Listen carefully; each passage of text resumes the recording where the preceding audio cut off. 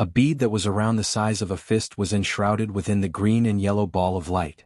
This bead was yellow in color, and as it shot forth through the air, the faint sound of thunderclaps could be heard.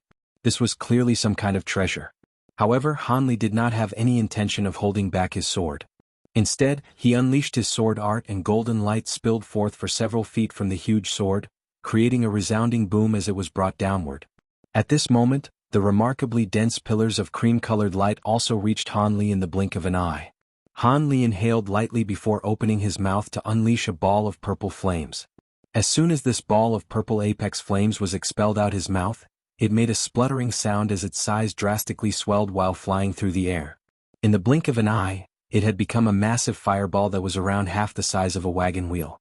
Following a muffled thump, the purple fireball split apart and shot forth in all directions, instantly transforming into several smaller purple balls of fire that met the oncoming pillars of light. A series of resounding booms erupted as the pillars of light immediately clashed with the purple fireballs. Purple and white light flashed as two types of glacial auras exploded throughout the entire space. Countless flashes of light emerged in midair as bursts of dual-colored glacial energy radiated outward. Meanwhile, the huge golden sword had already struck the yellow bead amid an earth-shattering boom. The clash between the two created a marvelous spectacle. There were golden and green arcs of lightning erupting at the same time around the sword and the bead. The two types of lightning arcs intertwined with one another, instantly forming a massive ball of electricity that was over 100 feet in diameter. Scintillating light flashed as deafening booms erupted. This bead was an extremely rare lightning attribute ancient treasure. Hanli paid no heed to the glacial energy surging toward him. He merely raised a single hand and a layer of purple flames surfaced all over his body. The glacial energy was immediately eradicated into nothingness as soon as they approached him. However, the emergence of the massive ball of lightning was quite a surprise to him. What kind of lightning is this? It seems to have some type of origin. To think that it's able to withstand the might of the divine Devilbane lightning. Hanli didn't exert any more might with his huge sword. Instead, he tapped the heaven void cauldron in front of him with his hand. Following a dull thump, a burst of green threads shot forth, attempting to bind themselves around the bead in order to forcibly capture it. The green-robed middle-aged man's heart jolted as he saw this from outside the restriction. He immediately relinquished all efforts to conserve magic power as he unleashed several celestial techniques at once, injecting all of his spiritual power into that bead. This lightning bead was a treasure that he had obtained many years ago. Even though he was yet to fully comprehend it, it was already astonishingly powerful and he didn't want to relinquish it. With the injection of power from the green-robed middle-aged man, the impasse between the two evenly matched balls of lightning was instantly broken. A brilliant burst of green light erupted, looking as if it were going to force back the golden arcs of lightning. However, Hanli's immediately darkened. His sword had been created from condensing over 10 flying swords and possessed the power of the divine Devilbane lightning. As such, it was clearly not something that the green lightning contained within a mere bead could compare with. Hence, he only had to exert more power, and several arcs of golden lightning with diameters comparable to that of large bowls surfaced on his sword. They then transformed into several massive golden pythons which pounced toward the ball of lightning below with devastating force. The green arcs of lightning had only just gained the upper hand when they were struck by the golden pythons. Electricity flashed and thunderous booms erupted before the golden arcs of lightning were completely shredded, revealing the yellow bead once again. Right at this moment, the green threads on the heaven void cauldron came rushing down, as if they had been waiting precisely for this opportunity, and bound the bead before rapidly pulling it backward. The green-robed middle-aged man was extremely flustered to see this, and an urgent look appeared on his face. He began to make a series of hand seals one after the other, and the bead within the green threads began to struggle violently as if it were trying to break free. Bai Mingxin's brows also furrowed with concern in response to this situation. She immediately tapped her hand against the mirror in her other hand before tossing it into the air. A frosty moon appeared overhead while the surface of the mirror reflected a vast expanse of murky whiteness. Bai Mingxin opened her mouth and exhaled a ball of remarkably pure white energy, which struck the mirror. The sound of serpentine hissing rang out from within the mirror, immediately following which a green light flashed, as if something had escaped from inside the mirror. However, it was moving too quickly for anyone to be able to identify what it was. Hanli was in the process of manipulating the heaven void cauldron to secure the bead when he abruptly turned his head. Brilliant blue light erupted from his eyes as several beams of light suddenly shot forth from the revolving expanse of golden light in front of him. All of them were aimed toward a single target. The beams of golden light suddenly exploded with a resounding over 100 feet in front of him, as if they had struck something. Han Li paid no heed to that as he swiped his sleeve rapidly through the air, forcibly grabbing onto the bead that was trapped in the green threads. He stowed the bead away into his storage pouch before narrowing his eyes as he turned toward the direction where the golden light had exploded. As the golden light receded, he could indistinctly make out several golden flying swords surrounding a strange-looking insect, with which the swords were locked in an intense battle. This insect appeared to be a massive scorpion, except it had 2 tails and 4 wings on its back. There was also a pattern on its back that very much resembled a human face. Just the sight of it was enough to send shivers running down one's spine. This completely green scorpion was using its 2 pitch-black venomous tails to create a black shadow, which was shielding its body within it. The azure bamboo cloud's warm swords were extremely sharp and destructive, but they were creating a high-pitched screeching sound as if they were striking something metallic in nature, and were unable to bypass the scorpion's defenses to kill it. That's a twin-tailed human face scorpion. Han Li murmured to himself, seemingly slightly surprised. The scorpion was a spirit insect that was ranked at 29th on the spirit insect roll. Due to the fact that it had a set of patterns on its back that resembled a human face, Han Li had a rather deep impression of the insect, which was why he was able to identify it right away. However, the human face patterns on this scorpion's back were still rather indistinct, clearly indicating that it was still in its infantile stages. At Han Li's current power level, he harbored no fear toward any spirit insects below the 20th rank on the spirit insect roll. After a brief flash of surprise, his expression darkened as he patted the spirit insect pouch hanging from his waist. The sound of loud buzzing immediately erupted as a swarm of golden insects flew directly toward the scorpion. The twin-tailed human-face scorpion seemed to have sensed it was in danger upon catching sight of the swarm of insects, and it let loose a low cry.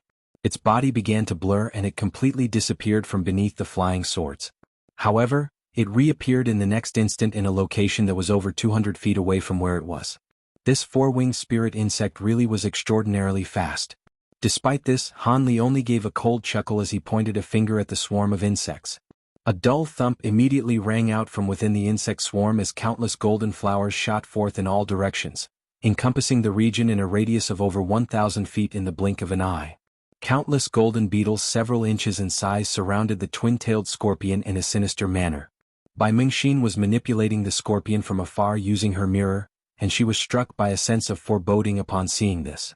As such, she immediately tried to manipulate her scorpion to escape from the swarm of beetles. However, it was already too late.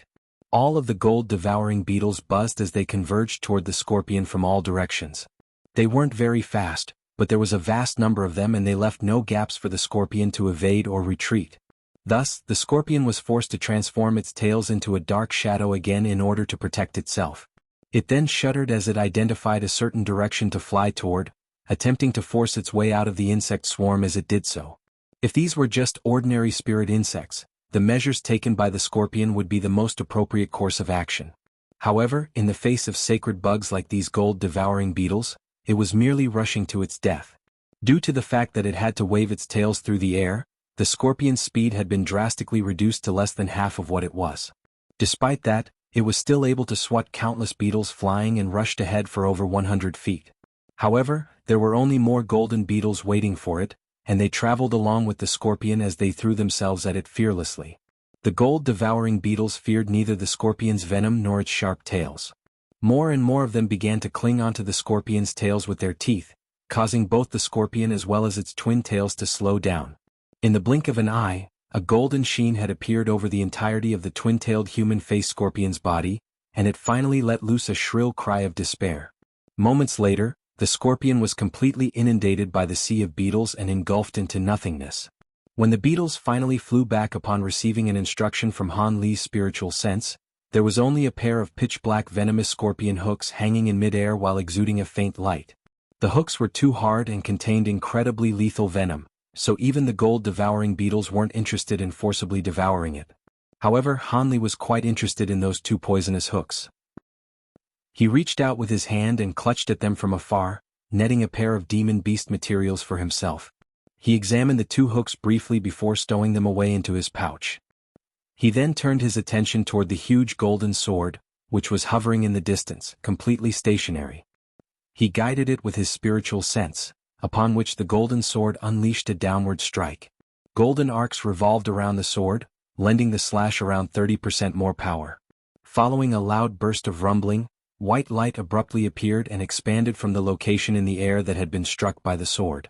Immediately afterward, the snow fluttering through the air was transformed into wisps of light. The surrounding scenery warped once again and Han Li reappeared in the original formation spell. He had finally escaped from the illusion. Han Li was ecstatic upon making this discovery, but he then immediately surveyed his surroundings. The green-robed middle-aged man had produced a treasure that resembled a gong from his storage pouch, and appeared to be preparing to use it. Meanwhile, Bai Mingxin wore a frosty expression on her face as she unleashed a few celestial techniques in quick succession toward the white mirror hovering above her head. Even though the spirit insect living within the mirror had been destroyed, she appeared to still be able to use the mirror to unleash some form of attack. The two of them faltered slightly upon seeing Han Li emerge from the illusion technique, and their expressions changed drastically. Elsewhere, a vast expanse of five-colored light was flashing in an unstable manner as Buddhist chants erupted incessantly within. The battle between the gray-robed monk and the old woman had reached the climax, and it appeared that they were still evenly matched, even though they were inside the restriction. This was rather surprising to Han Li. However, what was most noteworthy to Han Li was Master Arctic Dragon, who was still standing on the giant stone and chanting relentlessly. He was glowering at Han Li with a dark expression, and the silhouette of a white qilin was already taking shape above his head. At the very center of the qilin was none other than that profound jade badge. Han Li raised his brows minutely upon seeing that before silently patting the storage pouch hanging from his waist. A ball of black light instantly shot forth from the pouch, flying in a circle before hovering in front of Han Li. It was a black jade vial several inches in size. Han Li made a hand seal and a series of green celestial techniques were cast onto the vial. After spinning around for a while, the opening of the vial was tipped upside down and a few violent low snarls could be heard emanating from within. Immediately afterward, 5 bursts of gray-white qi emerged, transforming into 5 sets of human skeletons that were as pristine as white jade. The skeletons were only about a foot or so in size when they first appeared, but they quickly swelled to over 20 feet in height. At the same time, the gray-white qi revolving around them bared its fangs, releasing a burst of sinister cackling that struck horror into one's heart. There were 5 shiny silver rings embedded deep into the bones of each skeleton around their necks and their 4 limbs. These were the unbroken sync devils that Han Li had forcibly tamed. As soon as the 5 humanoid skeletons were fully expanded, murky gray demonic energy was expelled from their mouths. They abruptly turned around with vicious looks in their eyes and tried to throw themselves at Han Li. Han Li's expression darkened as he activated the devil control arts. Turbulent waves of green flames were instantly ignited by the 5 silver rings and the acrid aroma of something being burned wafted through the air. The 5 demons were forced into retreat as a result, while emitting a panicked screeching sound with horrified looks on their faces. Han Li then raised an arm and a green thread emerged from his sleeve, slitting his wrist to inflict a small gash. 5 drops of blood roughly the size of a thumb hurtled through the air, shooting in the huge mouths of the 5 devils with unerring accuracy. The green energy in the eyes of the 5 demons instantly changed as their expressions became more tame and docile. Go! Han Li pointed toward the green-robed middle-aged man in the distance without any hesitation. Demonic energy tumbled around the 5 demons and a vicious look appeared in their eyes as they rose into the air. Following a burst of ghastly howling, the 5 demons transformed into ghostly heads that were around the size of wagons. The ghostly heads were all extremely terrifying in appearance, and unsettling screeching noises came out of their mouths as they shot forth straight toward Elder Ren. As they did so, a vast expanse of gray-white qi was swept up behind them, creating an extremely intimidating spectacle to behold. The unbroken sync devils. You killed old devil Qian. The green-robed middle-aged man was initially rather perplexed by the sight of the 5 demons. However, he had finally identified them and was stunned by the conclusion that he had reached. The incident regarding Kunwu Mountain seal had affected many parties, and even though the North Night Palace was situated in quite a secluded location, they still very knowledgeable about the incident. During the incident, the Yi clan, widely renowned as the #1 clan of the Great Jin, completely disappeared. Furthermore, the number of nascent soul cultivators who were killed was something that was rarely seen, even in 1,000 years. Most noteworthy among those victims was old devil Qian, who was the Grand Elder of the Een-sifting sect. His death was a monumental event that had shocked the entire Great Gene. After all, in the eyes of normal cultivators, late nascent soul cultivators were virtually unkillable beings unless if they were to die of old age. This green-robed middle-aged man just so happened to witness the fearsome might of old Devil Chen in battle a few years ago, where he had been using the 5 devils. If even old Devil Chen had fallen by Han Li's hands, then didn't this mean that the latter was even more terrifyingly powerful than a late nascent soul cultivator? The green-robed middle-aged man knew just how powerful the unbroken Sync devils were, and it was exactly this knowledge that was striking horror into his heart. He immediately tossed his gong into the air without any hesitation. He flipped over his other palm, upon which a yellow jade pestle appeared, which he used to strike the gong from afar. A crisp sound rang out as the gong was struck. Fragments of yellow light abruptly appeared around the green-robed middle-aged man, and after another strike of the gong, those fragments instantly manifested themselves into over 100 yellow flying blades, each of which was roughly the size of a willow leaf. The blades were all shimmering with a cold light, and they appeared to be as thin as cicada wings, but also extremely lethal at the same time. The sound of the gong being struck then rang out repeatedly in quick succession. The flying blades instantly twirled and danced in the air, creating an impenetrable net of blades that shielded the green-robed middle-aged man within. However, that still wasn't enough to make him feel safe. He unleashed the 2 black halberds from his sleeve, which transformed into 2 streaks of black light that set up another barrier behind the net of blades. He was retreating into his shell much like a cowardly turtle. It appeared that the emergence of the unbroken Sync devils had completely crushed his fighting spirit, and he was now solely prioritizing his survival in the face of the 5 devils. Amid a burst of eerie screeching, the 5 ghostly heads instantly arrived before the green-robed middle-aged man. All 5 of them opened their mouths in unison, and the gray and white demonic energy immediately inundated their target. The 5 ghostly heads then also rushed into the vast expanse of demonic energy themselves. The sounds of explosions and ghostly howls rang out incessantly from within the tumbling mass of demonic energy. After Han Li issued a command to the unbroken Sync devils, he no longer paid any heed to them. The 5 devils were powerful enough to combat a late nascent soul cultivator, so they would be able to handle a mid-nascent soul cultivator with ease. Meanwhile, Master Arctic Dragon and Bai Mingxin's expressions were just as grave as the green-robed man's upon seeing Han Li's unbroken Sync devils. Thai had never seen the unbroken Sync devils in person, but their origins became quite clear to the 2 of them when they saw the 5 ghastly devils and heard the green-robed man yell out their name.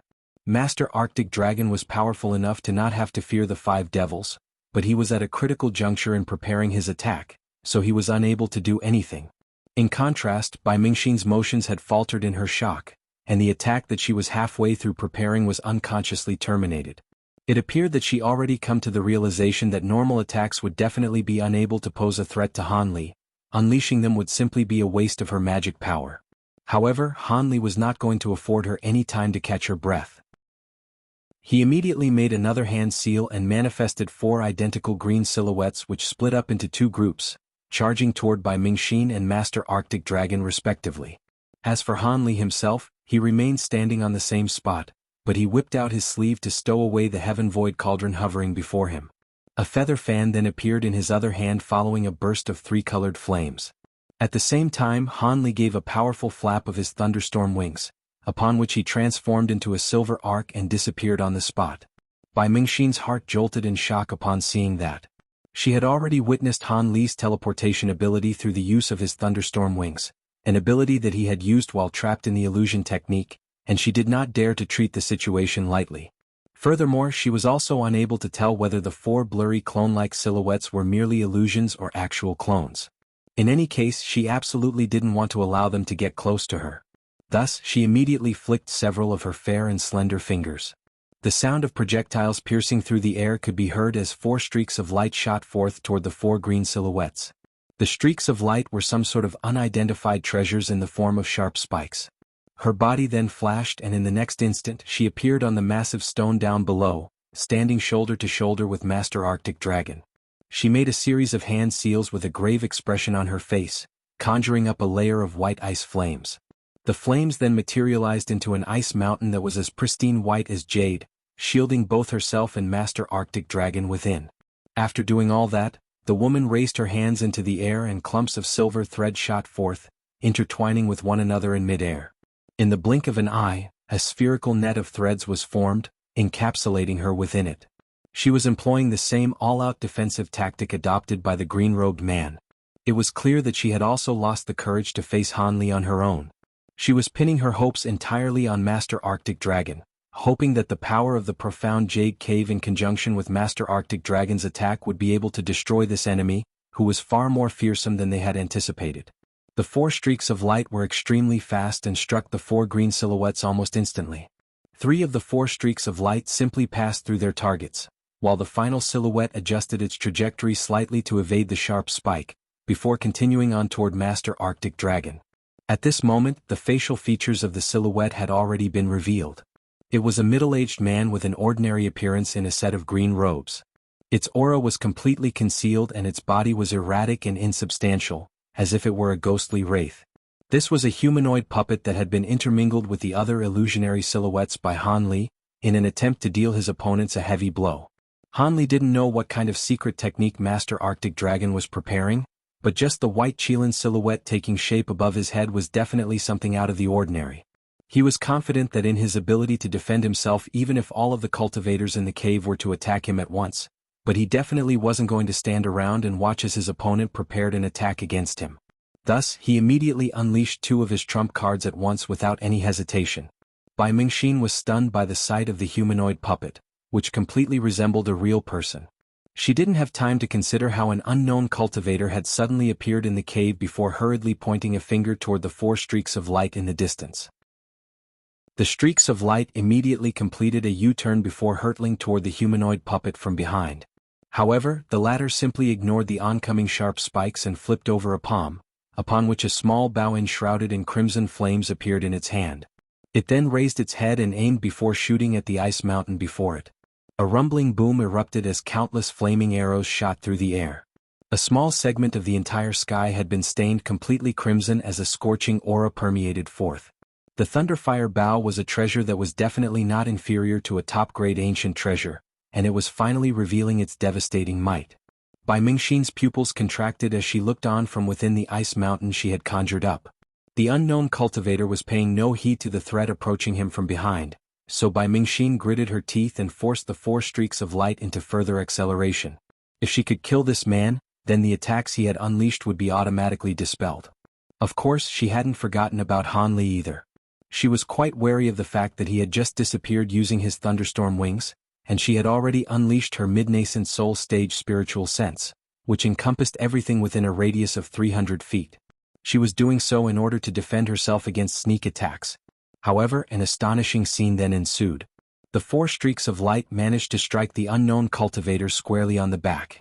However, a 5-colored barrier of light suddenly surfaced over his body, immediately following which 4 loud explosions erupted in quick succession as the streaks of silver light instantly intertwined with one another. However, the cultivator's body only wobbled slightly within the 5-colored barrier before he was able to shrug off the attacks as if nothing had happened. The 4 spiked treasures were unable to penetrate that peculiar barrier of light. Bai Mingxin was very stunned to see this and she wanted to react, but it was already too late. The swarm of fiery arrows had already descended and crashed heavily onto her ice mountain.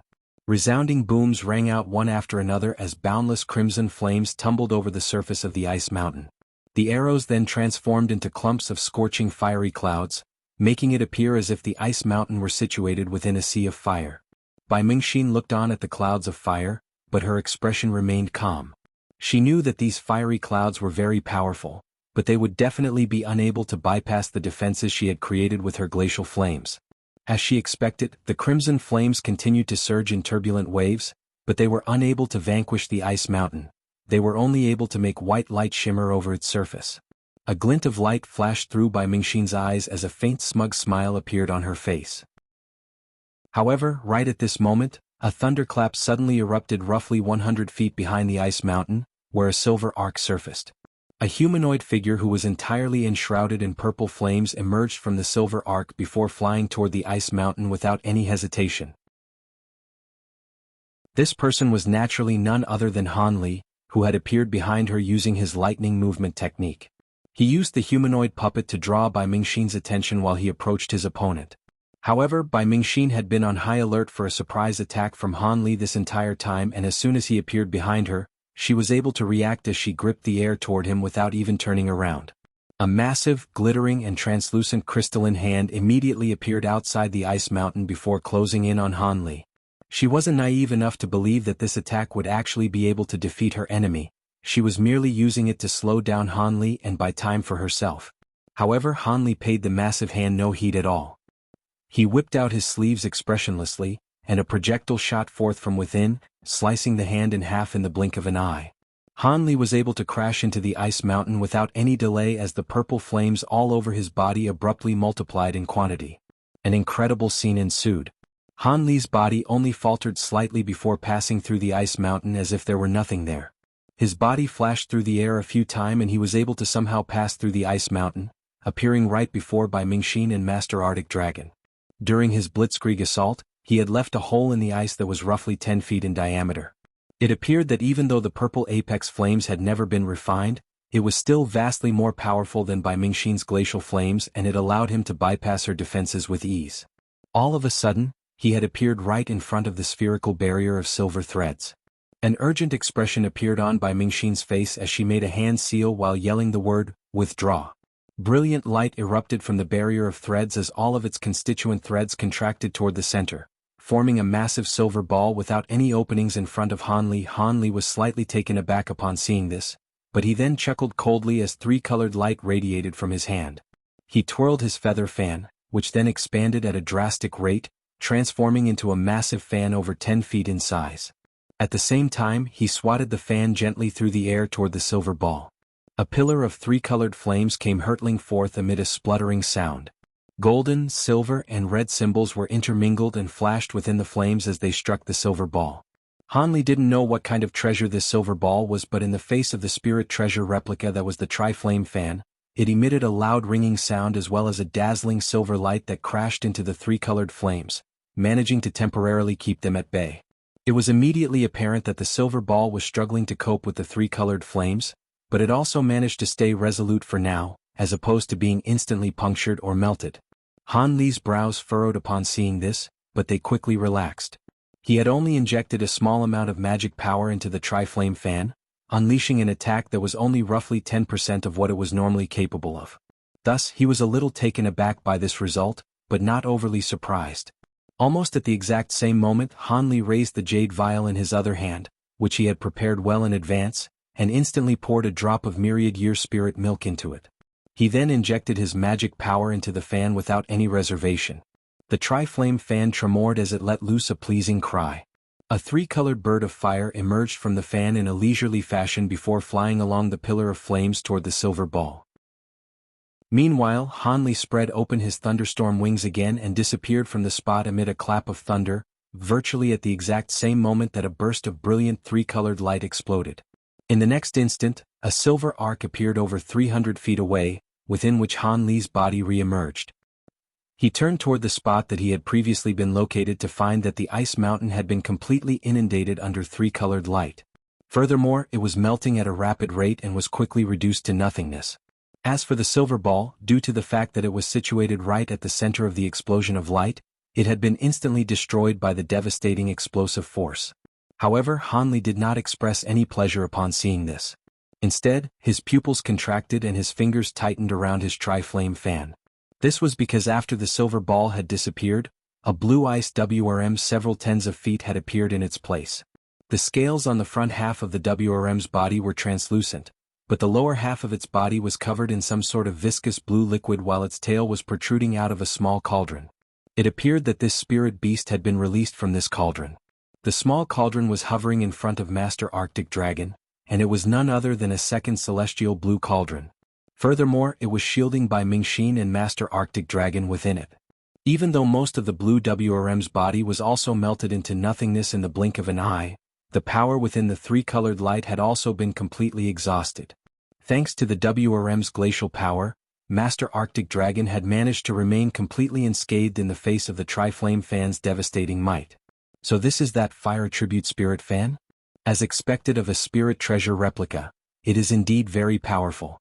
Just its offensive might alone places it above my celestial blue cauldron, Master Arctic Dragon remarked in an indifferent voice. He then suddenly opened his mouth to spit out a ball of blue flames, which immediately found its way onto what remained of the blue WRM's body. The blue flames revolved incessantly over the WRM's body while the latter released a long cry. Its ruined body was instantly regenerated by the blue flames, upon which it turned to appraise Han Li with a vicious expression in its green eyes. A peculiar expression intermingled with a deriding sneer appeared on Han Li's face upon seeing this. Before Master Arctic Dragon had even figured out what was happening, a green silhouette suddenly emerged in the air behind him before pouncing toward him.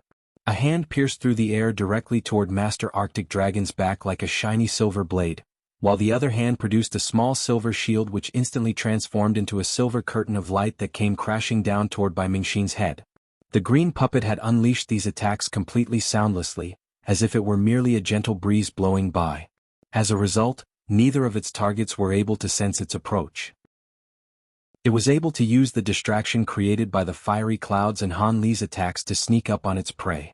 Bai Mingxin had clearly been caught completely off guard, and only after being completely trapped in the curtain of silver light did a panicked expression appear on her face. She hurriedly conjured up a layer of white ice flames all over her body, which instantly transformed into countless fireballs roughly the size of fists before hurtling toward the silver curtain of light around her. A series of loud booms erupted within the curtain of light. However, the curtain of light transitioned between an extremely thick form and a smooth mirror-like form, thus either nullifying the white fireballs or reflecting them back at Bai Mingxin. She was clearly unable to escape from her predicament in the short term. As a man who was close to becoming a deity transformation cultivator, Master Arctic Dragon was clearly far more equipped to defend himself than Bai Mingxin was.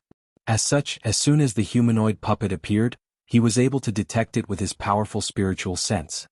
His heart jolted with shock, and there is no time for him to manipulate the blue WRM to combat the enemy, so he could activate a suit of shiny golden armor over his body.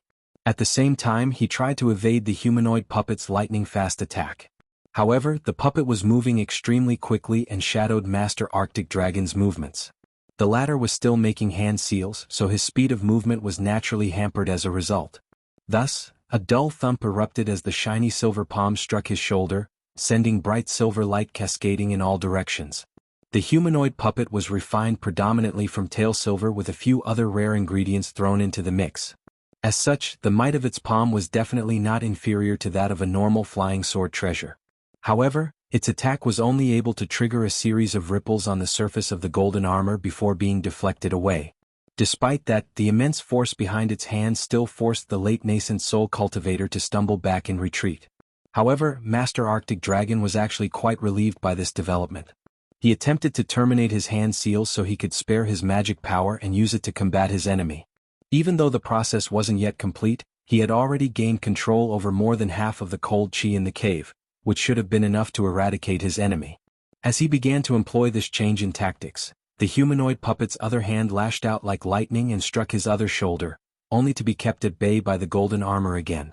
Master Arctic Dragon faltered slightly and was wondering why his assailant would do this, when brilliant silver light suddenly erupted from the puppet's hands. The light transformed into two extremely sharp silver hooks which were hooked onto Master Arctic Dragon's shoulders. Even though the golden armor was protecting him, Master Arctic Dragon's mobility was still hampered by those hooks. Almost at the exact same moment, spiritual light flashed above Master Arctic Dragon as a black dagger appeared overhead. The dagger tremored slightly before stabbing viciously down toward the top of his head, traveling at an insanely fast speed. Meanwhile, Master Arctic Dragon was completely unable to move as the humanoid puppet's silver hooks had latched onto his golden armor. Master Arctic Dragon really was terrified this time. He immediately relinquished his strategy to slowly mobilize the spiritual power in his body. Instead, he hurriedly raised his head and roared as he threw up a streak of crimson light directly above him. This crimson light was manifested from a mouthful of Master Arctic Dragon's blood essence and was imbued with a vast amount of spiritual power. A dull thump erupted as the black dagger struck the crimson projectile, causing the devil essence dagger to falter amid a burst of black and red light. The spiritual light flashing on Master Arctic Dragon's golden armor was just about to recede, and this coincided with the moment that he managed to struggle free from the hooks, thereby averting that crisis. At the same time, the blue ice WRM was manipulated to pounce toward Han Li while unleashing a ferocious roar. The WRM reared up and unleashed a blue pillar of light even before it had gotten close to Han Li. Master Arctic Dragon firmly believed that if he could slightly slow Han Li down, he would be able to use the cold chi in the cave to instantly turn the tables and kill his opponent.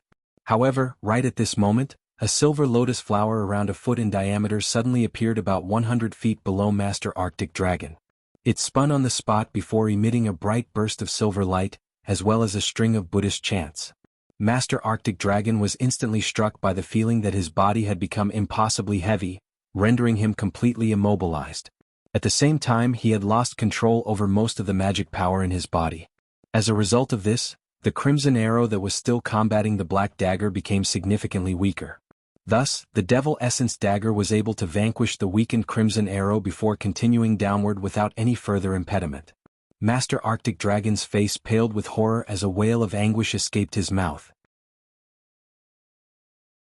In the face of such a perilous situation, Master Arctic Dragon unleashed some sort of body refinement technique, allowing him to twist his neck aside just as the Demon Essence dagger was about to embed itself into his head. As a result, his neck elongated over a foot like the neck of a monster, presenting a very bizarre sight to behold. Black light flashed past and the flying dagger sliced open through Master Arctic Dragon's neck, sending his head tumbling to the ground. The golden armor materialized over his body and that blue ice WRM in the distance both disappeared in the blink of an eye. A smile appeared on Han Li's face upon seeing this. However, the smile had only surfaced for a split second before it abruptly stiffened. This was because a burst of golden light had suddenly erupted from the severed head, enveloping the entire head. It spun on the spot before hurtling toward the Qilin silhouette overhead. Han Li was naturally rather surprised to see something so peculiar. However, he quickly understood what was happening. His opponent's nascent soul was hidden within his head. Han Li's expression darkened as a layer of green light surfaced over his body. At the same time, he uttered a single word, "Break." His voice wasn't very loud, but when it traveled into the severed head's ears, it felt as if its spiritual sense had been viciously stabbed by a sharp spike, resulting in a burst of excruciating pain. A blood-curdling howl immediately escaped from the head's mouth as blood began to flow from its ears and nose. Without his body's support, Master Arctic Dragon was in a severely debilitated state, and in the face of a full-power strike from Han Li's spiritual spike, he was completely no match. His head wobbled in the air as the blue flames surrounding it wavered unsteadily. Right at this moment, the black dagger appeared again above Master Arctic Dragon's head. The dagger then disappeared right as an expression of shock and horror surfaced on the head. In the next instant, it appeared on the other side of the head. A thin bloody gash appeared at the center of the head's face, and it was becoming wider and wider. Almost at the exact same time, a thunderclap erupted as Han Li emerged several tens of feet away from the head amid a silver arc of light. He then immediately rubbed his hands together before raising them in unison. More loud thunderclaps rang out as a massive net of lightning descended from above. The head was split in half down the middle and a ball of blue light enveloped Master Arctic Dragon's nascent soul, which came flying out from within. The nascent soul opened its small mouth and a blue flying sword shot forth. The flying sword expanded drastically in size, transforming into a sword that was roughly 10 feet in length before slashing toward the golden net without any reservation. Before the huge sword had even struck, the astonishing spiritual pressure emanating from the sword was already enough to make the golden net tremor unsteadily. Han Li's expression changed slightly as he injected more magic power into the net, making the golden arcs of lightning even bulkier. Following a resounding boom, the blue and golden lights clashed. As expected, the huge blue sword was extremely powerful. It was able to force a gash into the golden net after a few violent slashes. Even though the gash was only a foot or so in size, it was more than enough for the nascent soul to fit through. The nascent soul made a hand seal, upon which its body abruptly disappeared. Over 100 feet away from the golden net, blue light flashed as the nascent soul reappeared. It was able to unleash a teleportation technique, saving itself in the nick of time. A mixture of lingering fear and relief appeared on the nascent soul's face, and it waved its soft little hand, gesturing toward the huge sword behind it. The blue flying sword immediately shrank as it attempted to fly out from the gash it had just created. A cold look surfaced in Han Li's eyes as he harumphed and made a hand seal. Loud thunderclaps erupted once again from the nearby golden net, and at the same time, the net contracted inward, instantly mending the gash that had just appeared. Countless golden arcs of lightning then converged toward the blue flying sword, layer after layer, seemingly with no end in sight. The flying sword had been refined by Master Arctic Dragon for many years, so its might far exceeded that of a normal treasure, but it was still struggling to cope in the face of so many golden arcs of lightning. The spiritual light on its surface dimmed and brightened erratically before it was finally completely inundated under golden light. Han Li then waved a hand through the air and the heaven void cauldron appeared before him. A burst of green threads shot forth from the cauldron under Han Li's command, rushing toward the nascent soul of Master Arctic Dragon, which was situated over 100 feet away. Master Arctic Dragon was desperately trying to recover his magic treasure when his heart jolted with shock at the sight of the oncoming green threads. He cast a reluctant glance toward the flying sword, but could only grit his teeth as blue light flashed around his body, causing him to disappear again. In the next instant, the nascent soul appeared beside the celestial blue cauldron on the other side. This time, it turned rather hesitantly toward the Qilin's silhouette, which was located on the spot where he had originally stood. Even though his celestial technique had been disrupted and his physical body had been destroyed, the profound jade badge within the Qilin was still flashing with spiritual light, having been completely unaffected by what was befalling him. However, in the next instant, a green figure appeared beside the Qilin's silhouette, glaring directly at the nascent soul with cold expressionless eyes. Their eyes met and Master Arctic Dragon shivered as his heart sank. The final shred of hope in his heart had been eradicated and his nascent soul immediately squirmed into the cauldron without any hesitation. The cauldron then began to emit a strange cry as it suddenly rose into the air by itself. It flashed several times in quick succession and appeared at the opening of the cave. The green threads were completely unable to keep up with the consecutive teleportation techniques the nascent soul had unleashed, and they dissipated in the process. Han Li had already trapped the flying sword within his divine Devilbane lightning. He turned his attention toward the nascent soul and his lips twitched slightly as a clap of thunder rang out from his back. He then transformed into a silver arc of light, heading directly toward the nascent soul. Master Arctic Dragon naturally wasn't going to stand still and wait for Han Li to hunt him down. He manipulated the cauldron to transform into a ball of blue light before flying high into the air. After 2 more instances of teleportation, it was close to the entrance. Meanwhile, Han Li was still around 700 to 800 feet behind him. Master Arctic Dragon was quite relieved to see this, and just as he was about to teleport again, a few strands of glacial light suddenly swept toward the cauldron from the nearby profound jade ore. Master Arctic Dragon didn't pay much heed to this glacial chi. The blue flames on the small cauldron burned slightly more fiercely in an attempt to keep the glacial chi at bay. However, right at this moment, a startling and abrupt change struck. The wisps of profound jade's glacial chi changed colors in the blink of an eye, transforming into crimson flames in a split second. The crimson flames then merged right into the celestial ice flames on the surface of the cauldron as if there were nothing there. The crimson flames flashed and entered cauldron as fast as lightning. The celestial blue cauldron shuddered, following a cry of shock and rage belonging to Master Arctic Dragon erupted from within. The blue and crimson flames immediately surfaced on the cauldron before intertwining with one another in a series of loud explosions. Spiritual light erupted from the cauldron and it expanded drastically as it shuddered, transforming into a cauldron several feet in size in the blink of an eye.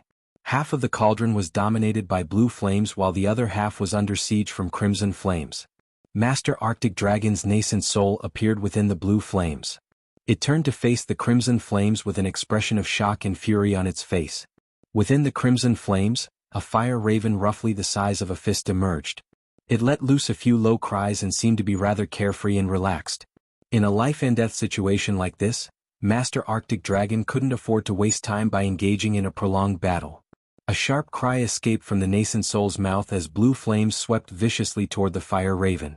The latter flapped a wing nonchalantly, and the crimson flames around its body also swept forth.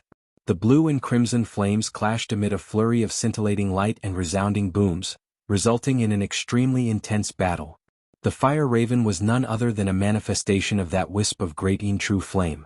The wisp of true flame had already entered the sentient stage and had been summoned by Han Li using a formation spell, before lying in ambush at the opening of the cave. It used the profound jade's glacial chi that it had absorbed during the past few days as a decoy before launching a surprise attack, and sure enough, the plan worked to perfection. There wasn't enough great true flame to instantly wrest control over the cauldron from Master Arctic Dragon's nascent soul, but it was able to prevent the cauldron from making its escape. Right at this moment, Han Li unleashed his lightning movement technique several times in quick succession, which allowed him to get close to the cauldron in the blink of an eye at the expense of a heightened magic power expenditure. A panicked expression appeared on the face of the nascent soul as it realized that it would be unable to wrest back the celestial blue cauldron in a short time. All of a sudden, a ball of blue light shot forth from the cauldron, fleeing high into the air. The nascent soul had relinquished the cauldron and was running for its life. A peculiar look appeared on Han Li's face upon seeing this. He then immediately raised a hand to summon a small green ruler. Han Li recited a chant in a low voice, and at the same time 7-colored Buddhist light shimmered within his hands. Brilliant green light radiated from the small green ruler, and it tremored slightly before disappearing from his hand. In the next instant, it appeared in the air directly above Master Arctic Dragon's nascent soul. The nascent soul was stunned to see this, and it made a hand seal in an attempt to teleport away. However, the green ruler overhead tremored slightly, and a silver lotus flower with a diameter comparable to that of a bowl emerged. The lotus began to spin and Buddhist chants rang out. At the same time, a 7-colored film of light emanated from the lotus flower. Master Arctic Dragon could sense his true essence congeal as his nascent soul was struck by the Buddhist light, making it extremely sluggish and immobile. The nascent soul's face immediately paled. Silver arcs of lightning flashed in the air above as Han Li emerged, looking down with a cold expression. This green ruler was naturally the 8-spirit ruler that Han Li had just obtained recently.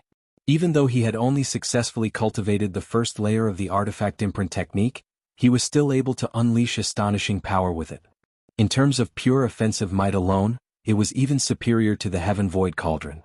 Of course, he was only able to control a late nascent soul cultivator so easily, mostly because the latter had been reduced to a nascent soul state. Furthermore, he had already expended most of his magic power trying to unleash a secret technique to gain control over the glacial chi within the profound jade cave, thereby debilitating him even further. Otherwise, it would not be so easy to capture the nascent soul of a late nascent soul cultivator. After using the 8-spirit ruler to capture the nascent soul, Han Li didn't waste any time with words as he immediately raised a hand and spread open his fingers. Golden light flashed over his fingertips as low rumbling thunderclaps erupted. 5 arcs of lightning shot forth, transforming into small golden serpents around the same thickness as human thumbs. They sank their fangs into the nascent soul trapped within the Buddhist light before transforming again into golden chains, binding the nascent soul securely to the spot. Han Li didn't stop there. He whipped out several restriction talismans from his sleeve, upon which restrictive spiritual light of several different colors began to flash on the nascent soul's body. Han Li patted his storage pouch and flipped over his palm to reveal a dozen or so silver needles in his hand. Streaks of silver light flashed through the air as the silver needles pierced into various vital regions on the nascent soul's body. Master Arctic Dragon's nascent soul immediately began to spasm uncontrollably as the light in its eyes dimmed. Only after seeing this was Han Li convinced that his work had been done. He clapped his hands together and a half-smile appeared on his face. The nascent soul looked with a resentful expression as Han Li stowed away his green ruler before descending from above. Its lips were tightly sealed as it glowered coldly at Han Li. Master Arctic Dragon clearly knew that there was no point in begging for Han Li to spare him. There was no way that Han Li would let him go no matter how much he pleaded, and doing so would only bring more humiliation upon himself. His only regret was that he didn't unleash a secret technique to put an end to his own nascent soul before it was captured. Now that his nascent soul had been completely immobilized by Han Li, self-detonation was nothing more than a distant dream. Han Li looked at Master Arctic Dragon's nascent soul with a smile on his face, but he didn't say anything. Instead, his sleeve rustled as he produced a small green vial, which flew through the air and appeared above the nascent soul in a flash. Han Li pointed a finger at the vial and a burst of white light emerged from its opening, absorbing Master Arctic Dragon's nascent soul into the vial. Han Li raised his hand and gestured toward the celestial blue cauldron in the distance. The wisp of great true flame immediately carried the cauldron toward him before disappearing into his sleeve. Only then did Han Li stow away the green vial treasure before descending as a streak of green light. A moment later, a green light flashed as Han Li re-emerged atop a pile of rubble before surveying his surroundings with furrowed brows. Bai Mingxin, who had been trapped within the silver curtain of light, lay sprawled on a pile of rubble nearby. Blood was gushing from a puncture wound on her lower abdomen with a diameter comparable to a size of a bowl, and it was quite clear this was nothing more than a dead body. Furthermore, the body was entirely devoid of blood essence and energy, thereby indicating that her nascent soul had already escaped. Han Li turned his attention toward the Qilin silhouette, beside which the puppet stood on the spot, completely stationary, as if it hadn't taken a single step away from where it was standing since Han Li's departure. However, the Tailstar Essence shield and Devil Essence dagger hovering in front of it were shimmering with faint spiritual light. Roughly 400 to 500 feet away, 5 sets of human skeletons were swaying as they stood shoulder to shoulder next to one another. The vast expanse of gray and white demonic energy in the air had already disappeared. One of the skeletons was holding a green storage pouch in its hand, while another was examining a small ball of black flames in its hands, which was flashing as it dimmed and brightened intermittently. Han Li's furrowed brows quickly relaxed. He scanned through the surrounding area with his spiritual sense before forging a spiritual connection with the puppets, upon which he instantly understood what had just taken place. It turned out that Bai Mingxin finally succumbed to her horror upon seeing Master Arctic Dragon's physical body being destroyed, and she forcibly broke through the curtain of light cast by the Tailstar Essence shield at the expense of detonating several ancient treasures in an attempt to flee. However, prior to Han Li's departure to pursue Master Arctic Dragon's nascent soul, the humanoid puppet had received strict instructions not to let anyone get away. Thus, it immediately attacked using the Devil Essence dagger, catching Bai Mingxin by surprise and puncturing her lower abdomen, destroying her physical body in the process. After that, her nascent soul escaped her body, only to be blasted into nothingness by an arrow shot from Puppet's Thunderfire bow, thereby completely wiping away her existence off the face of this world.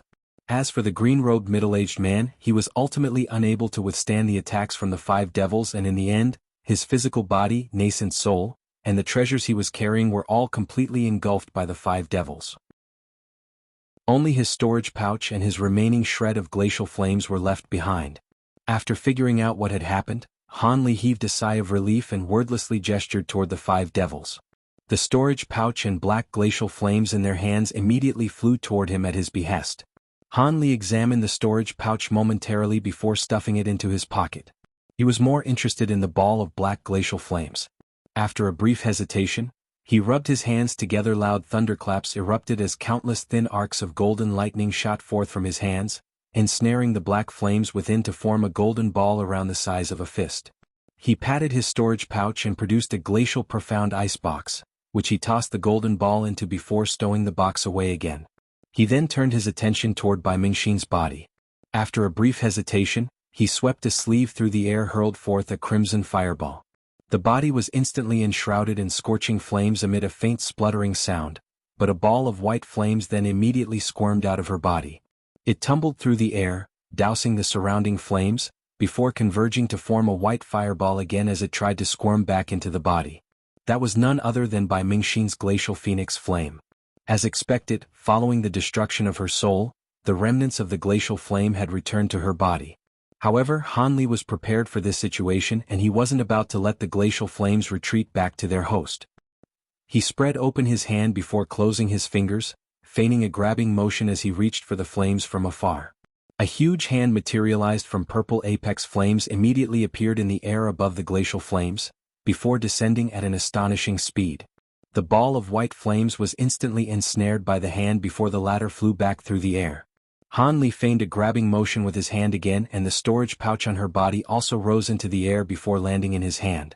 As for this ball of glacial phoenix flames, Han Li employed the same method again, ensnaring it within a ball of divine devilbane lightning before sealing it away in a profound icebox.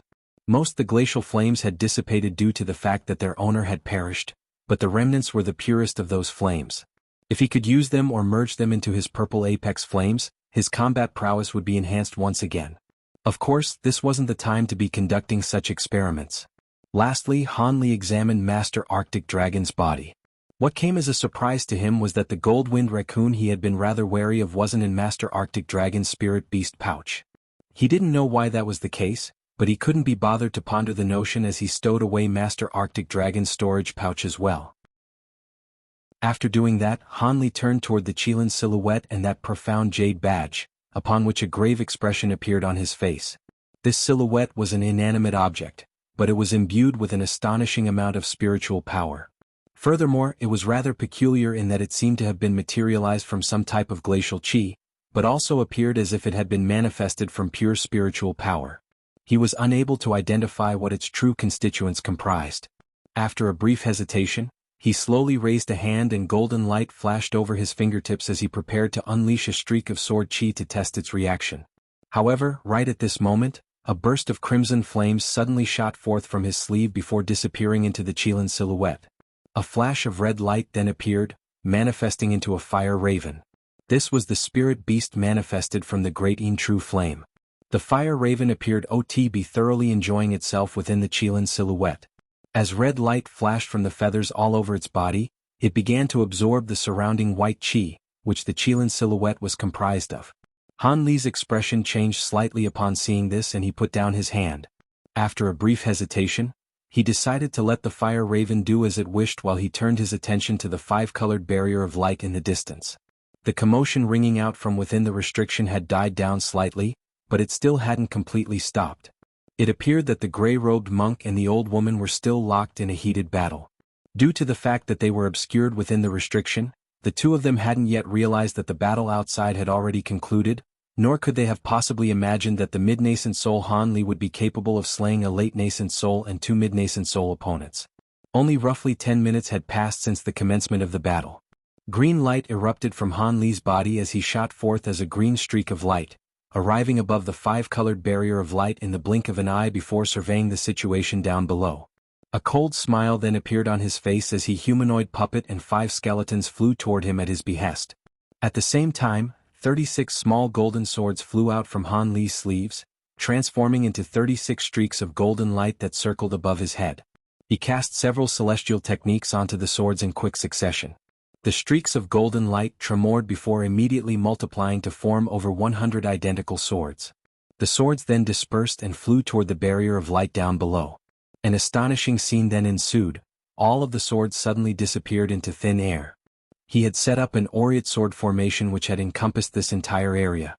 At this moment, Han Li suddenly raised a hand and a yellow streak of light shot forth, circling in the air above the barrier of light before transforming into a monk's staff that shimmered with a faint yellow light. He closed his eyes expressionlessly and made a hand seal as he began to chant in a low voice, injecting his power into the staff. The staff tremored gently before expanding drastically amid a ball of piercing yellow light. In the blink of an eye, it had transformed into a gargantuan staff that was over 100 feet in length and as thick as a water tank. Han Li's chanting came to a halt as he opened his eyes with a calm expression.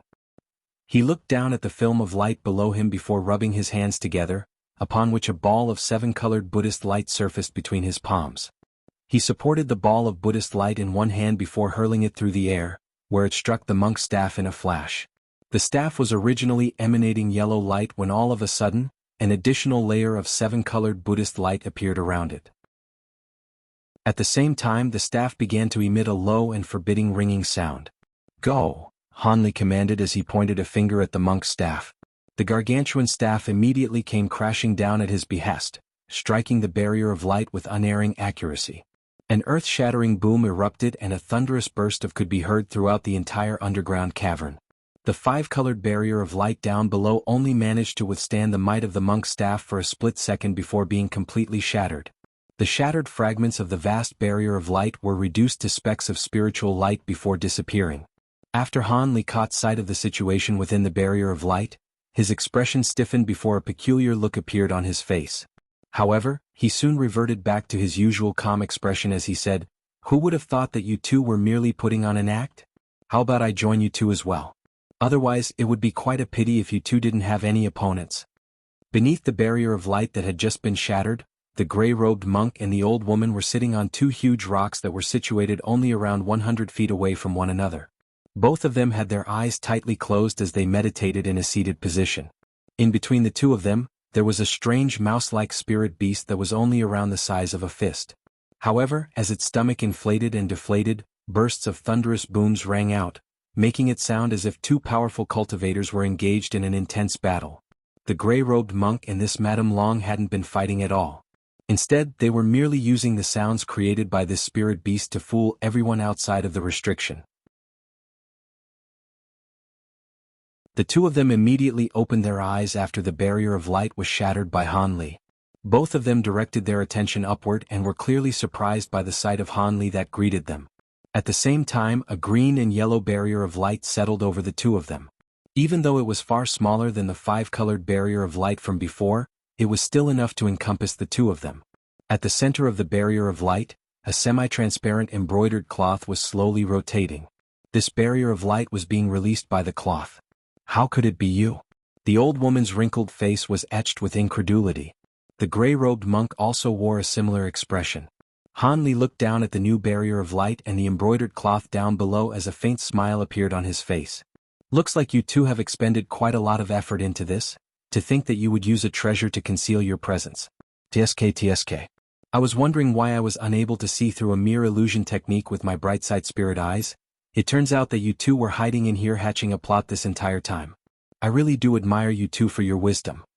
Han Li was expressing admiration with his words, but his expression suggested the contrary as a cold look appeared in his eyes. The gray-robed monk finally managed to compose himself and uttered a Buddhist prayer before saying, "As expected, you are indeed very powerful, fellow Taoist Han. Even the other three fellow Taoists were unable to capture you. Speaking of which, where are the other three? Have they left the cave?" The monk cast his gaze around the cave as he spoke, and a hint of alarm welled up in his heart upon making the discovery that Master Arctic Dragon and the other two cultivators were nowhere to be found. He clearly didn't think that Han Li would have any chance of being able to kill the three of them on his own. Han Li narrowed his eyes and shook his head, then nodded his head. In the end, he heaved a long sigh but refrained from saying anything. The two people down below were rather perplexed. The old woman lost her patience first and glowered up at Han Li as she grumbled, "Humph, why are you putting on this cryptic act, fellow Taoist? If Master Arctic Dragon and the other two have already left the cave, then the three of us will have to break our way out as well. Otherwise, we'll be trapped once they summon more cultivators here from the North Night Palace. There's no need for you to worry about them. All three have died by my hands. Actually, Master Arctic Dragon left behind a nascent soul with me. Would you two like to see him one last time before I send you on your way as well?" Han Li asked coldly. The old woman was initially stunned by Han Li's words before an enraged expression appeared on her face as she asked, "You defeated Master Arctic Dragon? That's impossible. And what do you mean by send us on our way?" "Nothing much. I don't know what kind of relationship the two of you share, nor what intentions you're harboring, and I can't be bothered to consider those things now. However, what I do know is that you two left me here to fight the North Night Palace cultivators, yet you were plotting against me in the process. That's all I need to know. I detest nothing more than to be used by others. Furthermore, I don't want anyone else to know that I have the divine spirit treasures, so the two of you need to disappear from this world." Han Li's voice was absolutely implacable, and it was as if he were announcing their deaths already rather than delivering threats. After saying all that, he closed his eyes and ignored the two of them before making a hand seal while chanting in a low voice. The gray-robed monk and old woman both sensed spiritual chi fluctuations nearby, and they hurriedly looked around in bewilderment. Several hundred feet away, countless flashes of golden light appeared, following which strands of gold thread as thin as hair began to emerge. They flashed and moved with no rhyme nor reason, but all of them converging toward the center. They did so completely soundlessly, creating an extremely eerie and peculiar sight to behold. The old woman looked around before exclaiming, "It's a sword formation." The gray-robed monk's heart jolted and he tried to repress his shock and suspicions toward Master Arctic Dragon's death as he yelled, "I think there's been a misunderstanding, Brother Han. The two of us do not harbor any ill will toward you. There are countless North Night Palace cultivators outside the Spirit Void halls right now. If they don't see Master Arctic Dragon emerging from this place, you won't be able to leave. What we should be doing now is to join forces to combat our common enemy. As for the divine spirit treasures, we can swear blood oaths to keep the matter a secret." Han Li chuckled in response. "There's no need for that. Dead people are much more reliable when it comes to confidentiality. Don't waste your words, Brother Emojio. Look at the treasures behind him. With those things backing him up, there's no way he'd decide to comply with us." The old woman chuckled coldly as she flipped over her hand to produce her yellow cane. The monk faltered upon hearing that, and only then did he turn his attention to the humanoid puppet and the 5 skeletons behind Han Li, upon which his expression changed slightly. "What are those things? And who's that man?" the monk asked. The old lady transmitted her voice to the monk as said, "Those skeletons are most likely the legendary Unbroken Sink Devils. As for that man, I don't recognize him either. He most likely managed to take Master Arctic Dragon by surprise and killed him using those things. Setting aside that other man for now, if those 5 skeletons really are the unbroken sink devils that once belonged to Old Devil Chin, then even if we join forces we won't be a match for them.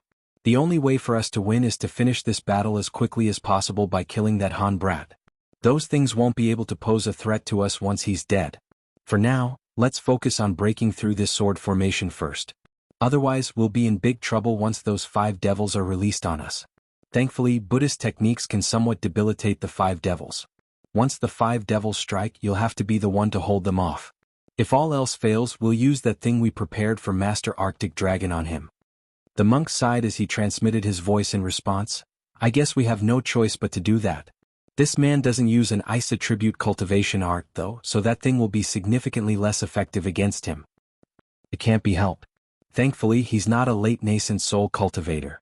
Even if we can't kill him, it'll be a simple matter for us to inflict severe wounds upon him. We really have miscalculated this time. We received news in advance that this brat is very powerful and comparable in combat prowess to a late nascent soul cultivator, but I still didn't think he'd be this difficult to deal with. I was thinking that he would be able to exhaust Master Arctic Dragon before we swooped in to land the killing blow, but who would have thought that he would kill Master Arctic Dragon and remain largely unscathed? If I had known this was going to happen, I would have stayed out of this business, the old woman grumbled in a bitter voice. It's too late to be thinking about these things now. If we can use that thing in exchange for a divine spirit treasure and the unbroken sink devils, it would be quite a bargain for us. The monk had also relinquished any efforts to try and appease Han Li. He looked around at the golden threads converging toward them, and his expression also darkened. At the same time, a dark and sinister energy arose from his body, in complete contrast with the benevolent facade he had put on earlier. The old woman was still grumbling under her breath, but she had also sprung into action. She tossed her cane into the air and brilliant yellow light erupted, within which a yellow horse-like monster with vicious tusks materialized within. The monster spun around in the air at the old woman's behest before abruptly opening its mouth, blasting out countless streaks of yellow light which swept toward a certain direction. The streaks of light were countless miniature golden swords, each of which was around the size of a human hand. All of them were shimmering with light and appeared to be extremely sharp. Meanwhile, the monk joined his hands together before separating them again, upon which a ball of silver light appeared in each of his hands. He flung the balls of light into the air and they expanded drastically, reaching the size of wagon wheels in the blink of an eye before hurtling toward the same direction. Han Li had already reopened his eyes as he stood in midair and his expression remained calm at the sight of the oncoming attacks. He looked on as the miniature yellow swords and the 2 silver wheels crashed into the golden threads in quick succession, only to be reduced to scrap metal in an instant before clattering to the ground. What kind of sword formation is this? How can it be so vicious? Both the old woman and the monk drew a sharp breath in unison. They looked at one another to find their own shocked, horrified expression mirrored on the other's face. However, they certainly weren't just going to give up. The old woman flipped over her palm and a blue rectangular brick-like ancient treasure appeared in her hand. She chanted something before hurling the brick through the air, upon which it drastically swelled to the size of a pavilion in the blink of an eye. It then flew into the distance with devastating force amid a burst of piercing blue light. The same thing happened again. The golden threads in the air flashed in unison and the treasure was instantly sliced into countless pieces, disappearing into the distance like blue fireworks. The old woman's emotions finally got the better of her upon seeing that, and she exclaimed, "Impossible! My blue gold brick is refined from blue gold essence and it's near indestructible. How could it have been destroyed so easily?" The gray-robed monk's brows furrowed as he let loose a low cry before abruptly pointing toward the inconspicuous mouse-like spirit beast. Gray light suddenly began to flow over the surface of the spirit beast's body and its stomach was inflated to an incredible size. In the blink of an eye, it had swelled to several times its original size before it opened its pointy little mouth amid a dull pop. A burst of gray sound waves that were visible to the naked eye erupted violently from the spirit beast's mouth, creating a raging turbulent wave as it swept toward the golden threads. The monk's ability to think quickly under pressure was on full display. Seeing as treasures with substance were unable to break through the sword formation, he immediately thought of unleashing an insubstantial attack to bombard the formation. However, it was proclaimed in the Azure Essence sword art that once one mastered the Aureate sword formation, they would invincible in the human world. This statement was slightly leaning toward the side of hyperbole, and only half of the sword formation had been set up here, but it certainly still wasn't something that a mere burst of sound waves could destroy. The gray sound waves crashed into the golden threads, causing the latter to tremor slightly. However, a brilliant golden light then erupted, converging to form a massive golden sword that was roughly 10 feet in length. The sword lashed out at the gray sound waves like lightning, instantly vanquishing the latter with ease. The golden sword then reverted back to form strands of golden thread before continuing to converge toward their two targets. It was as if nothing had ever struck them, and their seemingly invincible might struck one with a sense of despair. The gray-robed monk's expression darkened significantly upon seeing this.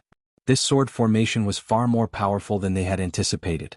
Han Li could see that his two opponents were stunned by the power of his sword formation, but never truly horrified, which made him rather wary, as that suggested that they had trump cards with which they could use to turn the tables. At this moment, both of them produced several other treasures in an attempt to keep the sword projection at bay. Han Li's expression changed slightly, and faint spiritual light suddenly flashed from the body of the humanoid puppet behind him, upon which it disappeared on the spot. Moments later, the sword formation had converged to the extent that it was only just over 200 feet away from their two targets. The old woman and monk had even been forced to detonate ancient treasures. As a result, they were able to temporarily halt the golden threads in their advance, but were still unable to stop them altogether. A fearful expression finally appeared on the old woman's face. She turned toward the monk and urged, "We can't keep this up forever. I don't know what this sword formation is, but it definitely isn't going to be broken by any normal treasures. Hurry up and use that thing. It's the only thing that's powerful enough to destroy this formation. That thing will naturally be able to destroy this sword formation, but what are we going to use against that Han brat later?" The gray-robed monk was still a little hesitant. "We'll think about that later. We can only survive if we destroy the sword formation. Otherwise, once the sword formation converges completely, we'll be dead anyway, and that thing will just go to waste," the old woman urged again. The monk's facial muscles spasmed slightly upon hearing that. He glanced at the approaching golden wires and finally gritted his teeth as he nodded. He immediately patted his storage pouch, upon which a peculiar object appeared in his hand.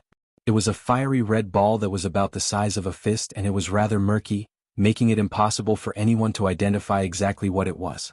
Furthermore, there was a gold and silver talisman plastered to the ball, and the monk was holding it with a very careful and solemn expression. The old woman was starting to panic at the sight of the converging golden threads, and she screeched, "We have to make haste, fellow Taoist Emojio. If the sword formation gets too close, we'll be harmed by this thing's power as well." The monk sighed and reached out to tear off the talisman on the red ball in preparation to use it. However, right at this moment, a faint burst of silver light flashed behind the monk and a humanoid figure emerged from within. It moved in a completely soundless manner as if it were a ghostly wraith, and the monk was completely oblivious to its arrival. However, the old woman standing across from him immediately caught sight of the silent assailant, and she cried in a panicked voice, "Look out! Behind you!" As she let loose her cry of warning, a streak of yellow light shot forth from her sleeve, directly toward the humanoid figure. The monk's heart jolted with shock upon hearing his companion's warning cry, and he immediately tried to get away. At the same time, he reflexively cradled his arm inward, trying to stow the ball away into his sleeve. However, he was too late. The humanoid figure that had appeared behind him was none other than Han Li's humanoid puppet, which possessed power comparable to a late nascent soul cultivator. Its body flashed through the air, and it rammed one hand toward the monk's back while reaching out with the other hand toward the red ball. Its movements were as fast as lightning, and the monk uttered a muffled groan as he stumbled away. The humanoid puppet's hand was aimed directly at his vital regions and was able to easily pierce through the layer of light that was shielding his body. However, just as the puppet's hand made contact with his back, the projection of a strange, entirely pitch-black bird suddenly emerged. Even though the puppet's hand was still able to pierce through the projection with ease, it was slowed down ever so slightly in the process, affording the monk the split second required to avoid a lethal wound.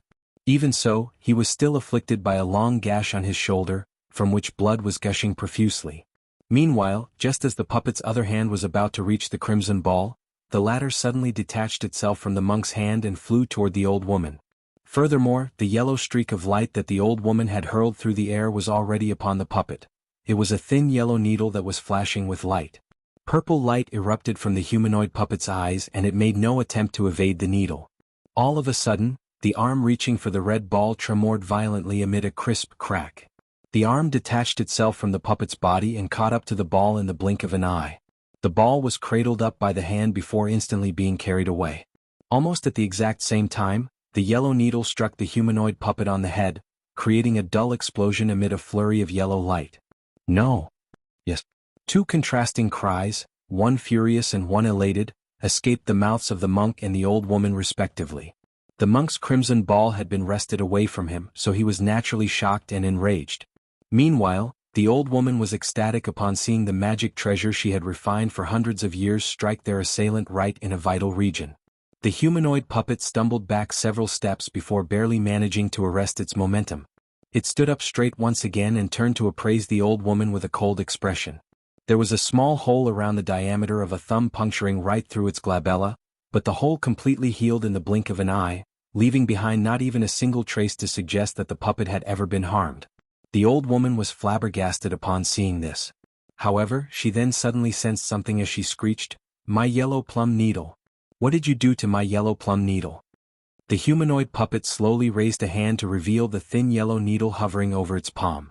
The needle was darting around desperately, trying to escape from its captor, but it had been sealed firmly within a ball of silver light and was unable to get away.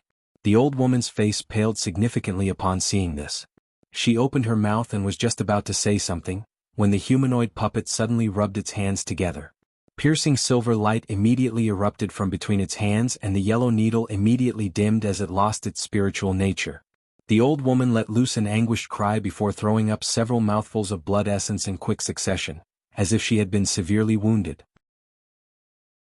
The monk wore a thunderous expression on his face and he didn't have time to tend to the wound on his shoulder as he abruptly raised both hands up in the air. Countless balls of silver light that were roughly the size of fists surged forth in a frenzy from his hands. The sound of howling winds and claps of thunder could be indistinctly heard as they were released, creating a rather formidable sight to behold. However, Hanli merely chuckled coldly as he looked down from above. The humanoid puppet made a hand seal at his behest and brilliant silver light erupted from its body. The light then receded and it disappeared on the spot. The balls of silver light all struck empty air and amounted to absolutely nothing. The monk and the old woman looked at one another, and both of them could see the despair in each other's eyes. At this point, the sword formation was only about 70 to 80 feet away from them. There was nothing more that they could do. Hanli hovered high in the air with his hands clasped behind his back, looking down at the two of them with a cold expression. The aureate sword formation finally completely converged and the countless golden threads formed a massive golden ball of light in the end. A burst of loud explosions erupted from within the ball initially, causing the ball to tremor slightly. However, this was soon followed by the anguished cries of the old woman and the monk. Using his bright sight spirit eyes, Hanli could see that the two mid-nascent soul cultivators had been instantly shredded by the sword formation. Their nascent souls lasted a while longer than their physical bodies, but they were also unable to withstand the sustained assault from so many golden threads, and disappeared from this world as specks of green light. As for their storage pouches and treasures, all of them had been completely eradicated by the might of the sword formation. There were only two small balls of glacial flames left hovering in the air, one of which was yellow while the other was green. Hanli heaved a faint sigh and a rather lonesome expression appeared on his face. Following a brief silence, a burst of silver light suddenly flashed beside him before the humanoid puppet soundlessly emerged. Handing over the crimson ball it had snatched to Hanli. Hanli accepted the ball wordlessly and began to carefully examine it. Upon close examination, he could see that the ball was semi-transparent with a ball of piercing red flames tumbling within. He looked even closer to find that it was a miniature firebird flapping its wings inside the ball. The firebird was extremely lifelike and quite mesmerizing to behold. There were also runes of all types of colors flashing around the firebird and upon closer inspection, Hanli discovered that those runes were all some type of pseudo-ancient language. Even with Hanli's vast knowledge in ancient texts, he was still unable to decipher the etymology of these runes. It seemed to be a completely brand new type of primordial text. Hanli examined the runes for a long time with furrowed brows. Seeing as this treasure was the ultimate trump card that the two of them had been banking on, it clearly had to be an extremely powerful item. The ball did indeed appear to be quite mysterious and seemed to be imbued with an immense amount of fire attribute spiritual power. However, It would be an absolute joke to think that such a pitiful amount of spiritual power could break through his aureate sword formation. As such, the true might of this treasure had to be somehow related to those runes. Unfortunately, he wasn't able to identify even a single one of them, let alone try to understand them.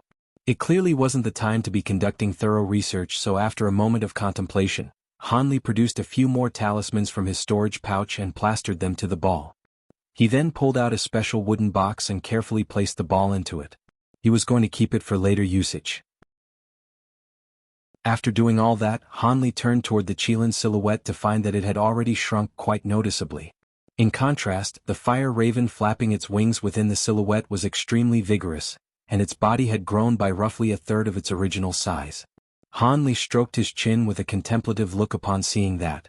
He didn't hurry to withdraw this wisp of true flame. Instead, he made a hand seal and began to chant something. All of a sudden, over 100 bursts of golden light surfaced from the air down below. Most of them dissipated on their own, leaving only 36 miniature golden swords behind. Hanli waved a sleeve through the air indifferently, upon which the swords flew into his sleeve like a river of golden light. Finally, he turned his gaze toward the two small balls of glacial flames. The balls of glacial flames were completely rooted to the spot while emanating a faint glow, appearing to be entirely unremarkable in every way. Hanli didn't immediately procure those two balls of glacial flames. Instead, he cocked his head to the side and fell into deep thought. A thought suddenly occurred to him as he turned back to glance at the unbroken Sink Devils, then down at the two balls of glacial flames again. All of a sudden, he seemed to have reached some sort of conclusion with his thoughts and abruptly burst into laughter. His boisterous laughter echoed throughout the entire cave. Hanli's laughter tapered off as he murmured to himself, "Fantastic! This journey was definitely not a waste of time." He waved his hand downward, upon which the two balls of glacial flames were drawn toward him by an invisible force. Hanli unleashed countless thin golden arcs of light amid the sound of rumbling thunderclaps, encapsulating those two balls of glacial flames in golden balls of thread as well before stowing them away into profound jade boxes. After doing all that, Hanli released that black jade vial from his sleeve and uttered a chant to get the unbroken Sink Devils sealed back into the vial. The 5 devils seemed to be aware of Hanli's intentions and they were trying to stall for time, clearly unwilling to return to the vial. Hanli's expression darkened as he let loose a stern cry. He pointed a finger toward the 5 devils and the silver rings on their bodies immediately shuddered as azure spiritual light erupted. The 5 devils had been afflicted by the might of those rings more than once and they immediately followed Hanli's command, emitting a ghostly cry as they transformed into 5 bursts of gray-white chi before entering the vial. Only then did Hanli carefully stow the vial back into his sleeve. As for the humanoid puppet off to the side, Hanli didn't appear to have any intention of stowing it away. Instead, he pulled out a green high-grade spirit stone and slapped it onto the puppet, replacing the other spirit stone that was about to be exhausted of energy. As long as the puppet wasn't fighting at full power, its draining effect on spirit stones was completely negligible. His body flashed through the air and he descended gently, landing in front of a large rock amid a pile of rubble. There were some relatively large fragments of myriad-year glacial jade embedded into the rock and they were shimmering with a faint white light. Hanli raised an eyebrow as he patted his storage pouch, upon which a thin and long beaker appeared in his hand. He tapped the beaker and the lid flew off by itself. The beaker then tilted slightly and a large clump of pitch-black liquid spilled out from within, emanating bursts of gray chi. It was completely identical to the Yin spirit water used by Mingxin to extract the myriad-year glacial jade. This liquid was some dark water that Hanli had procured after unintentionally stumbling into the Umbra realm. He had thought that this dark water appeared to be quite interesting at the time, so he brought back quite a lot with him using several containers. During his free time thereafter, he had conducted some research on this liquid. However, he discovered that aside from the fact that they were quite viscous and cold temporarily imbue a treasure with Yin flames, he didn't discover any other use for them. As such, they had been stored in his storage pouch this entire time. Only after entering the profound jade cave and witnessing Mingxin extract the myriad-year glacial jade did he realize that her so-called Yin spirit water was completely identical to this dark water. In the presence of Master Arctic Dragon and the others, he didn't take the risk to use his spiritual sense to assess whether those two were indeed one and the same. However, he was adamant that they were the exact same thing. As for the name Dark Water, that was simply a name that the cultivator in the Umbra realm had given to the liquid. Now that he was the only person left in the profound glacial cave, he was naturally going to test out his theory. Han Li pointed at the clump of black liquid, and the liquid slowly flew into the air above the rock. It then shuddered slightly before a drop detached from its overall mass, disappearing into the white light below in the blink of an eye. Sure enough, this situation was completely identical to the situation encountered by Mingxin when procuring the jade. The black liquid disappeared into the profound jade in a flash, and at the same time, a layer of gray qi emerged. Han Li was very pleased to see this as he flicked a finger toward the profound jade. All of a sudden, a small bead of azure light shot forth and struck the profound jade. A faint thud was heard, and the profound jade wobbled slightly before detaching itself from the rock, and was sucked into his hand. He examined the profound jade in his hand with an intense gaze before looking around at all of the spots of white light shimmering within the cave. A faint smile gradually surfaced on his face. With the amount of dark water he was carrying with him, it would naturally be impossible to extract all of the profound jade in the cave. However, it was definitely not a problem to extract the majority of the profound jade revealed on the surface of the cave. With that in mind, Han Li immediately patted his storage pouch to produce another beaker, which he passed to the humanoid puppet beside him. The puppet accepted the container soundlessly, and its body flashed through the air several times, taking it to another location in the cave. It summoned the dark water from within the beaker while holding a storage pouch in its other hand as it began to extract profound jade. Meanwhile, Han Li was doing the same thing. Time slowly passed by, and several hours later, the profound jade's glacial qi in the cave had gradually become a lot thinner. Furthermore, the spots of white light that had riddled the entire cave had also dwindled significantly, with less than a third of the original amount remaining. After Han Li applied his final drop of dark water onto a fragment of profound jade and stowed the latter away in his storage pouch, he let loose a faint sigh as he looked around with a forlorn expression. If he had known that this dark water would have such an amazing effect, he would have definitely carried more out of the Umber realm with him. Even so, the amount of myriad-year profound jade that he had procured was already quite jaw-dropping. Just the myriad-year profound jade fragments procured by him alone numbered in excess of 1,000. It was a pity that some of the large pieces of profound jade required more than one drop of Een spirit water to be applied for extraction.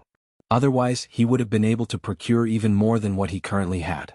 Just as he was thinking this to himself, the humanoid puppet suddenly flashed through the air and traveled toward him. It then raised a hand and tossed its bulging storage pouch at him.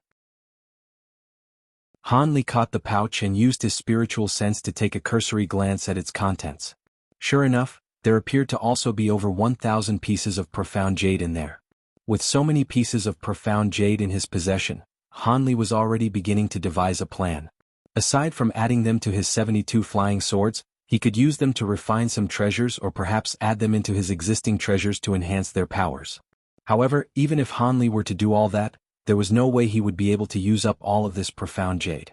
The majority of the profound jade would still remain, and he was going to use its glacial qi to refine and purify his own glacial flames. After all, with the assistance of the profound jade's glacial qi, refining his glacial flames should become a lot easier. Han Li didn't think too deep into this matter. The train of thought only briefly surfaced in his mind before it was abandoned. He put away the storage pouch before turning toward the fire raven formed from the great Een true flame. The fire raven had already swelled to become 5 to 6 times larger than its original size, making it roughly comparable in size to a human head. In contrast, the Qilin silhouette was completely unrecognizable, having been reduced to a thin layer of white that enveloped the fire raven. The profound jade badge had also ended up caught between the fire raven's beak, and the latter was using the former as a toy. Han Li faltered upon seeing this before hurriedly waving his hand through the air with a bemused expression. The profound jade badge immediately extricated itself from between the fire raven's beak and landed in his hand. Without the support of the profound jade bade, the remaining white qi instantly dispersed and was about to vanish. The fire raven immediately let loose a low cry upon seeing this.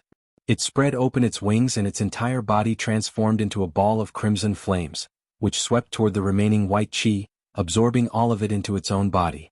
After doing all that, the flames reverted back to their fire raven form and landed on Han Li's shoulder after circling the air with excitement. It then cocked its head to the sides and used its beak to organize its fiery feathers, which had become even more exuberant in color. Han Li turned to appraise the fire raven, and a hint of surprise appeared on his face. The great Een true flame's spiritual nature had been enhanced significantly. He looked down at the profound jade badge in his hand, and a thought seemed to have occurred to him as he feigned a grabbing motion with his other hand. All of a sudden, a wisp of profound jade's glacial chi appeared in his hand, and the former was enveloped in a ball of purple apex flames. A blue light flashed through Han Li's eyes, and he could clearly see that the glacial chi within the purple flames was no longer in its wispy substantial stage. Instead, it had become extremely thin and insubstantial, no different from normal glacial chi. A sense of enlightenment welled up in Han Li's heart as he examined the profound jade badge again. He then clicked his tongue with wonder before stowing the treasure into his storage pouch.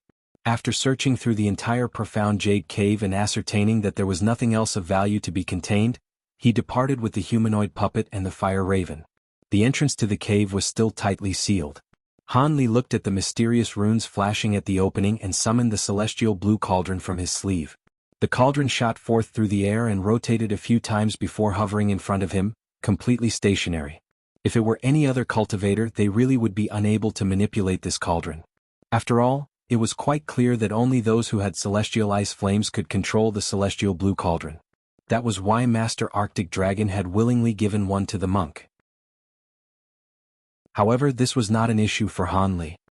He took an indifferent glance at the cauldron before making a hand seal, upon which the purple apex flames around his body shuddered and began to change drastically in color. In the blink of an eye, the layer of purple flames over his body had turned blue, transforming into celestial blue flames. Blue light was shimmering over his hand as he pointed at the small cauldron in front of him. A wisp of blue flames flew forth like a spirit snake and struck the cauldron with unerring accuracy. The celestial blue cauldron immediately tremored as it began to emit a ringing sound. Countless bursts of blue flames erupted from within as the cauldron began to swell drastically in size amid the blue light. Han Li made a hand seal to urge the cauldron into growth, only stopping when it had expanded to around 30 to 40 feet in size. Han Li then made another hand seal as a low cry escaped from his mouth. The massive cauldron immediately flew through the air, appearing as if it were going to crash through the opening of the cave. However, Han Li's expression remained completely unchanged. As expected, when the cauldron had reached around 30 to 40 feet away from the opening, the mysterious runes there flashed in unison as spiritual light of all types of colors radiated through the air. Those runes seemed to have been drawn to the massive cauldron as they transformed into countless streaks of light before disappearing into the blue flames around the cauldron. A loud rumbling erupted as a rift several tens of feet in length slowly appeared in the opening. Han Li left through the gap that had opened up with the humanoid puppet and the fire raven before appearing above the spirit void hall's altar. He waved his hand behind him without even turning around, and the celestial blue cauldron flew toward him, quickly shrinking once again before flying into his sleeve. A loud burst of rumbling erupted as the profound jade cave sealed over again. Han Li turned to look around him to discover that there was no one in the general vicinity, identical to the situation when he had entered the profound jade cave. He heaved a faint sigh of relief, but his brows then furrowed at the sight of the tall ice pillars on the altar before him. This frigid soul freeze formation was going to be quite troublesome to deal with. The glacial chi within the formation wasn't going to pose much of a threat to him, but even so, breaking the formation would not be an easy task. After all, this formation wasn't some kind of temporary formation. It was an ancient spell formation in all its glory, without any of its power blunted or discounted in any way.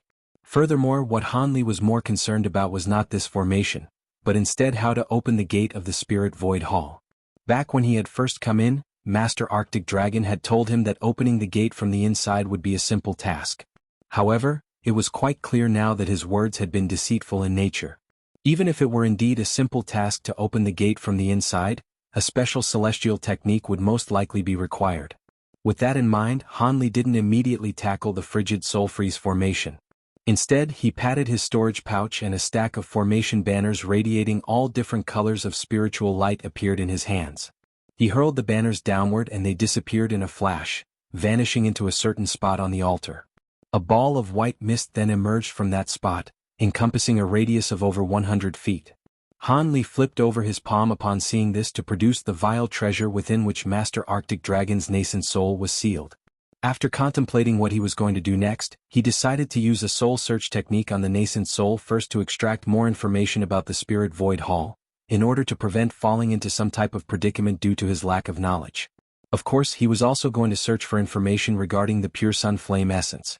Thus, Han Li slowly descended with the vial in his hand. His body disappeared into the mist in the blink of an eye, and the entire spirit void hall fell silent, with only the mist in the formation tumbling incessantly. A full 2 hours later, the white mist in the formation suddenly shuddered violently before quickly thinning at a rate perceptible to the naked eye. After most of the mist had vanished, Han Li's figure was revealed again, standing at the center of the formation. He wore a thoughtful expression on his face as he sat on the ground with his legs folded in front of him. His brows were tightly furrowed as if he were pondering a difficult problem, and the jade vial containing Master Arctic Dragon's nascent soul sat beside him. However, the vial had been opened, yet the nascent soul was nowhere to be seen. Han Li's brows finally smoothed out as he murmured to himself, "Who would have thought that the pure sun flame essence would be in such a place? It appears that I really shouldn't take the risk to go and find it before I reach the late nascent soul stage. It's interesting that there are 3 entrances to the spirit void hall, yet only 1 exit in the main hall. Looks like this Master Arctic Dragon never planned to let me leave from the beginning. If I hadn't searched his soul, I would have been in trouble." He then rose to his feet as a vast expanse of azure light swept forth, collecting all of the formation banners as well as that empty vial. He made a hand seal and transformed into a streak of azure light as he flew toward a certain gate. The azure light receded and Han Li was revealed standing in front of the gate. He looked at the sealing talismans on the gate, which were clearly quite antiquated, then glanced at the grating fire raven on his shoulder. The fire raven let loose a low cry and spread open its wings at his behest, sending 2 bursts of crimson flames hurtling through the air. The talismans up ahead immediately ignited upon making contact with the crimson flame. At the same time, spiritual light of all types of different colors appeared. However, those lights only flashed for a split second before instantly dimming. In the blink of an eye, all of the talismans were covered in a layer of ice. A faint smile appeared on Han Li's face as he flicked his fingers, upon which several bursts of golden light shot forth, creating a quick succession of crisp thuds. The layer of ice on the surface of the talismans were shattered before being reduced to nothingness. Han Li stroked his chin and casually whipped his sleeve through the air, upon which a stiff gale swept toward the stone gate. The gate was slowly opened amid a rumbling noise. Han Li immediately strode in without any hesitation while the humanoid puppet followed close behind him. After entering through this inconspicuous stone gate, they arrived in a large courtyard that was over 1,000 feet in width. There was a small winding path down the center paved with white stones with beast statues of all different sizes lining the sides of the path. The statues were all snowy white and translucent, carved with exemplary craftsmen to create extremely lifelike renditions of beasts they were portraying. Upon closer inspection, Han Li discovered that all of these statues were created from profound jade, a discovery that caused a peculiar look to flash through his eyes. He then turned his attention away from the statues and began to walk down the path toward the gate at the path's conclusion. In the beginning, everything was normal. However, when he reached around the middle of the path, several tens of statues beside him suddenly sprang to life, baring their fangs and claws with glacial chi erupting from their mouths as they pounced toward Han Li. Han Li seemed to have anticipated this well in advance, and he calmly produced a small fiery red cauldron. He pointed a finger at the cauldron before making a hand seal in a calm and composed manner. A ringing sound immediately erupted from the cauldron as it flew into the air. A resounding boom then erupted as a pillar of fire over 100 feet in length sprang out from within. The entire space immediately became scorching hot and all of the ice beasts faltered before cowering in fear. The ice beasts had been slowed down, but Han Li didn't stop there. He unleashed another celestial technique as the massive pillar of fire dispersed. Over 100 fire ravens that were roughly the size of fists emerged from the flames before flying toward the ice beasts, leaving clouds of fire in their wake. All of a sudden, the surrounding temperatures rose drastically once again as the entire courtyard was inundated in a sea of crimson flames. These ice beasts were profound jade bodies, but these fire ravens were fire essence beings that had been refined for countless years within the cauldron.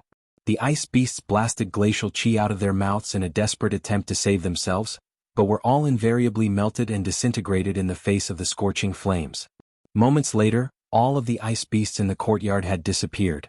Han Li nodded with a satisfied look before flicking a finger toward the fire cauldron through the air. A crisp ringing sound was heard before all of the fire ravens swooped through the air and obediently flew back into the cauldron. After the lid of the cauldron was replaced, the fire cauldron fell silent again. Almost at the exact same moment, the sea of flames in the courtyard disappeared without a trace as if it had been nothing but a mirage. The fire raven standing on Han Li's shoulder wasn't very intrigued by the sight of its brethren. Instead, it continued to organize its feathers with its beak, as if it couldn't even be bothered to look at them. Han Li stowed away the fire cauldron before disappearing through the gate of the courtyard. Not long after that, he appeared in a hall that wasn't very large. Within this rather simple and crude hall, there was a small teleportation formation. Han Li was not surprised to see this. It appeared as if he already knew that there was a teleportation formation here. He clasped his hands behind his back and proceeded to make his way over to the formation for closer examination. However, right at this moment, white light suddenly flashed within the formation and it was as if it had been activated, and that something was teleporting through it. Han Li was slightly taken aback to see this. However, as powerful as he was now, there was no need for him to fear anyone, even if another late nascent soul cultivator from the North Night Palace or even the Palace Master herself were to emerge from the formation.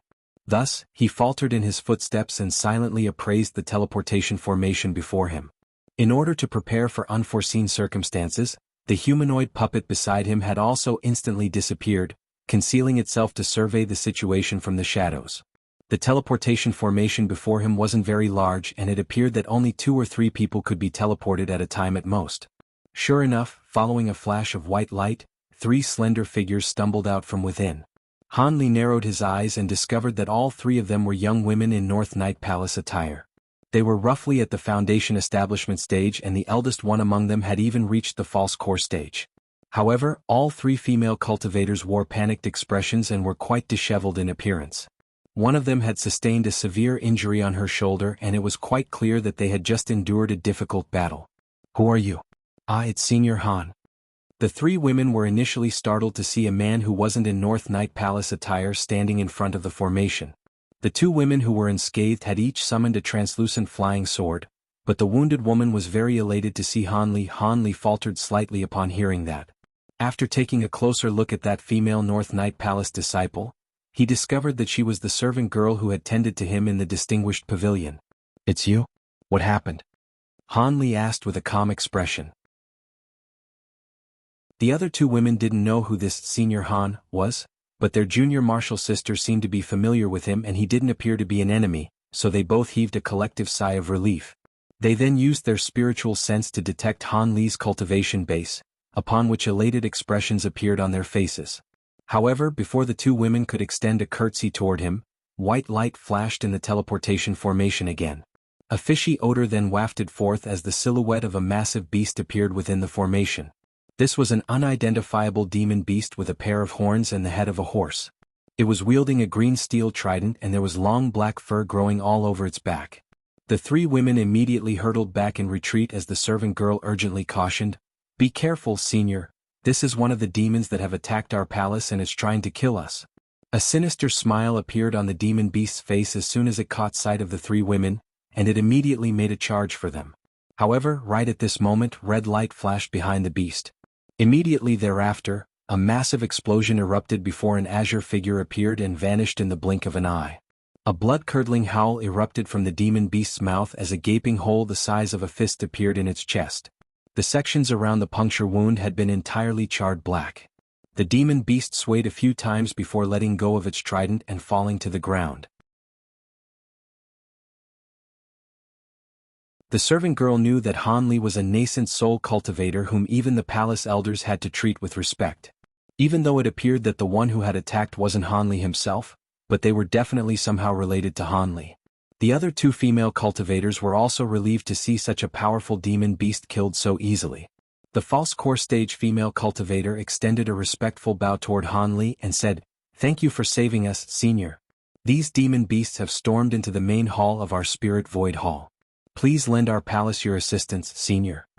Han Li waved a sleeve through the air to summon a gust of gale-forced wind that swept the body of the demon beast out of the formation. He then turned to the female cultivators and asked, "They've stormed into the main hall? How did they break through all of the Spirit Void Hall's restrictions?" The woman hesitated momentarily before replying with a confused look on her face, "We aren't sure of the specific details, but we were patrolling the hall when we encountered a large horde of demon beasts. They seemed to have somehow bypassed the restrictions outside the hall and infiltrated without being impeded." "I see. They must have used some sort of special method to access the hall then, Hanli murmured to himself. There were countless peculiar secret techniques and treasures in this world, so he had learned to expect the unexpected and wasn't overly surprised. Just as he was about to say something else, white light flashed within the teleportation formation again. The three North Night Palace cultivators were still startled upon seeing this, but they were a lot more assured with Hanli by their side. They merely took a couple of steps backward before focusing their eyes intently on the formation before them. The white light receded to reveal a woman with plain features who appeared to be just over 30 years of age. As soon as she appeared, she immediately unleashed a ring with a cautious look on her face to protect herself. However, her expression then faltered at the sight of Hanli and the three female disciples. She then caught sight of the body of the demon beast lying beside the formation and looked back at Hanli, upon which an elated look appeared on her face. We pay our respects to Martial Aunt Yao. The three female cultivators were overjoyed to see this woman and they immediately extended respectful salutes. The woman waved a hand at the three before making her way over to Hanli and extending a respectful salute of her own. I pay my respects to Senior Han. You know me? Hanli looked at the woman with a peculiar expression. He had no idea who she was. My name is Yao Man and I once caught sight of Senior from afar while I was patrolling the palace, the woman replied respectfully. I see. Hanli nodded in response. The woman continued in a respectful voice as she glanced toward the entrance to the hall. Senior, are you with our palace elders? The demon beast suddenly infiltrated the main hall of the Spirit Void Hall and I've been ordered to seek out Grand Elder Arctic Dragon to request for his assistance. Hee, I'm afraid fellow Taoist Arctic Dragon won't be able to help you at the moment, Hanli replied with a smile. An urgent expression appeared on the woman's face upon hearing this. I've also heard that Senior is doing something extremely important with our palace elders, but this demon beast invasion is a very serious matter. If the Grand Elder and the others do not step in, our North Night Palace could be razed to the ground. Is the demon beast invasion that severe this time? Isn't the palace master also a late nascent soul cultivator? Can't she take care of this matter? Hanli asked with an intrigued look. I am here at none other than the palace master's behest to request for assistance. Before I left, the palace master was engaged in battle with a powerful demon beast and was unable to attend to any matters other than her battle, the woman replied with a wry smile. Fellow Taoist Arctic Dragon and the others have entered the profound Jade Cave. If you think you have a way to get them to come out and help you, then go ahead. I'm going to have a look and see just what demon beasts have infiltrated that would pose such a severe threat to the palace. Hanli's body flashed through the air and he appeared in the teleportation formation. The woman faltered slightly upon hearing this, but she didn't dare to stop Hanli and could only offer words of caution. Be careful, Senior. There are many demon beasts infiltrating on the other side, so the teleportation formation could send you to a perilous location. Hanli nodded and raised a hand, upon which an azure celestial technique struck the formation. White light immediately began to flash as teleportation was initiated. Right at this moment, silver light flashed behind Hanli and an azure humanoid figure appeared, seemingly from thin air, before both of them were teleported away. The woman was startled upon seeing this and asked, "Who was that?" The false core stage disciple hesitated momentarily before replying, "I'm not sure, but that demon beast over there seems to have been killed by that person. I heard many seniors from the outside world came to the palace this time. That man must have been one of them. You three wait here. If enemies teleport to this place, then do your best to hold them off for now. I'm going to enter the profound Jade Cave to see if I can recruit the help of the Grand Elder and the others."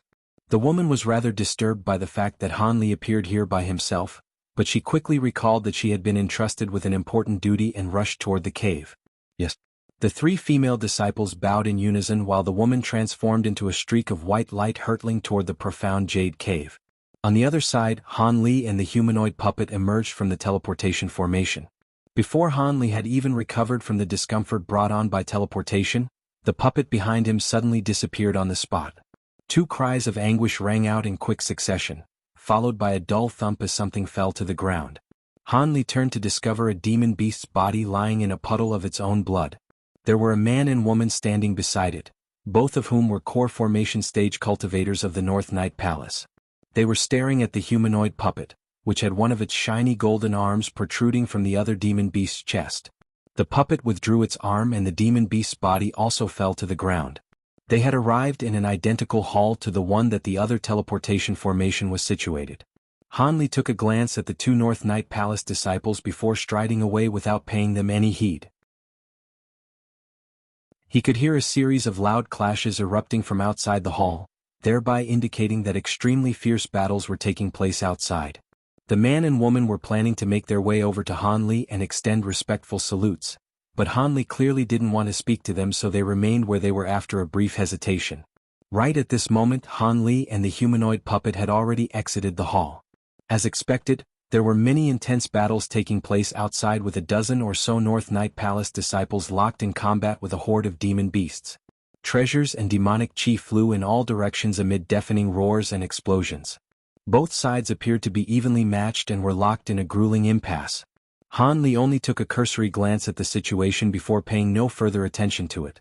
Most of the demon beasts and cultivators there were only at the foundation establishment and core formation stages, so he naturally couldn't be bothered to pay them any heed.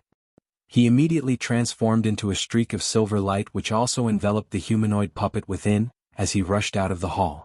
After all, it was most likely the case the teleportation formation that could take him out of the Spirit Void Hall was located in the main hall. At Hanli's speed, he could travel several hundred feet in the time one took to take a breath, so he made it to the hall's entrance in the blink of an eye. However, right at this moment, a ghastly cry erupted from beside him as an unidentifiable monster with pitch-black scales all over its body suddenly appeared. Black chi was erupting from its mouth and it was throwing itself straight at Hanli in a ferocious manner. Hanli couldn't help but heave a faint sigh upon seeing this. This demon beast's cultivation base wasn't bad, but it was clearly lacking in intelligence. All of the other beasts could sense that Hanli was extremely powerful and were scrambling to avoid him. Who would have thought that there would be an idiot like this offering itself up to Hanli? However, Hanli couldn't be bothered to pay much attention to such a weak demon beast. He merely flicked his fingers at the latter and 5 bursts of piercing azure light shot forth. The demon beast let loose an agonized howl as its protective demonic chi proved to be completely ineffective in the face of Hanli's attacks. 5 large holes were blasted into the layer of demonic chi before its dead body fell straight to the ground.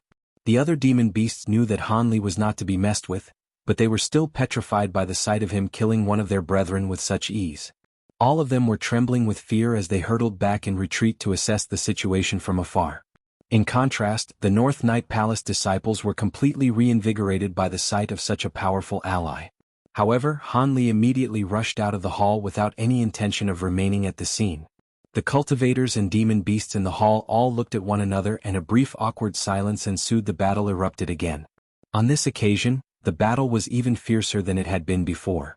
After exiting the hall, Hanli flew toward the location in his mind that he had secured from Master Arctic Dragon's nascent soul using his soul search technique. He passed through several places on the way where demon beasts were engaged in heated battles with cultivators. It seemed that the entire Spirit Void Hall had been infiltrated by the hordes of demon beasts.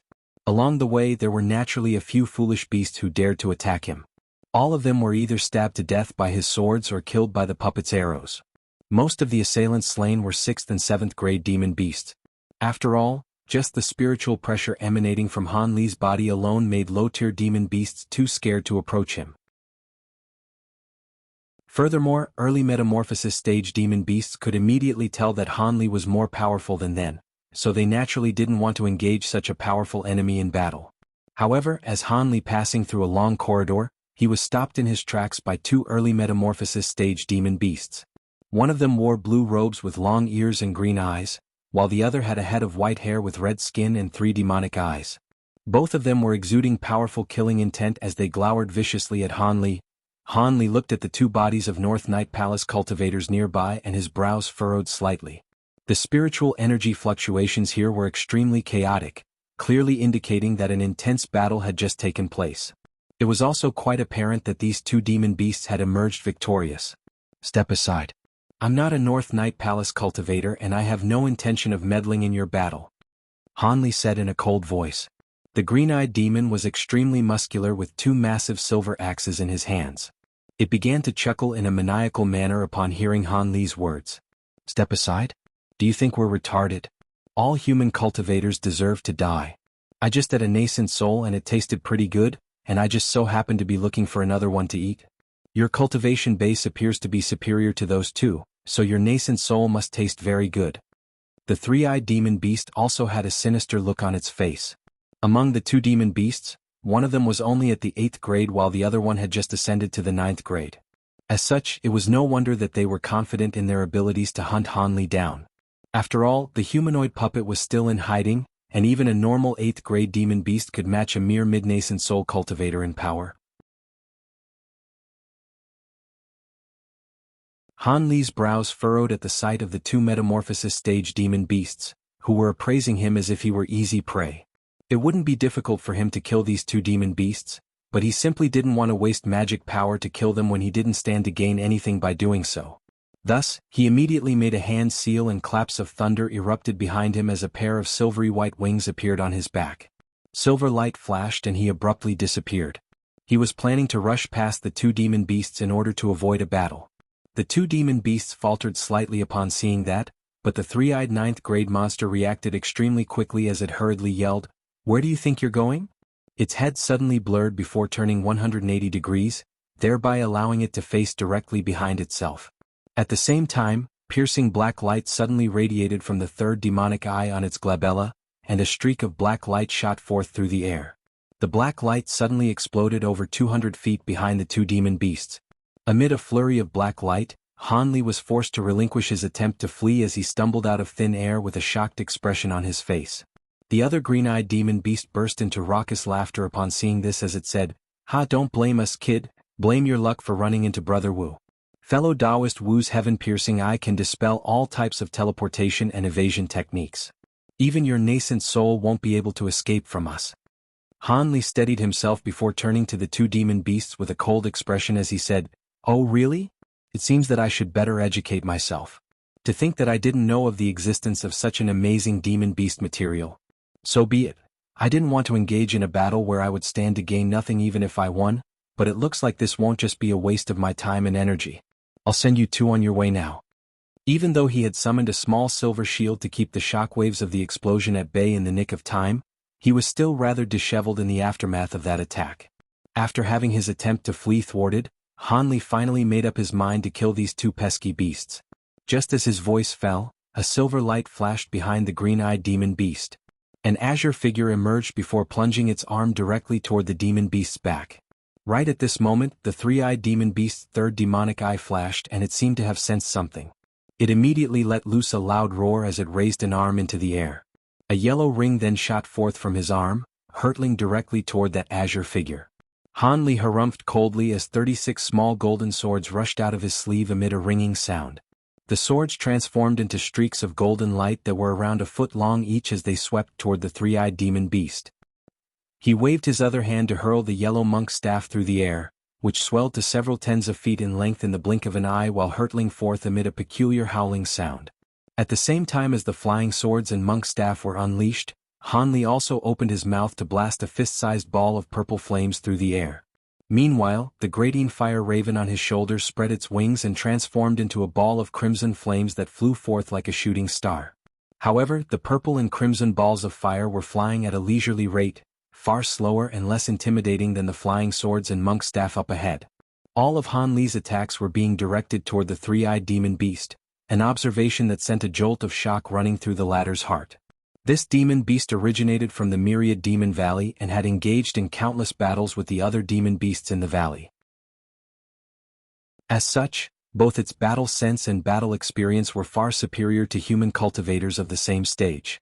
Even though it had never taken on Han Li's attacks before, it could tell just from the astonishing spiritual light radiating from the flying swords and monk staff that those were extremely fearsome projectiles. As such, it was forced to turn its attention away from its 8th grade demon beast companion in order to focus on defending itself. It slapped the storage pouch on its waist, upon which a burst of yellow light that was over 100 feet in length emerged, flashing straight toward the golden flying swords. Explosive booms erupted as the two clashed amid blinding flashes of light.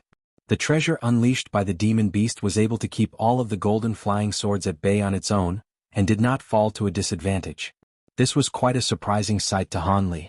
However, right in this instant, the massive monk staff flashed past the golden swords, arriving directly above the three-eyed demon beast's head before crashing down like a small mountain. The demon beast looked up with a dark expression and let loose a ferocious roar. All of its clothes were torn to shreds as a result, revealing a dark green body that appeared as if it had been forged from steel essence.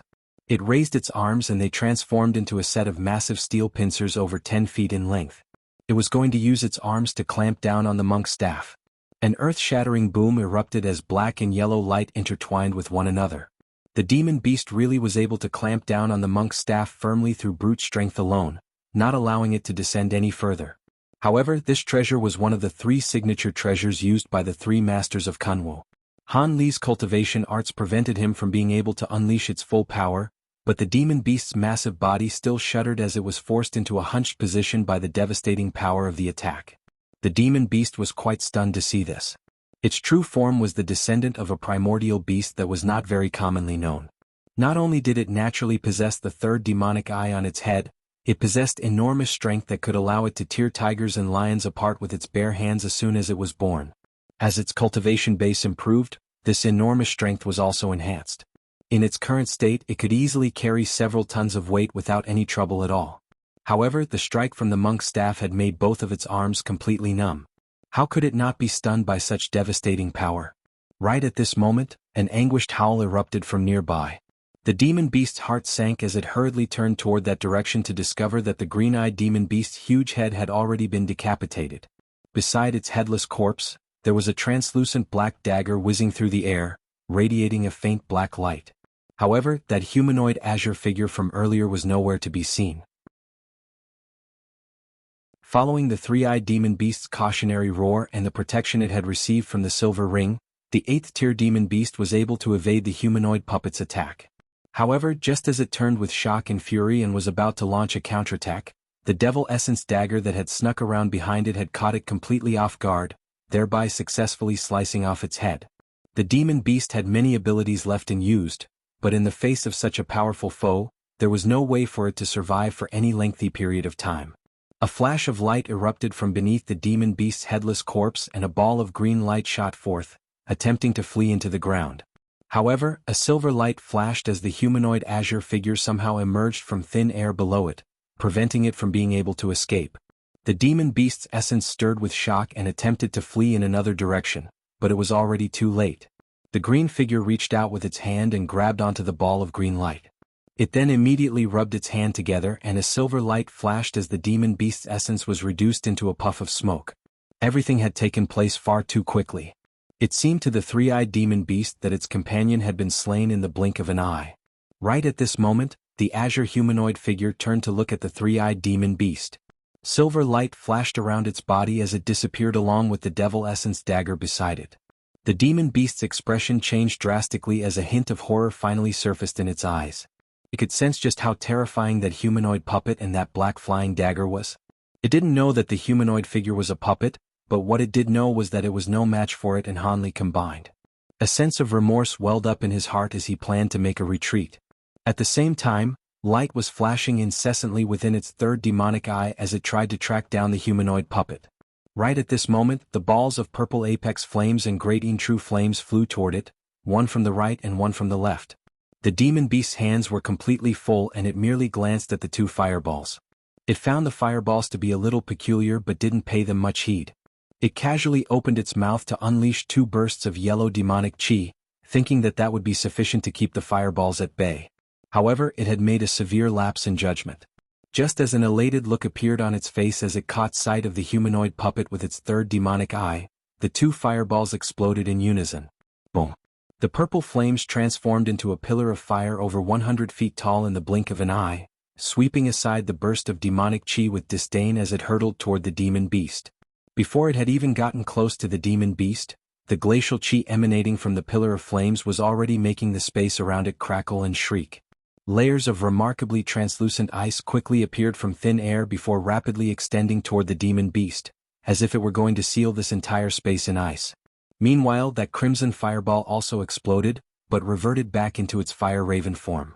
However, with the crimson flames around it, its body had swelled to over a foot in size. It merely opened its mouth and swallowed the demonic chi shooting toward it before spreading open its wings and disappearing into the pillar of purple flames beside it.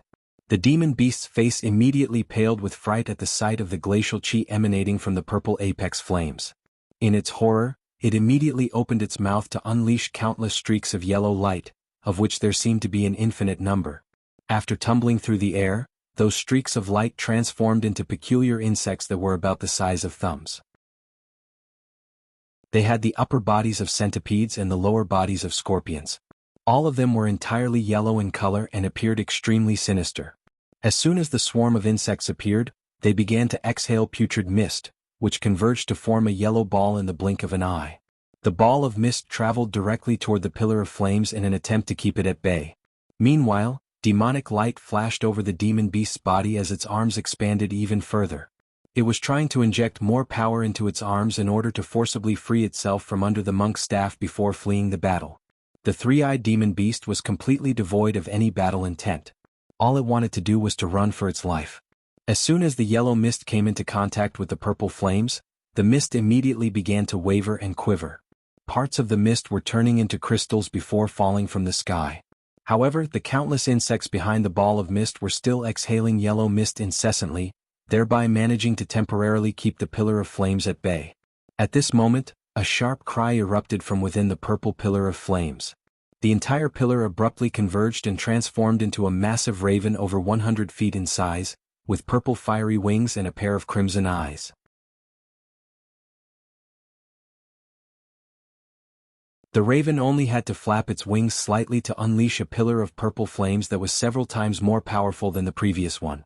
Not only did the flames sweep aside the yellow mist with ease, even the strange insects behind the cloud were sealed in ice, completely immobilized.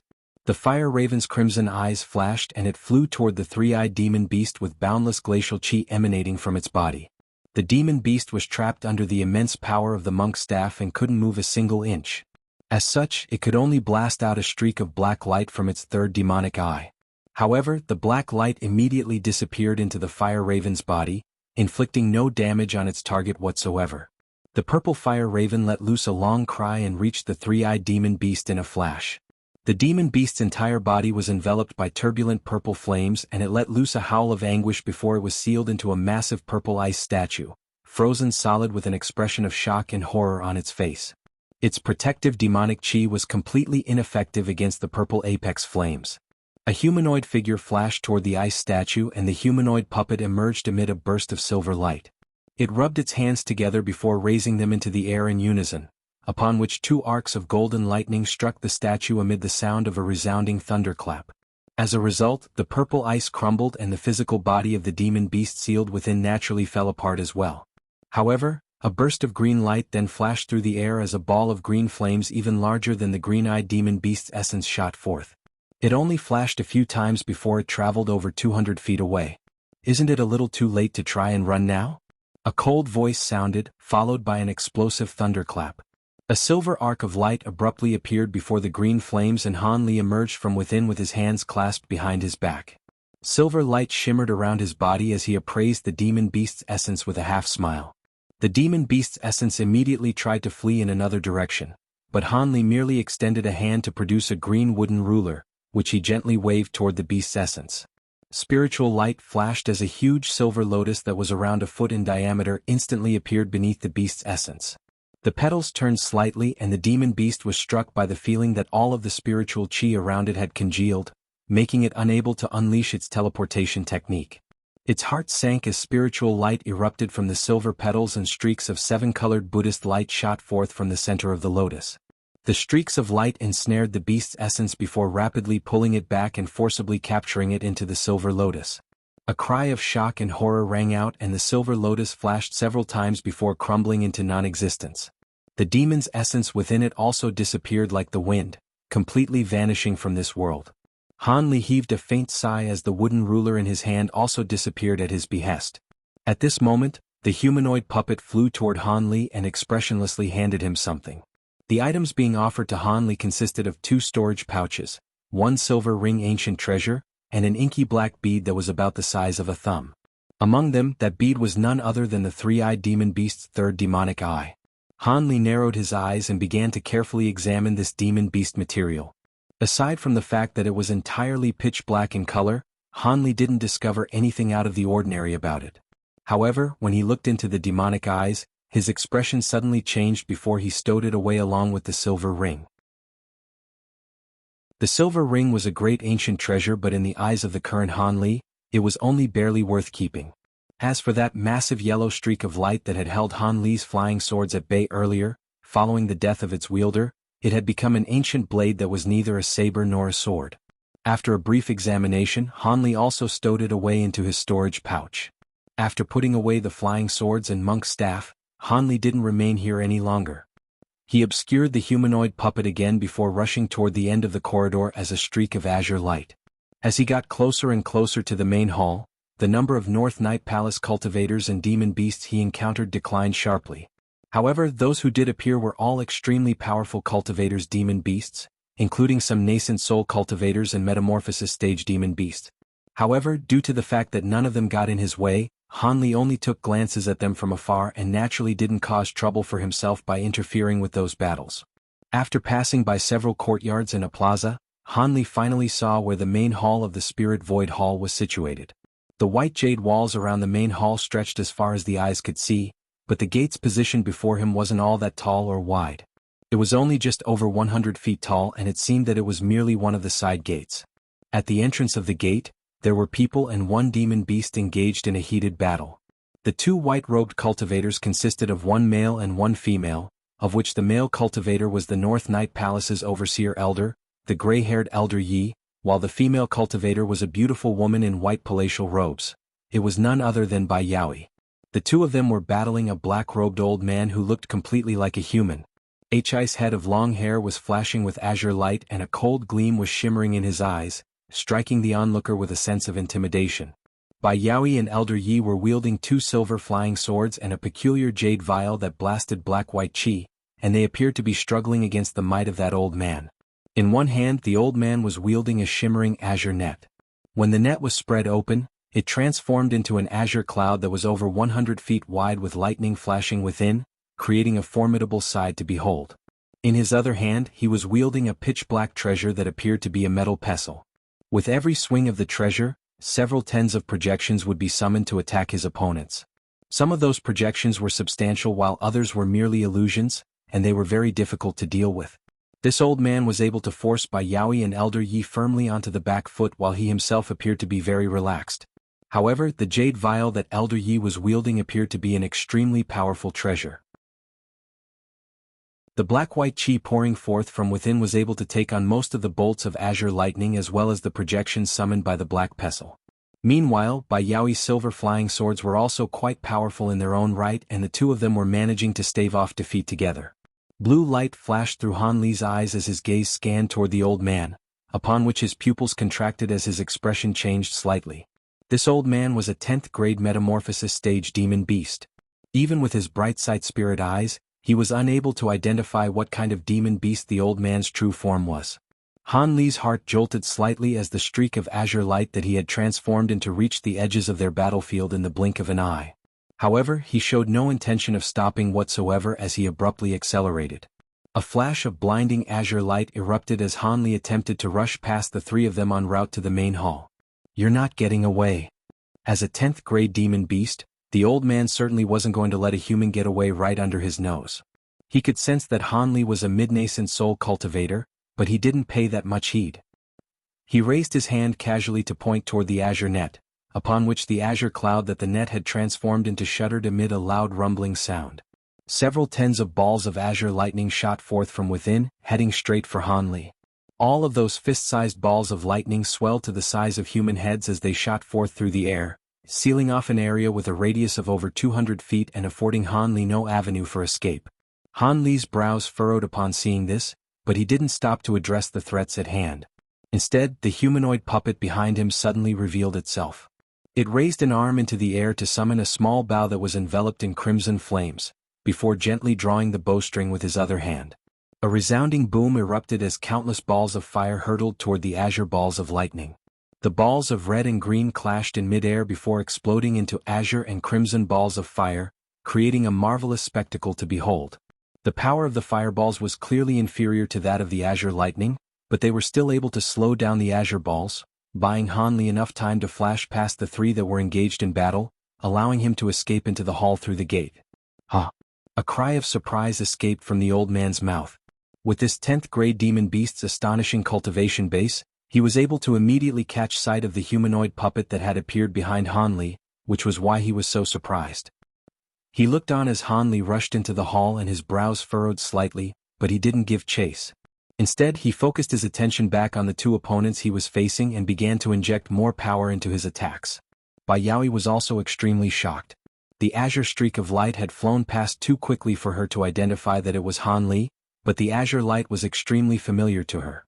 After a split second of contemplation, she realized that it was definitely Han Li who had just sped past them. Could it be that the Grand Elder and the others have already exited the profound Jade Cave? The thought had only just occurred to Bai Yaoi when the old man began to increase the intensity of his attacks. As such, she was unable to contemplate the issue any further and could only inject spiritual power into her flying swords in a frenzy. The two flying swords were like flood dragons emerging from the sea, assisting Elder Yi to just barely hold off the devastating attacks being thrown at them. Elder Yi was also very surprised that the streak of azure light had been able to withstand the old demon beast's lightning attack before rushing into the hall.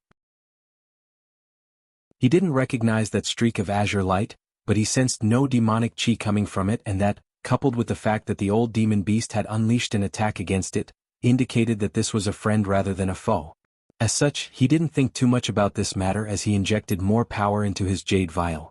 He and Bai Yaoi were only mid-nascent soul cultivators, so even with this dual chi vial spirit treasure replica, it was still too tall in order to expect them to take down a 10th grade demon beast. At this moment, Han Li rushed through the gate and traveled for over 100 feet before revealing himself again. He quickly surveyed his surroundings, trying to assess the situation within the main hall before deciding on a course of action. However, before he had the chance to identify what was going on, the raucous laughter of an elderly man suddenly erupted. So there's another one that wants to die. Go. One more or one less doesn't matter anyway. Get in here. Han Li faltered slightly upon hearing this, and before he had a chance to react, black light flashed around him and the surrounding scenery began to warp. In the blink of an eye, he had been transferred into a space where black demonic chi was tumbling in all directions. He had been trapped by some sort of treasure.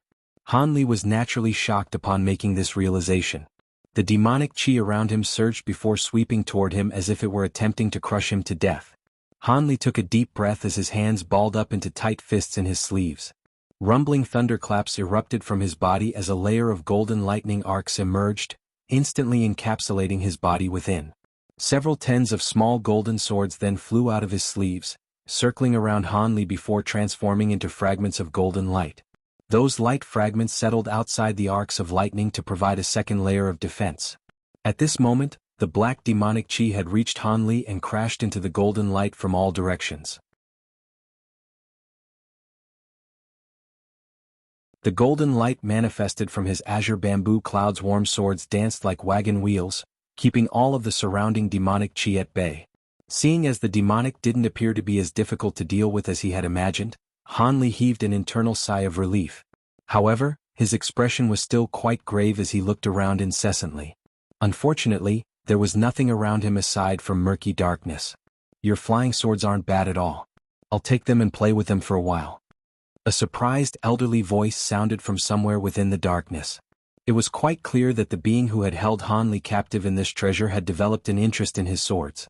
Han Li faltered initially upon hearing this before a cold smile appeared on his face. He raised his hands and a ball of three-colored lightly abruptly slid out of his sleeve. The spiritual light receded and the tri-flame fan was revealed in his hand. His opponent was clearly quite powerful, so Han Li had no choice but to take this battle seriously. Right after the tri-flame fan appeared in his hand, the demonic chi overhead suddenly began to tremor violently amid a loud howling sound. Demonic chi tumbled like turbulent waves, creating a massive vortex in mid-air. The vortex was completely pitch black in color with a radius of over 100 feet. As soon as it emerged, it immediately began to rotate rapidly while emitting a sharp screeching noise. A vast expanse of black light then shot forth from the center of the vortex, sweeping directly toward Han Li. Han Li's heart jolted with shock upon seeing this, and he knew that he had been plunged into a perilous situation.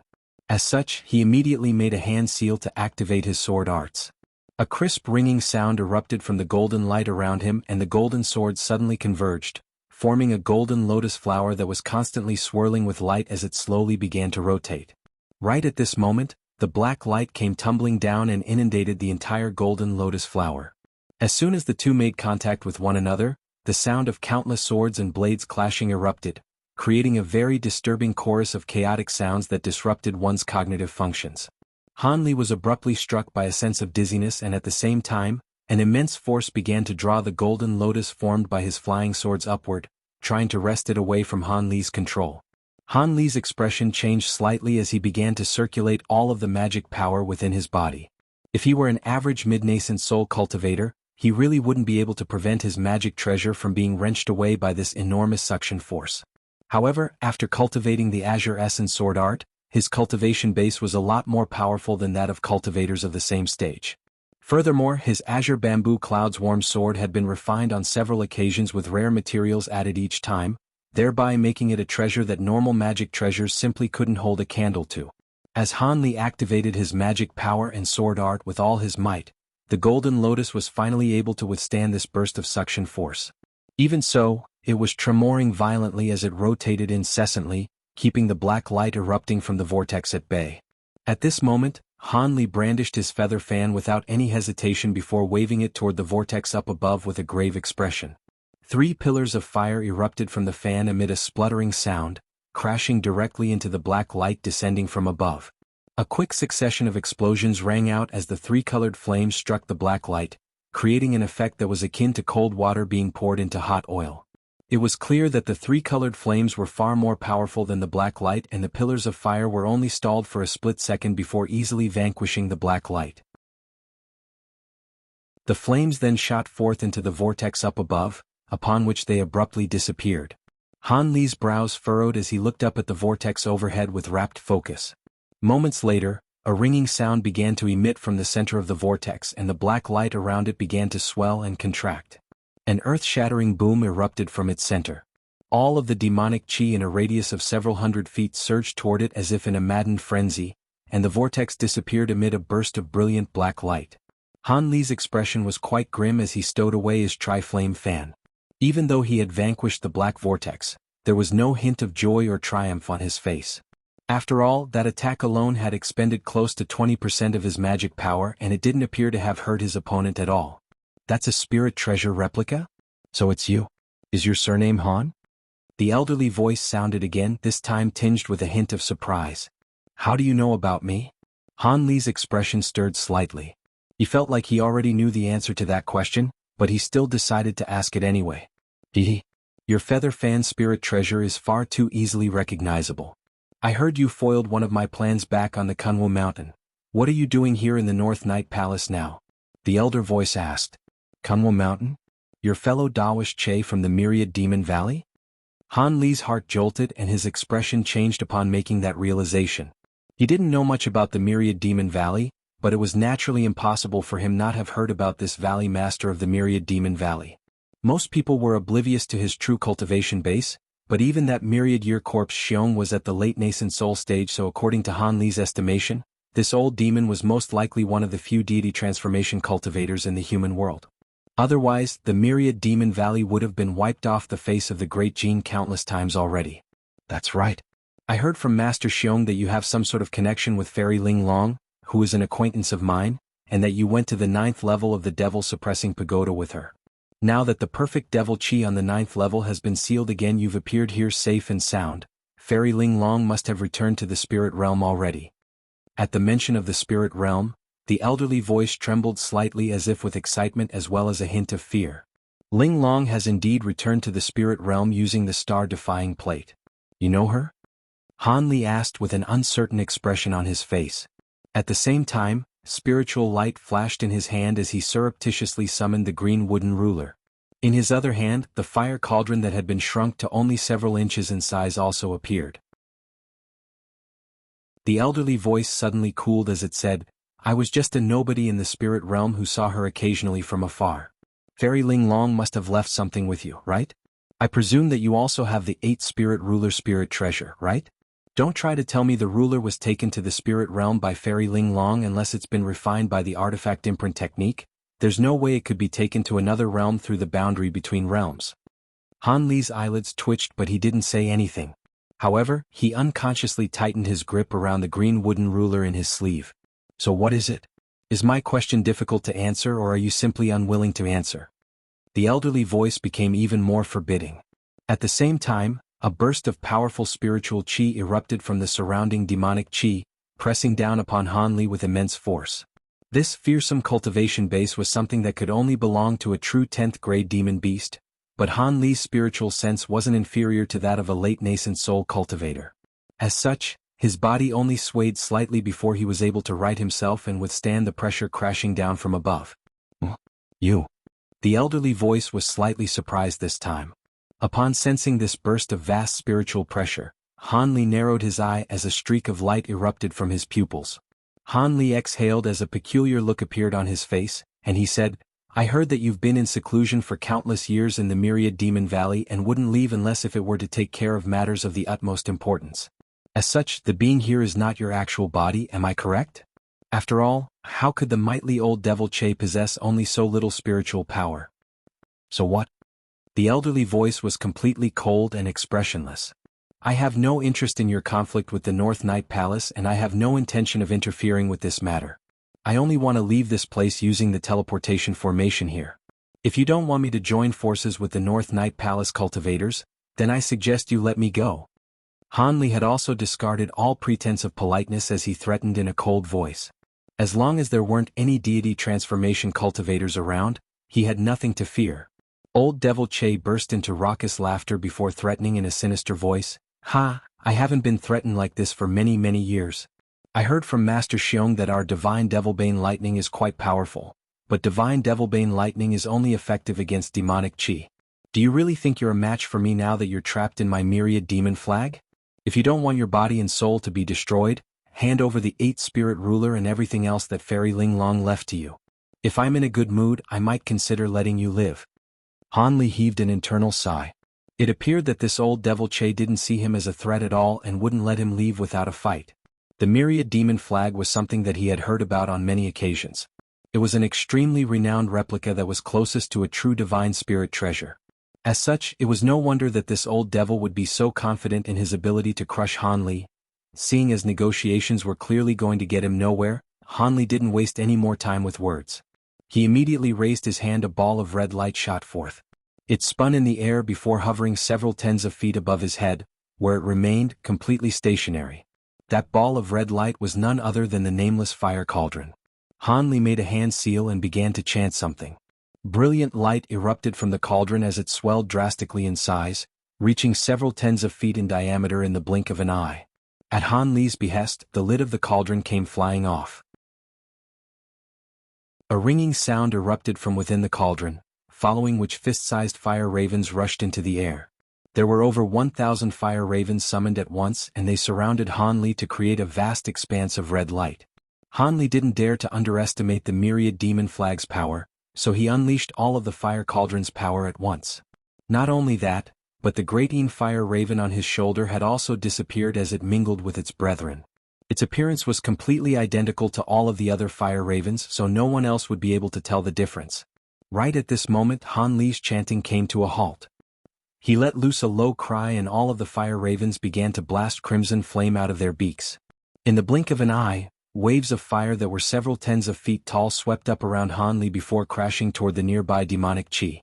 The entire space was transformed into a crimson sea of flames, elevating the surrounding temperature drastically. As the demonic chi made contact with the sea of fire, they immediately began to clash amid explosive booms akin to thunderclaps. Slowly but surely, the sea of fire was able to force back the surrounding demonic chi. You think you can escape from my Myriad Demon Flag with such a pitiful trick? Stop daydreaming. Old Devil Che chuckled coldly before unleashing a long howl that was surely audible even high up in the heavens. Upon hearing this sharp howl, all of the demonic chi that had been forced back into retreat immediately gathered together, converging to form balls of black chi. A series of pitch-black demon beasts and monsters appeared within the demonic chi. They were all snarling viciously and came in all shapes and sizes. The largest ones were over 300 feet in size, while the smallest ones were only several feet in size. However, all of them wore the same ferocious expression as they appraised Han Li, who was situated in the middle of the sea of fire. Han Li's heart jolted upon seeing this. He cast his gaze out into the distance to find that there were seemingly countless demonic beasts gathered amid the turbulent demonic chi, stretching as far as the eyes could see. A sharp howl erupted as these demon beast puppets came pouncing at him from all directions. Han Li's eyelids twitched as he silently raised a hand, casting several azure celestial technique up toward the fire cauldron hovering above his head. The cauldron tremored before radiating scintillating red light as the entire cauldron was enshrouded in crimson flames, transforming it into a massive fireball. Countless bursts of scorching flames flew through the air from the cauldron, joining the sea of fire. The air temperature within the entire space was abruptly raised once again as the sea of fire surged forth with even greater ferocity. At the same time, fireballs that were roughly the size of human heads flew out from within the sea of fire. There was a large fire raven encapsulated in each and every ball of fire, and they borrowed on the power of the sea of flames to charge toward the surrounding demon beast puppets. Crimson fireballs of different sizes began to explode within the extremely dense demon beast puppet army. Over 1,000 fire ravens danced violently through the air, clashing with the demon beasts around them. Flames and demonic chi surged as fiery light and black chi intertwined with one another. Countless clashes took place in the blink of an eye, and an impasse ensued. It was a rather peculiar situation as the demon beasts were able to materialize their bodies over and over again after being vanquished by the fire ravens, while the fire ravens were able to be reborn from the sea of fire after being destroyed. It was as if there were no end to either of the two armies. A frosty harumph sounded from within the demonic chi. The sound of chanting then rang out from all directions, and it was none other than old Devil Che's voice. Han Li's eyes flashed and he suddenly looked upward, upon which his expression abruptly changed. At the spot in the air where the vortex had originally been situated, demonic chi began to tumble violently as a massive paw slowly extended from within the demonic chi. The paw was pitch black and reflected an oily sheen. It was around 300 to 400 feet in size, and attached to it were 5 sharp claws, all of which were several tens of feet in length. They were shimmering with a cold, sinister light, presenting a very intimidating spectacle to behold. Even though the massive paw was yet to descend, Han Li was still struck by a powerful sense of pressure and oppression, as if there were nowhere for him to run. The chanting came to a halt and the massive paw came crashing downward. A gust of demonic wind was swept up, howling through the air like a hurricane and causing the sea of fire around Han Li to waver and flicker erratically. Even the massive monk's staff was disproportionately tiny in the face of this black demonic paw. An earth-shattering boom erupted as the massive staff clashed with the demonic paw. It was as if the monk's staff had struck a gargantuan fortress constructed from steel essence, and it was only able to slow down the demonic paw for a split second before it was sent flying. The colossal demonic paw then came crashing down toward Han Li.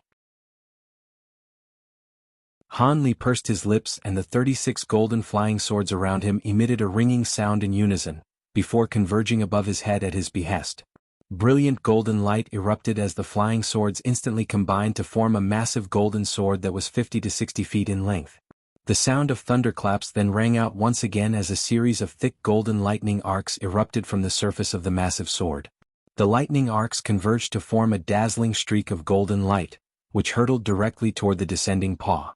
The huge sword had been materialized from 36 azure bamboo clouds warm swords, and with the violent injection of magic power from Han Li, it was able to destroy virtually anything and everything. Golden light flashed and the gargantuan paw was forcibly sliced in half. A muffled groan sounded from within demonic chi, seemingly indicating that old Devil Che had sustained some type of injury from that clash. The two halves of the demonic paw dissipated in the wind and disappeared as balls of demonic chi. Upon hearing the muffled groan, blue light abruptly flashed through Han Li's eyes as he stabbed a finger toward the golden streak of light in the sky. The golden light immediately circled around at his behest, transforming into a golden serpent as it bit down on a certain spot in the air.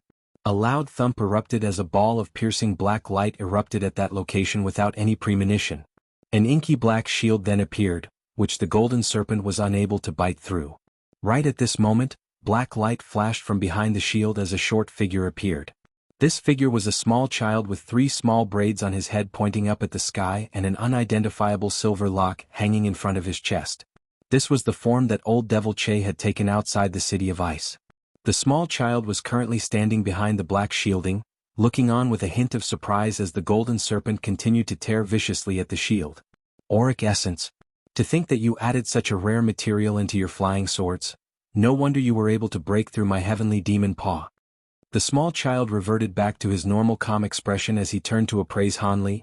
Hanli completely ignored what the small child was saying and murmured to himself, "Looks like I was right as well, this really isn't your actual body."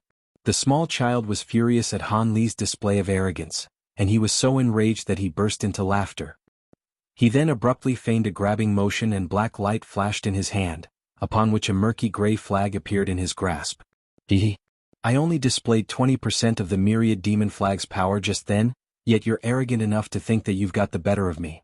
I'm going to destroy your body and soul with this next attack and show you the true might of the myriad demon flag. At the conclusion of his sentence, Old Devil Che unfurled the small flag in his hand, seemingly preparing to unleash some type of powerful attack. A focused expression appeared on Han Li's face as he suddenly pointed a finger at the sea of fire. All of a sudden, several tens of fire ravens shot forth from within the sea of fire, flying directly toward the small child. The huge golden sword also emitted a long cry as he activated his sword's arts, and it tremored before splitting back up into 36 golden flying swords. Each and every one of the swords was around a foot in length and they were all emanating dazzling golden light. The swords then replicated in the hundreds amid a ringing sound, before circling through the air and flying toward the small child in a wild frenzy. The child pursed his lips and set aside his flag for now as he pointed a finger toward the small black shield in front of him. The shield trembled slightly before transforming into a misty barrier of light that encapsulated the small child within.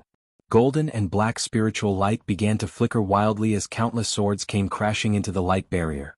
However, the sustained assault was only able to send ripples of black light flashing across the barrier, but was unable to even harm it in the slightest. This unremarkable-looking black light barrier was like an indestructible fortress. As for the several tens of fire ravens flying through the air, the small child completely ignored them and began to activate the small flag in his hand again. Those fire ravens were manifested from fire essence, but they still weren't enough to pose a threat to the small child. In his eyes, his shield would be able to keep these fire ravens at bay. Thus, the small gray flag was waved through the air, upon which the entire space tremored violently. Bursts of murky gray mist suddenly emerged from the demonic chi around Han Li's sea of fire. This mist-like substance then began to exude a peculiar spatial fluctuation. 4 black holes abruptly appeared in mid-air, each of which was around 10 feet in diameter, and it appeared as if something were going to emerge from within. However, Han Li completely ignored those black holes as a loud thunderclap erupted from behind him.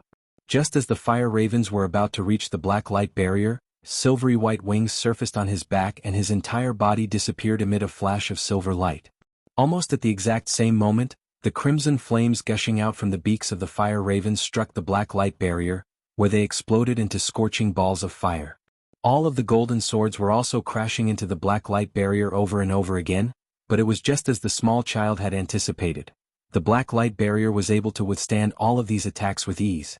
The small child looked on as Han Li disappeared from within the sea of fire and his expression changed slightly, but a cold smile then appeared on his face as his chanting faltered momentarily.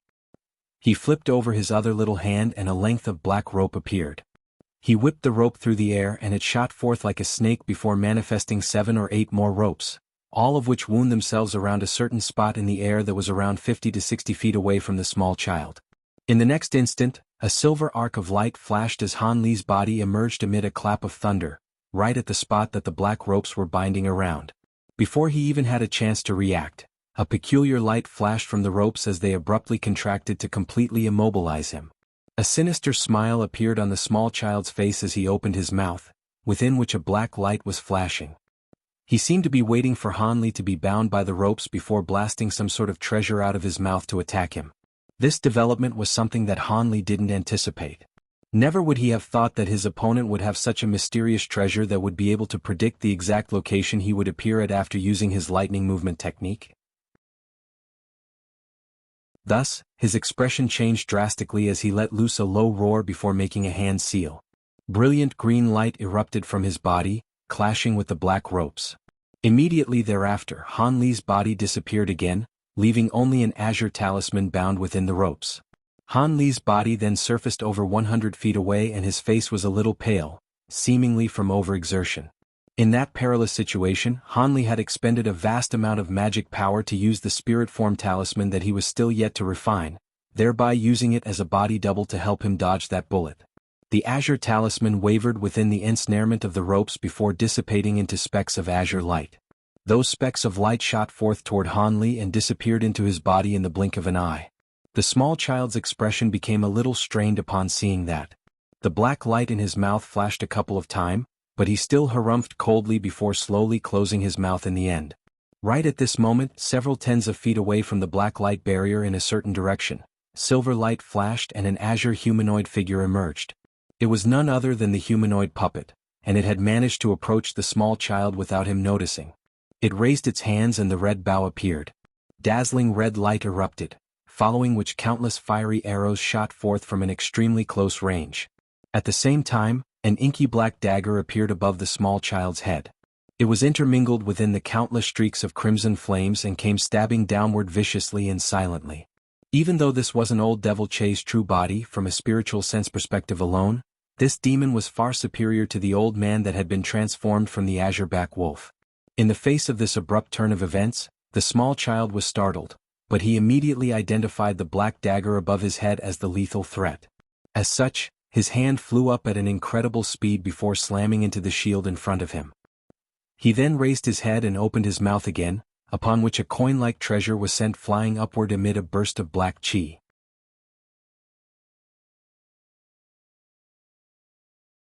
The countless flaming arrows overhead converged to form a thick pillar of flames, which struck the black light barrier. At the same time, the small child's hand made contact with the shield before him, and the thickness of the light barrier instantly increased by several fold. Following a resounding boom, an astonishing explosion of flames erupted on the barrier, causing it to tremor in an alarming manner. The devil essence dagger up above also struck the tip of the light barrier soundlessly. The dagger was able to slice a thin slit in the light barrier, through which it continued downward toward the small child. However, right at this moment, the coin-like treasure that was enveloped in black chi arrived just in the nick of time, clashing with the dagger to create a crisp ringing sound. A peculiar light flashed once again and both treasures disappeared at the same time. Han Li's heart jolted with surprise upon seeing this. Thankfully, the humanoid puppet informed him through a spiritual sense message that the devil essence dagger hadn't actually disappeared. Instead, it had simply been trapped someplace nearby.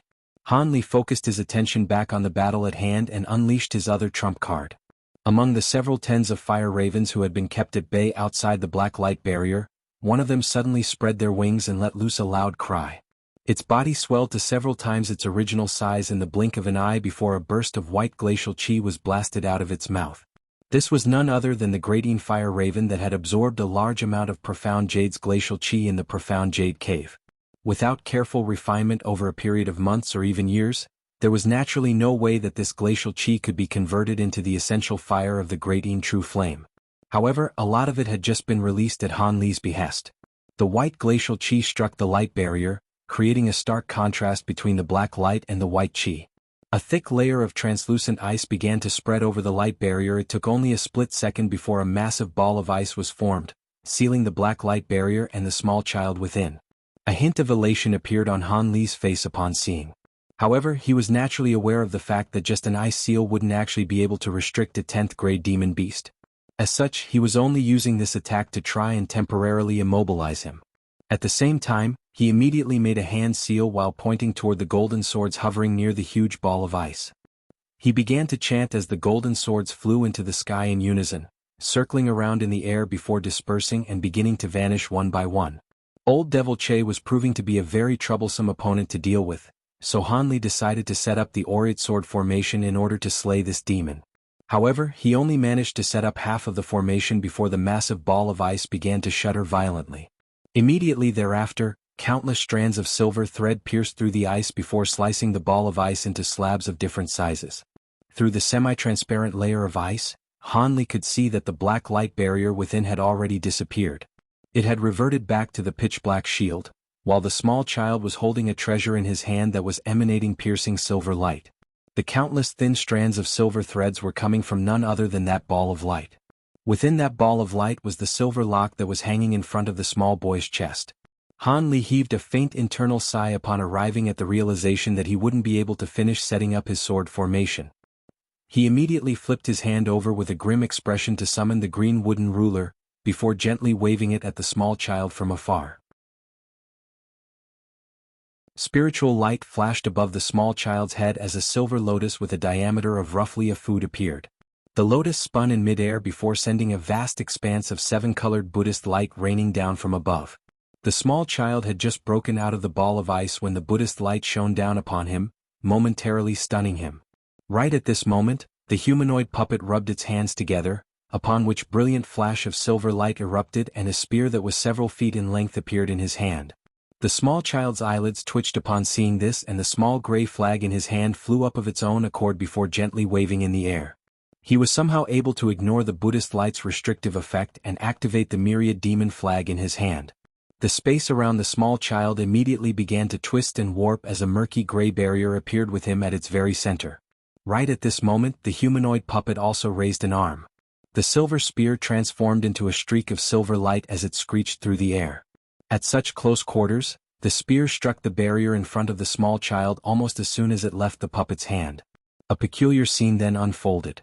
The silver spear was easily able to puncture the barrier, but somehow missed the small child by over 10 feet before puncturing the barrier again and emerging on the other side. Hanli was rather taken aback upon seeing this. The humanoid puppet's spiritual sense had clearly already locked onto the small child, so how could it have missed by so much? However, he was soon struck with a sense of enlightenment. This barrier manifested by the myriad demon flag possessed the ability to warp space. This was not some ordinary barrier that could be dispelled in a minute or two. Behind the barrier, the small child held the myriad demon flag in one hand and the silver lock in the other as he glowered at Hanli with a cold expression. Black demonic light flashed incessantly over his body, slowly repelling the Buddhist light as he tried to struggle free of the restriction. Hanli's heart sank upon seeing this.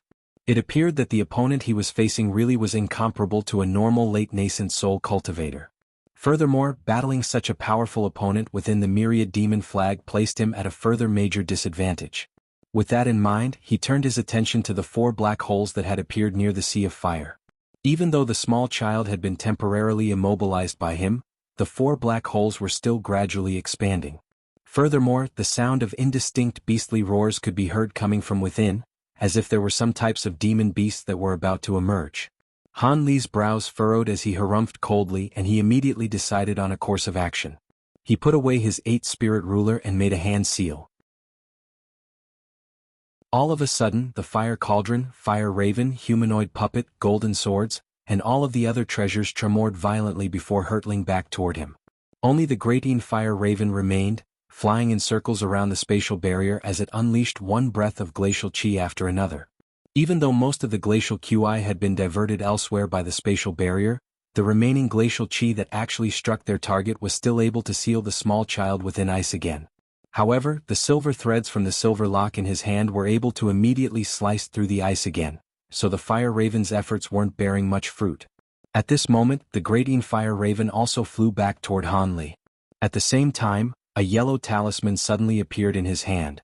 There was spiritual light shimmering from the runes on the talisman, and it was none other than the World Breaker talisman that Fairy Ling Long had given to him prior to her departure. This talisman was extremely effective for breaking through restrictive spaces like this, but Hanli didn't want to waste such a valuable talisman, so he didn't use it from the get-go. However, he didn't know what other troublesome abilities the myriad demon flag had, so he finally decided to bring out this talisman. What he intended to use this talisman for was not to break through that spatial barrier, but instead to escape from this space. After all, his opponent was still able to use the myriad demon flag, so even if he could break that barrier, it would still be a difficult task for Hanli to kill him. As such, it was a wiser decision to escape from this restrictive space first. Thus, he pinched the talisman between 2 fingers and waved it toward the empty space right in front of him. Piercing yellow light erupted from the talisman as a burst of spatial fluctuations emerged. The space before him immediately began to twist and warp before revealing a transparent white ball of light. Hanli was ecstatic upon seeing this, and he immediately summoned all of his nearby treasures to him. The flying swords, fire ravens, and humanoid puppet all began to attack that spot in the air. A resounding boom immediately reverberated throughout the space as an image of the spirit void hall in the outside world became visible through the white hole. In the distance, The small child was still struggling to break free from the restriction placed upon him, and an urgent look appeared on his face as he caught sight of what Hanli was doing. He immediately injected his power into the myriad demon flag as a pillar of gray light shot forth from the flag, crashing directly into the silver lotus in the air above. The two clashed amid a muffled thump, upon which both dissipated into nothingness. As soon as the small child freed himself, a burst of azure light erupted around Hanli's body. He had already transformed into a streak of azure light before disappearing into the white hole. All of the nearby treasures followed closely behind him. The small child held the small gray flag in his hand with a thunderous look on his face. The azure light receded and Hanli appeared in midair in the outside world. Right at this moment, the sound of thunderous explosions suddenly traveled into his ears. Hanli hurriedly summoned his flying swords to him to create a barrier of golden light before surveying his surroundings. What he saw made him draw a sharp breath. The main hall of the Spirit Void Hall was extremely vast, appearing to be over 10,000 feet in length and width.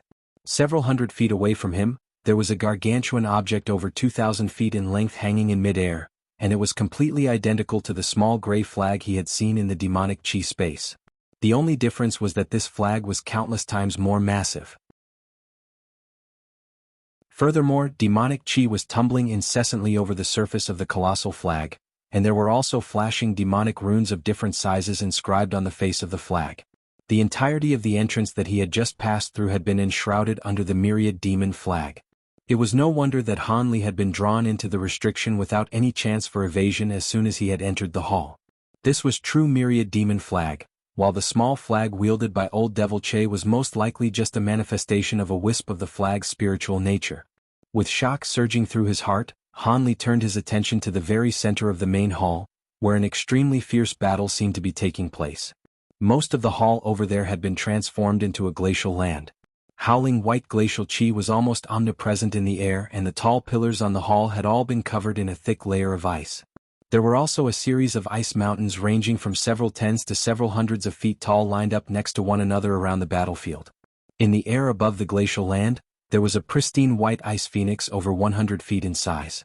Its entire body was covered in white glacial flames and it was wreaking havoc to its heart's content. It was facing off against a beautiful middle-aged woman and two white-haired elderly men from the North Night Palace. All of them were wielding their treasures as they fought desperately to withstand the Ice Phoenix's attacks. The cultivators were all extremely powerful in their own right, but in the face of the Ice Phoenix's devastating power, they were still firmly on the back foot. Hanli's heart jolted with shock again as he looked at the layer of white glacial flames all over the Ice Phoenix's body. These glacial flames were extremely similar to Bai Mingxin's glacial phoenix flames, except they were countless times more powerful. Even after cultivating the glacial phoenix flames to their most powerful extent, there was no way that it could be this fearsome.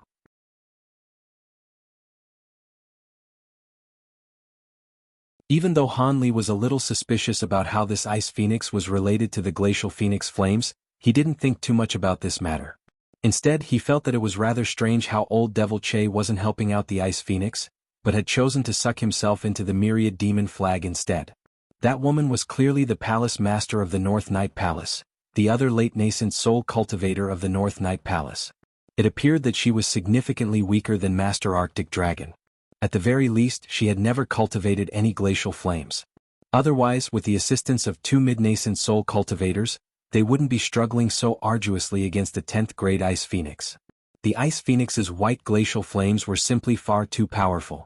After the three North Night Palace cultivators were swept up in the flames, their powers were immediately debilitated drastically. This was quite an eye-opening sight for Hanli. It was the first time that he had been made aware of the fact that glacial flames could be so powerful. The flames being unleashed by this Ice Phoenix were almost powerful enough to defy the natural order of heaven and earth. In such a perilous situation for the three North Night Palace cultivators, Old Devil Che could easily step in and crush the three of them with the Phoenix by his side. Could it be that the Ice Phoenix and Old Devil Che didn't see eye to eye, so he didn't dare to emerge from the myriad demon flag? That was the only plausible explanation that Hanli could think of. However, right at this moment, a surprising incident took place. The demonic chi around the massive flag in the air began to tumble as a section of a dead body and several damaged treasures fell from the flag, plummeting straight down into the hall. Hanli was caught by surprise and given a fright, but upon closer inspection, he discovered that the incomplete corpse was clothed in North Night Palace attire, and it appeared that they had been quite a high-ranking cultivator in the palace, most likely a nascent soul elder. A hint of surprise flashed through Han Li's eyes upon seeing this. Only then did he realize that he wasn't the only one to have been trapped in the myriad demon flag. There were other North Night Palace cultivators trapped in there as well. It was no wonder that the flag was hovering in mid-air, but was only guarding this entrance. Han Li was wondering how long those North Night Palace cultivators had been trapped in the flag. Those who had lasted until this point without being killed in the myriad demon flag had most likely unleashed some types of secret techniques that allowed them to temporarily contend with the might of the flag. Otherwise, with the might of Old Devil Che in conjunction with the power of the myriad demon flag, there was no way that those cultivators could have lasted this long. However, as long as there were still cultivators left unkilled in the flag, Old Devil Che most likely wouldn't be able to use the flag to pursue Han Li. With that in mind, Han Li was greatly relieved as he continued to carefully examine the rest of the hall. It didn't take long before he caught sight of a tall jade platform. The platform was over 1,000 feet in width and 60 to 70 feet tall. From a distance, Han Li could see that there were 3 teleportation formations lined up next to one another on the platform, one of which was large while the other 2 were relatively smaller. Han Li was ecstatic, and just as he was about to spring into action, a peculiar look suddenly appeared on his face. The humanoid puppet standing behind him abruptly feigned a grabbing motion toward a spot in the air. Over 100 feet away from Han Li, the space there warped and twisted before a black dagger shot forth from within. It was none other than the Devil Essence dagger that had gone missing in the demonic chi space. The dagger had somehow managed to break free of the restriction on its own and returned to Han Li.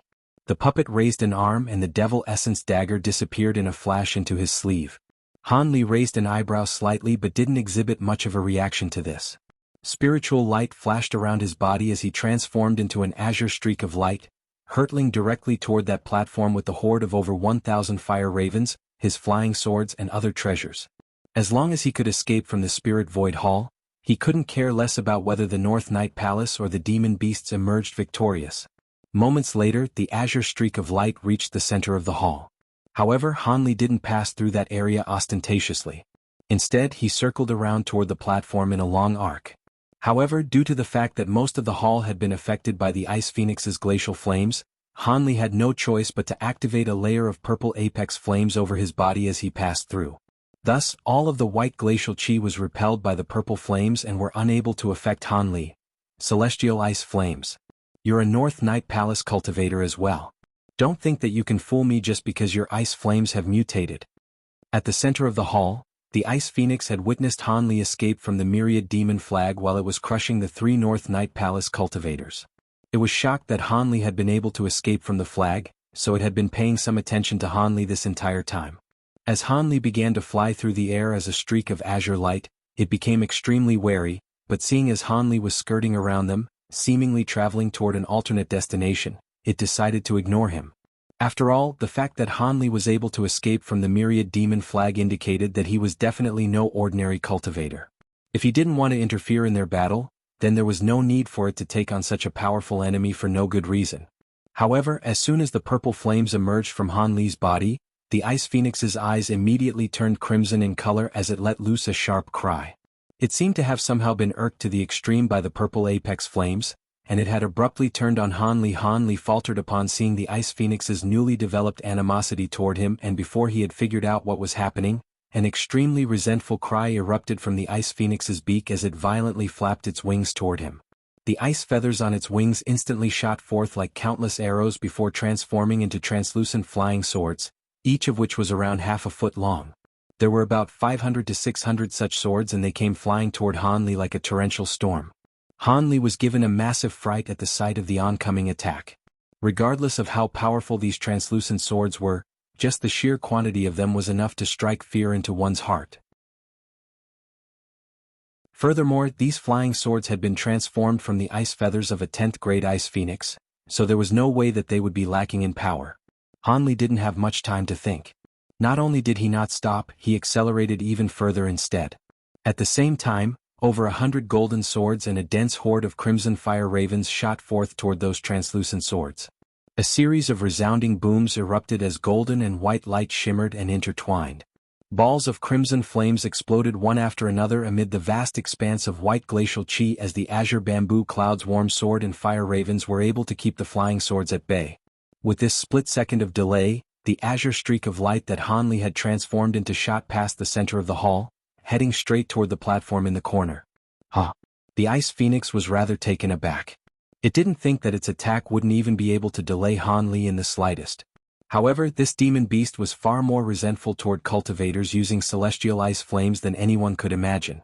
It had already equated Hanli with that man it had encountered in the past, and as killing intent welled up in its heart, its massive body began to blur, creating 3 avatars that were completely identical to its true body. 2 of them immediately flew toward the 3 North Night Palace cultivators while the third spread open its ice wings, upon which brilliant white light erupted before it disappeared on the spot. Hanli was naturally also keeping an eye on what the demon beast was doing, and his heart jolted upon seeing that. He immediately forced himself to an abrupt halt and stopped in mid-air. At this point he was only just over 1,000 feet from the teleportation formations. He didn't want to accidentally plunge into the mouth of that ice phoenix that had just disappeared in a moment of carelessness. He rubbed his hands together with a dark expression before raising them both at the same time. The sound of thunderclaps erupted as several tens of golden lightning arcs shot forth from his palms, each of which was around as thick as a thumb. The arcs of lightning unfurled to create a golden net that encompassed an area that 200 to 300 feet in radius with Hanli at its very center. Almost at the exact same moment, roughly 100 feet away from Hanli, the space there warped and twisted before the ice phoenix emerged amid a burst of white light. A ferocious look appeared on Hanli's face as he made a hand seal. All of the golden arcs of lightning shuddered before immediately converging toward the demon beast. The ice phoenix was slightly surprised to see this, but it wasn't flustered in the slightest as it opened its sharp beak. A gust of white gale-force winds erupted from its mouth, which howled through the air, causing the golden net to be knocked off course and preventing it from descending. The golden net was then torn apart by the powerful winds and disappeared moments later. Hanli was astonished to see this and hurriedly tried to bring out the 8-spirit ruler that he was hiding up his sleeve. However, the ice phoenix took the initiative this time as it spread open its wings and flapped them violently toward Hanli. The sound of howling wind and explosive thunder erupted as a vast expanse of white glacial flames appeared in the air. The glacial flames took a split second to condense before transforming into a massive wave over 300 feet tall that came crashing down toward Hanli. As for the ice phoenix itself, it had already dove headfirst into the white glacial chi. Its enormous body then disappeared into the glacial chi amid a burst of white light, nowhere to be seen. Hanli's lips twitched upon seeing this as blue light flashed through his eyes. He raised a hand to summon a ball of purple flames, which he hurriedly hurled in front of him. A spluttering sound rang out as purple flames rose into the air, positioning itself in front of Hanli. The glacial wave struck the purple apex flames barrier without any reservation. The white and purple glacial flames clashed and intertwined. They were both glacial flames, but they were completely intolerant toward one another, like water meeting fire. However, it was quite clear that the white glacial flames were far more powerful than the purple apex flames. Moments later, the purple flame barrier began to tremor violently before falling toward Hanli. Hanli's expression darkened further upon seeing this as he gritted his teeth. The 8-spirit ruler in his sleeve abruptly disappeared while he pressed his palms against the purple barrier of flames. All of a sudden, it was as if all of the purple flames over his body had found a vent as they surged over his arms and into the barrier in a frenzy. In the blink of an eye, the falling purple barrier was righted once again. However, right at this moment, a white light flashed within the massive wave as a pair of talons that were over a foot in length appeared from the glacial flames, grabbing down toward Hanli's arms like lightning. The talons were shimmering with glacial light, and Hanli could tell that they were extremely powerful just by looking at them. Even though Hanli had cultivated the bright jade arts in the past, if those talons were allowed to strike their targets, his arms would be permanently disabled for sure. However, Hanli seemed to have anticipated this attack in advance. All of a sudden, 2 clumps of azure threads shot forth from his sleeves, managing to keep the shaped talons at bay. Azure light then flashed as the threads rapidly wound themselves around the pair of talons, locking them firmly in place.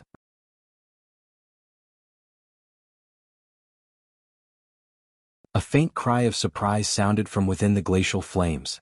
However, what transpired next was even more astonishing. In the air several tens of feet above Hanli, white light suddenly flashed as a spatial rift was torn open. A translucent beak half a foot in length emerged from the spatial right before pecking down toward Han Li's head like lightning. In the face of a surprise attack from such a close range, even if Han Li were able to react in time, there was simply not enough time for evasion. Furthermore, he had been focused entirely on the glacial flames in front of him and hadn't set up any defensive measures. However, what was strange was that even as the beak was about to pierce through the layer of purple flames over his body, his expression remained completely unchanged and he didn't even raise his head. A loud thump erupted as a silver first appeared, seemingly from thin air, before slamming into the beak. Silver light flashed during the clash and the beak was knocked off course by several feet. Spiritual light then flashed beside the beak as an azure figure emerged, in the process of withdrawing a silver fist. This was none other than the humanoid puppet. As soon as Han Li realized that a clash with the Ice Phoenix was inevitable, he had instructed the humanoid puppet to protect him, which was why it was able to divert that lethal attack just in the nick of time. After having its surprise attack thwarted, the sharp beak immediately disappeared. The white glacial flames before Han Li suddenly shrank back before converging to form the body of that 10th grade Ice Phoenix. At this point, the demon beast was only around 20 to 30 feet in size, significantly downsized from its original stature. It looked down at the azure threads binding its talons and harumphed coldly. Its talons suddenly expanded in size by several fold as it attempted to struggle free from the threads. However, azure light flashed over the surface of the threads and they remained firmly in place despite the Ice Phoenix's best efforts. A hint of surprise flashed through the Ice Phoenix's eyes upon seeing this. However, it then abruptly opened its mouth to blast out two blinding streaks of white light, which circled around its talons. As the white streaks of light flashed through the air, the azure threads were severed like wilted grass. Only then did the white light pause in the air and reveal their true form. They were two small white swords that were emanating faint glacial light. Myriad-year profound jade. Han Li immediately recognized the material that the two flying swords had been crafted from. At the same time, his brows furrowed with concern. Those azure threads were a manifestation of the light shimmering on the surface of the heaven void cauldron in his sleeve. It appeared that even divine spirit treasure wouldn't be able to do anything to a 10th grade demon beast if he couldn't unleash the treasure's full power. However, he had no intention of engaging in a prolonged battle with this opponent. All he had to do was to travel a further 1,000 feet or so, upon which he would be able to flee into one of the two smaller teleportation formations that would take him away from this place. Just as this thought flashed through Han Li's mind, the Ice Phoenix spread open its ice wings again as if it were going to attack. Han Li's expression darkened as the purple flames over his body receded, and his body also blurred before splitting into three. Thus, three identical projections appeared, all of which were completely azure in color, so there was no way to identify which one was Han Li's true body. The Ice Phoenix was surprised to see this and the white light shimmering along its wings immediately faltered. Right at this moment, the three projections transforming into three streaks of azure light and fled in different directions. All of them were traveling so quickly that they were covering over 100 feet in the blink of an eye. On the other side, the golden flying swords and fire ravens that were engaged in battle with the hundreds of translucent flying swords also abruptly flew away, heading straight for the teleportation platform in the corner of the hall. The Ice Phoenix faltered slightly upon seeing this before flying into a thunderous rage. It let loose a sharp cry as white light flashed over its body, which shrank drastically, transforming it into a young woman who appeared to be just over 20 years of age in the blink of an eye. This was a woman in silver palatial robes with the beauty of a celestial maiden. As soon as the transforming was complete, the woman immediately patted the spirit beast pouch hanging from her waist, upon which a hissing sound erupted from within. Two balls of white light shot forth before spinning through the air, transforming into a pair of pristine white centipedes, each with 4 wings on their backs. Their emergence summoned 2 bursts of bone-chilling winds. The centipedes were each over 10 feet in length and had an extremely sinister appearance. These were 2 6-winged frost centipedes that had already evolved to the 4-winged stage. Han Li turned to glance back over his shoulder and was abruptly given a massive fright upon seeing this. Before he had a chance to devise a course of action, the 2 4-winged centipedes spread their wings open in unison, upon which both of them abruptly disappeared amid the sound of something hurtling through the air. In the next instant, one of the centipedes emerged beside Han Li's true body while the other appeared near one of his projections. Both of them opened their mouths and blasted out bursts of white glacial chi from within. Han Li naturally wasn't going to allow himself to be struck by this glacial chi. Thus, he adjusted his trajectory slightly to easily evade the attack. However, the other projection continued onward robotically along a set trajectory, only to be vanquished into nothingness by the glacial chi rushing toward it. The silver-robed woman swept her hand through the air before her expressionlessly upon seeing this. A white spatial rift opened up before her as a result. The fact that she was able to tear open space with such ease was another indication of her power. Her body then swayed into the spatial rift as she, along with the rift, both disappeared. Meanwhile, Hanli was fleeing with all his might and had already reached the air directly above the platform. After evading another blast of glacial chi from the four-winged centipede, he began to descend at full speed. However, right at this moment, white light flashed nearby and the silver-robed woman appeared from thin air. Her body then flashed over to the platform, where she looked up at Hanli with a pair of frosty eyes. Hanli's heart sank upon seeing this. He didn't dare to force his way into the teleportation formation as an attack launched from outside the formation while he teleported could result in catastrophic consequences. Hanli glowered at the silver-robed woman with a dark expression and said coldly, "I'm not a North Night Palace cultivator and nor do I have a vendetta against the demon beasts. Do you really insist on fighting me to the death? I don't care who you are, anyone who has inherited fairy ice souls celestial ice flames is a sworn enemy of the ice phoenixes. You're not getting away from me." A frosty expression appeared on the silver-robed woman's face. She was not backing down in the slightest. At the height of his rage, Hanli burst into laughter and said, "You sure are one to talk. Do you really think you can stop me just because you possess spatial powers? If you're determined to battle me, then I won't hold back either. Let me see if you have the power to back up that big mouth of yours." He raised a hand and all of the golden swords and fire ravens immediately began to circle around him. Sword chi and crimson flames swirled amid bursts of resounding booms, creating an astonishing spectacle to behold. At the same time, silver light flashed beside Hanli as the expressionless humanoid puppet emerged. He then patted his storage pouch and a pitch-black vial emerged, upon which he cast several celestial techniques onto the vial. The vial immediately shuddered before 5 bursts of gray-white chi emerged from within. 5 sets of skeletons then began to take shape, all of which had shimmering green flames in their eye sockets. A burst of unsettling screeching rang out from the 5 devils' mouth as all of them turned to appraise the ice phoenix with bloodlust in their eyes. The unbroken Sync devils. The ice phoenix's expression stiffened momentarily upon seeing this. She then took a glance at the humanoid puppet beside Hanli and her expression became even grimmer. After a brief silence, the woman said in a slow voice, "Since when did cultivators of the human world gain the ability to refine puppets of this caliber? With that puppet and the 5 devils by your side, it would indeed be rather unlikely for me to be able to kill you even if I were to summon my other 2 avatars to assist me. However, I'm confident in my ability to force you to remain here. If you're not afraid of mishaps during teleportation, then you can give it a shot." Hanli didn't even have to turn around to assess the situation as he could sense what was going on at the center of the hall using his spiritual sense. As such, he sneered, "Summon your avatars? Without you there to control them, your avatars are most likely already struggling with self-preservation against those 3 North Night Palace cultivators. Let me see how long you can last against the 5 devils and this puppet." Indeed, those 2 Ice Phoenix avatars were clearly inferior in power to the 3 North Night Palace cultivators and had been forced firmly onto the back foot. If it weren't for the fact that those 2 avatars were also capable of using glacial flames, they would most likely have been destroyed long ago. Even so, they were still only barely holding on. The palace master even had the spare capacity to watch Hanli's battle as she fought the 2 avatars. Her expression was very indecisive as she looked on from afar, but she had no intention of lending Hanli her assistance. It appeared that she was using Hanli to divert the main body of the Ice Phoenix away while they slew these 2 avatars. Hanli wasn't very angry about this. After all, if he were in her shoes he would most likely do the exact same thing. Upon hearing Hanli's words, the silver-robed woman merely chuckled coldly, seemingly completely undeterred by Hanli's threats. Hanli heaved a faint sigh and finally relinquished any attempt to settle this with words. He made a hand seal and prepared to attack the Ice Phoenix with both his puppet and his 5 devils. Only by severely wounding or killing this woman would he be able to teleport away without fear of interference.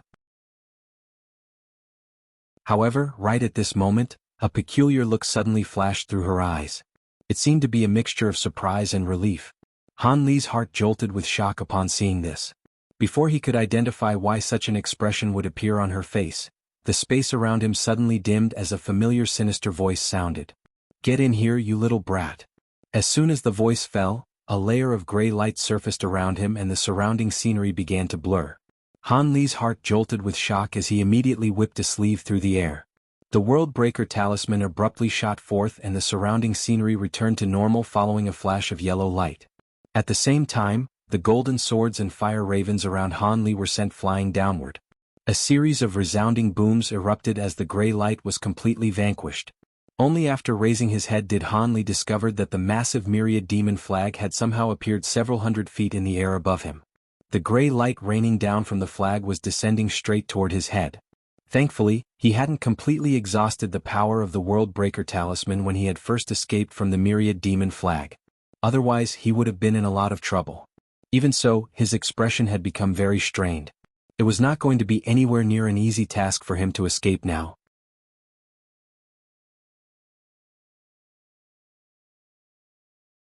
Han Li was naturally unwilling to be enshrouded under the myriad demon flag.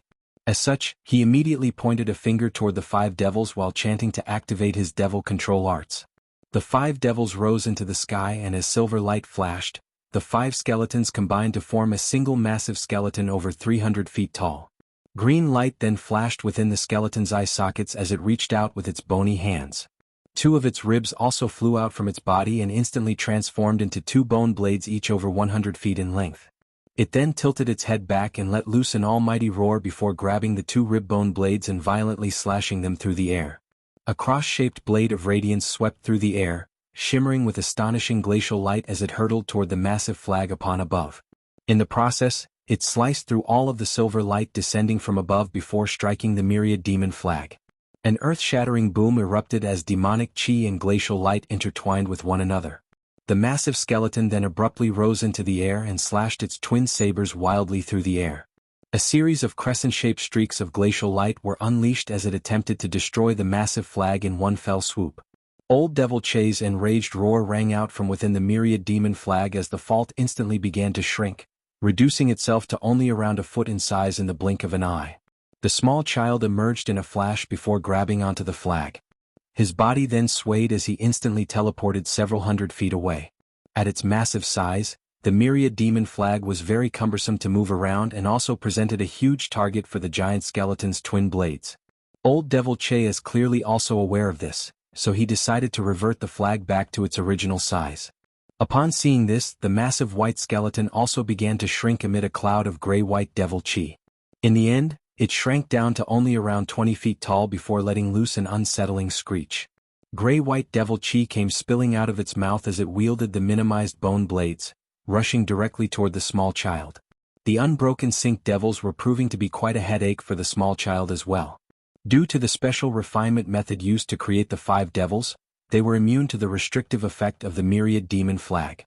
Furthermore, unless he had a specialized devil taming treasure or if he could kill their owner, the 5 devils were almost unkillable no matter how many times they were shattered or destroyed, they would simply be able to respawn again. The myriad demon flag was an extremely powerful treasure, but only when applied to human cultivators. In the face of these powerful devils, it really wasn't very effective at all. Even if he could take care of these devils through his own power, it would definitely require quite a lengthy process.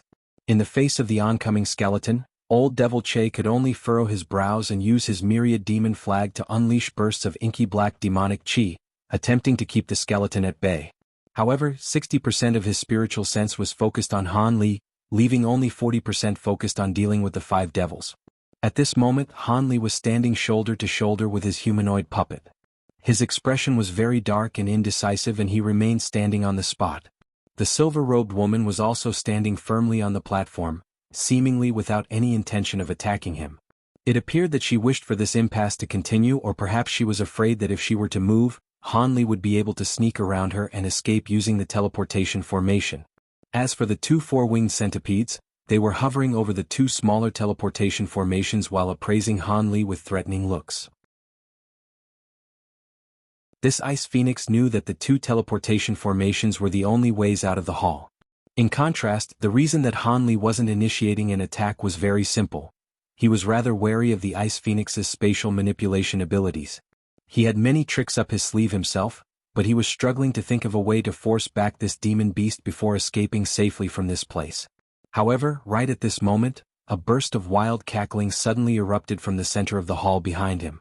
"Ah, I've finally come out. I'm going to have some fun this time. You promised me you wouldn't make me go back until I've had my fun." The cackling voice sounded like a female one, but it was extremely coarse and unpleasant to listen to. Han Li faltered slightly before sweeping his spiritual sense behind him, upon which a surprised look appeared on his face.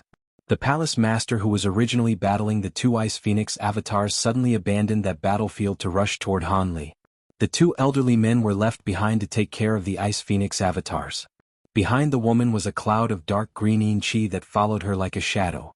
There was an indistinct female figure swirling within the green chi, and the cackling had also erupted from there. Han Li could sense that the woman in this cloud of ghostly chi possessed extremely powerful yin energy, and was another late nascent soul cultivator. However, the yin energy emanating from her body suggested that she was an extremely powerful ghost cultivator. "Don't worry, fellow Taoist Han, I won't allow them to gang up on you. I'm here to lend you my assistance," the palace master said. Han Li was a little speechless upon hearing this. This woman was clearly just afraid that he would be slain by these two demon beasts before they turned on the North Night Palace. However, she was making it sound as if she were joining this battle solely to help him. From the very beginning, these 10th grade demon cultivators had been targeting the North Night Palace. However, Han Li was rather surprised by the fact that the woman was able to immediately identify him, and he certainly wasn't going to object to her help. Having two late nascent soul cultivators joining him in battle would be a brilliant turn of events. Even though this palace master was far weaker than these two demons, the ghost cultivator within the cloud of green chi was far more powerful and struck Han Li with an immense sense of pressure. She was most likely at the pinnacle of the late nascent soul stage. Upon catching sight of the woman in the green chi, the small child who was battling the huge skeleton suddenly cried, "Infernal ghost mother! Don't go poking your nose into my business." An extremely unpleasant burst of cackling escaped from the woman's mouth as she retorted fearlessly, "Hee, if your true body were here, then I naturally wouldn't dare to intervene, but you're just a mere avatar. What are you going to do? Eat me? Infernal ghost mother? You're that ghost cultivator who destroyed several cultivator sects on your own." The silver-robed woman's expression also changed slightly upon hearing this name. She was clearly also aware of who this woman was. "It's an honor that the master of the glacial sea has heard of my name. Even back when my body had first disintegrated, I had heard that you possessed the power to progress to the deity transformation stage. The fact that you're still only at the 10th grade must be because you're afraid of creating an imbalance in the human world's origin chi, thereby inflicting backlash on yourself. But restricting your own cultivation base like this must be a very bad feeling. Besides, even though you Ice Phoenixes have extremely long lifespans, you shouldn't be able to live much longer if you don't progress." The woman in the ghostly chi seemed to be very familiar with this 10th grade Ice Phoenix, and had just revealed her the biggest secret in her heart. The silver-robed woman's expression immediately darkened. In contrast, Han Li drew a sharp breath in shock. He finally understood why this Ice Phoenix was so difficult to deal with. The palace master suddenly harumphed coldly and said, "I didn't release you so you could catch up with some old friends. Don't worry, I can easily ensure your survival as long as there aren't any deity transformation cultivators around. But don't forget what you promised me. Also, you forcibly summoned me even though you didn't have any spirit stones. After this, yin chi is going to enter your body and you're inevitably going to suffer a severe illness as a result," the infernal ghost mother cackled. The palace master's expression darkened upon hearing this, but she didn't say anything in response. In the blink of an eye, the palace master and the infernal ghost mother had reached the platform, where they faced off against the two demon beasts by Han Li's side. The palace master turned to Han Li with an amicable expression and suggested, "Brother Han, what do you say we join forces and get rid of this Ice Phoenix first?" "I've got no objections to that." Han Li stroked his chin and nodded in response. The palace master was ecstatic to hear this, yet just as she was about to attack with the infernal ghost mother, the silver-robed woman down below suddenly chuckled coldly before unleashing a streak of white light. Following a resounding boom, one of the small teleportation formations was sliced cleanly in half. Both Han Li and the palace master's expressions changed drastically upon seeing this. "If you're planning to gang up on me, then I'm going to destroy this formation as well," the silver-robed woman threatened. The palace master forcibly calmed herself down before asking, "Why would you do that?" If you destroy that teleportation formation, then none of you will be able to leave the Spirit Void Hall either. Have you forgotten how I managed to infiltrate the Spirit Void Hall in the first place? The silver-robed woman chuckled coldly. Han Li's expression was slightly strained. The palace master contemplated the situation momentarily before turning to Han Li as she said, "There's no need to pay any heed to her threats, fellow Taoist Han. Even if this accursed beast really does destroy the teleportation formation, we can join forces to break through the restriction and exit through the main gate of the hall. It will take some time, but it definitely can be done." Han Li's brows furrowed as an indecisive look appeared on his face. If he hadn't killed those 3 North Night Palace cultivators in the profound Jade Cave, then he could naturally join forces with the Palace Master to kill these demon beasts first before breaking through the restriction to escape this place. However, that was clearly a course of action that would take a long time, and by then, the North Night Palace cultivators would have definitely discovered the situation in the profound Jade Cave. He couldn't afford to waste any more time. The Palace Master was initially slightly perplexed by Han Li's expression before a thought suddenly occurred to her. Han Li had appeared before her, yet none of the other nascent soul cultivators that he had entered the profound Jade Cave with had re-emerged. That had already struck her with a sense of foreboding. However, in the face of such powerful enemies, she could only pretend to be oblivious to the situation. A decisive light suddenly flashed through her eyes as her lips tremored, as if she were transmitting her voice. The infernal ghost mother behind her suddenly flashed within the cloud of green mist, and her body abruptly became blurry and insubstantial. Immediately thereafter, a thin green thread shot forth soundlessly from within the mist before disappearing in the blink of an eye. Even though the green thread was traveling in an extremely stealthy manner, the ice phoenix down below still caught on to the fact that something was amiss as she let loose a sharp cry. "Don't you dare." She then flicked her fingers toward the other smaller teleportation formation, sending 5 bursts of white sword chi hurtling toward it. At the same time, the 4-winged centipede in the air above that formation also abruptly lowered its head, blasting out a cloud of white glacial chi that completely enshrouded the teleportation formation within.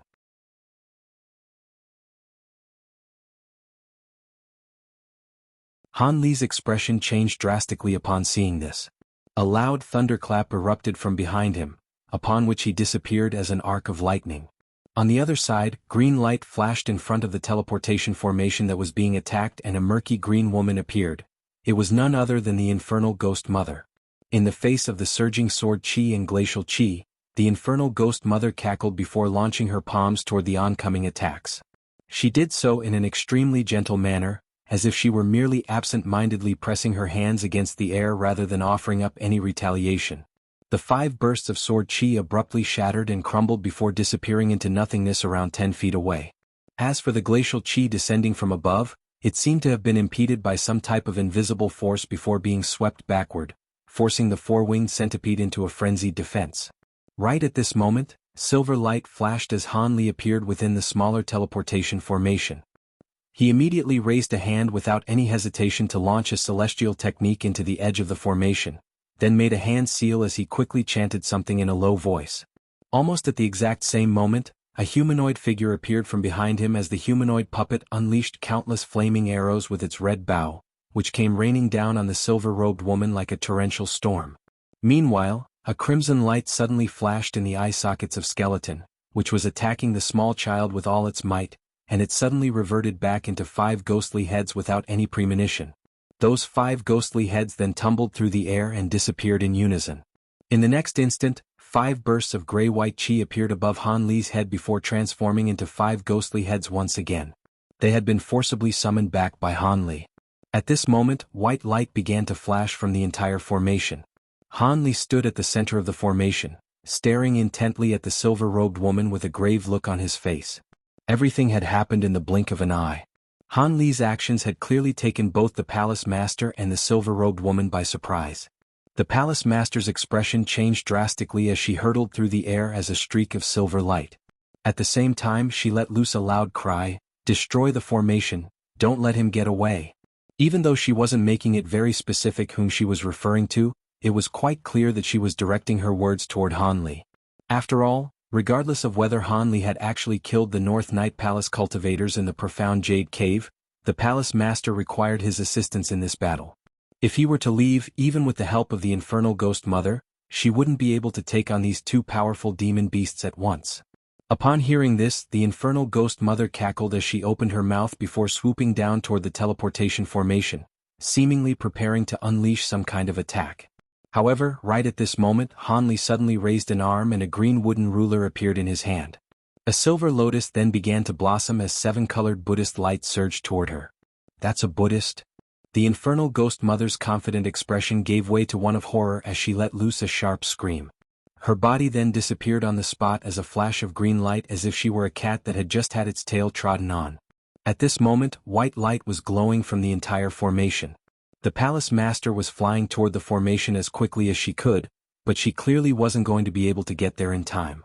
A hint of elation appeared on Han Li's face, but his expression soon changed drastically as he caught sight of the silver-robed woman tearing open a spatial rift before disappearing on the spot. Han Li's heart sank upon seeing this, but he was prepared well in advance and countless golden swords shot forth from his body, making him appear as if he were a golden hedgehog. If that 10th grade ice phoenix dared to appear near the formation, she would definitely have to contend with these swords first, thereby rendering her unable to prevent Han Li from getting away. However, much to his surprise, the silver-robed woman didn't appear close to the formation he was situated in. Instead, she appeared in the air above the larger teleportation formation over 200 feet away. A cold smile appeared on her face as piercing white light emanated from her body. At the same time, she feigned a grabbing motion toward Han Li from afar. A burst of spatial fluctuations appeared above Han Li's head, following which a massive transparent curtain of light surfaced before slowly descending toward him. Han Li's expression darkened as he unleashed his spiritual sense. All of the golden sword chi on his body changed direction in unison and flew toward the air up above. Thus, blinding golden light instantly flashed in the air above as the sword chi intertwined with one another. However, a peculiar scene then ensued. As the golden sword chi struck the transparent film of light, they passed right through as if they had struck nothing more than an illusion. Han Li's heart jolted with shock upon seeing this, and he immediately tried to use his 8-spirit ruler to ward off this film of light. In the distance, the silver-robed woman's face paled as she brought her 5 fingers together before slowly pulling her hand toward her, as if she were trying to drag an extremely heavy object her way. The film of light in the air immediately disappeared, but it appeared right in front of Han Li in the next instant, encompassing the entire teleportation formation within. A sense of foreboding welled up in Han Li's heart, yet before he had a chance to react, he heard a ringing sound as the white light around him began to flash wildly. In the next instant, Han Li disappeared from the teleportation formation. The unbroken Sync Devils and the humanoid puppet also vanished along with him. The entire teleportation formation was suddenly empty and the white light was naturally also snuffed out. The palace master's heart sank upon seeing this. She stopped cold in her tracks before turning to the silver-robed woman with an expression of shock and wariness, trying to figure out what was happening. However, the silver-robed woman was still dragging something toward her. Her cheeks were heavily flushed and white light was flashing wildly over her body, clearly indicating that she was expending a lot of effort. Upon seeing this, the palace master no longer hesitated. She raised a hand and around a dozen or so streaks of silver light flashed through the air, transforming into a series of extremely sharp silver nails that hurtled straight toward the silver-robed woman. The Ice Phoenix was greatly enraged upon seeing this. She had forced her body beyond its limits to unleash that secret technique. Even with her inherent spatial aptitude, that was still a secret technique that she should have only been able to unleash after reaching the deity transformation stage. However, Han Li was about to get away and in her moment of urgency, she forcibly unleashed the technique. Now that the palace master was launching an attack against her, there was no way for her to maintain the technique while defending herself, so she could only release what she was pulling and swing it into the ground below her. A resounding boom erupted amid a flash of white light. Han Li, the puppet, and the unbroken Sync Devils appeared in the large teleportation formation, while the white light was snuffed out in a flash. Han Li's body swayed slightly, seemingly still recovering from the dizziness brought on by spatial teleportation. However, the silver-robed woman had already unleashed a shimmering blue robe to ward off the silver nails before whipping both of her sleeves downward. All of a sudden, translucent flying swords came surging forth in a frenzy, seemingly with no end to their vast numbers, encompassing Han Li's entire body and leaving him with no avenue for escape or retreat. Han Li steadied himself before raising his head and opening his mouth, upon which an antiquated little cauldron emerged from within. The cauldron spun in the air before countless thin azure threads flew forth from its surface, intertwining with one another to form a massive net that shielded Han Li below. At the same time, the ghostly heads that were the unbroken sink devils began to screech incessantly, blasting gray-white devil chi out of their mouths. They broke through the white light and rose into the air while the humanoid puppet also disappeared. At this moment, the small child had been freed from his battle against the 5 devils and unleashed his myriad demon flag again. The flag swelled drastically in size once again as demonic chi tumbled in the air around it. A series of pitch-black demon beast projections were being manifested by the flag, and they appeared to be close to taking on a substantial form. However, Han Li paid this no heed as he spread open his thunderstorm wings again, attempting to rush back to the small teleportation formation. Even though he had missed the best opportunity to teleport away from this place, he still had to gain control over the teleportation formation in order to prevent it from being destroyed by others. However, just as Han Li thought that he would have to engage in a battle with the 2 demon beasts as well as the North Night Palace cultivators again, an unexpected turn of events suddenly struck. The Heaven Void Cauldron that was blasting out countless strands of azure thread suddenly shuddered violently, despite no instructions from Han Li for it to do so. Immediately thereafter, it began to emanate scintillating azure light, following which Han Li immediately lost his spiritual connection with the cauldron. The azure threads that were meant to ward off the swords descended from above suddenly disappeared into the large teleportation formation that Han Li was standing in. A loud rumbling boom then erupted from the large teleportation formation as azure spiritual light shimmered over the entire formation. A film of azure light also appeared, encompassing Han Li and the unbroken sink devils within. That's the Heaven Void Cauldron. An incredulous look appeared on the palace master's face as she immediately diverted her attention away from the silver-robed woman. She turned to the teleportation formation that Han Li was standing in and flicked her all 10 fingers at it in a frenzy, as if she had lost her sanity. 10 streaks of piercing silver light instantly shot forth. The silver-robed woman above the teleportation formation was also extremely shocked to see this. She didn't know where the teleportation formation was going to take Han Li, but she naturally didn't want to let him get away. Thus, all of the countless translucent swords in the air came crashing down from above at her behest. However, the azure film of light enshrouding the teleportation formation was seemingly indestructible. The 10 silver streaks of light and hundreds of translucent swords came crashing down upon it, but didn't even create so much as a ripple on its surface. The palace master and silver-robed woman were both flabbergasted upon seeing this. Not only them, but even Han Li himself was stunned, particularly after he tried and failed to slice open the azure film of light with his golden flying swords. After searching Master Arctic Dragon's nascent soul, if his memory served him correct, then the teleportation formation he was situated in was an ancient one-way teleportation formation that had always been in disuse. He didn't know where this formation led to and nor did he know how to activate it. However, seeing as it was a one-way teleportation formation, Han Li naturally wasn't willing to take the risk. If he were teleported to a lethal region like the Umbra Realm, he would be in deep trouble. As such, he tried to break free from the azure film of light with all his might upon arriving at the realization that he had been trapped in the teleportation formation. Seeing as the flying swords had failed, Han Li gritted his teeth as a ball of 3-colored light appeared in his hand, quickly revealing itself to be a feather fan. He was going to use the tri-flame fan to attack this film of light.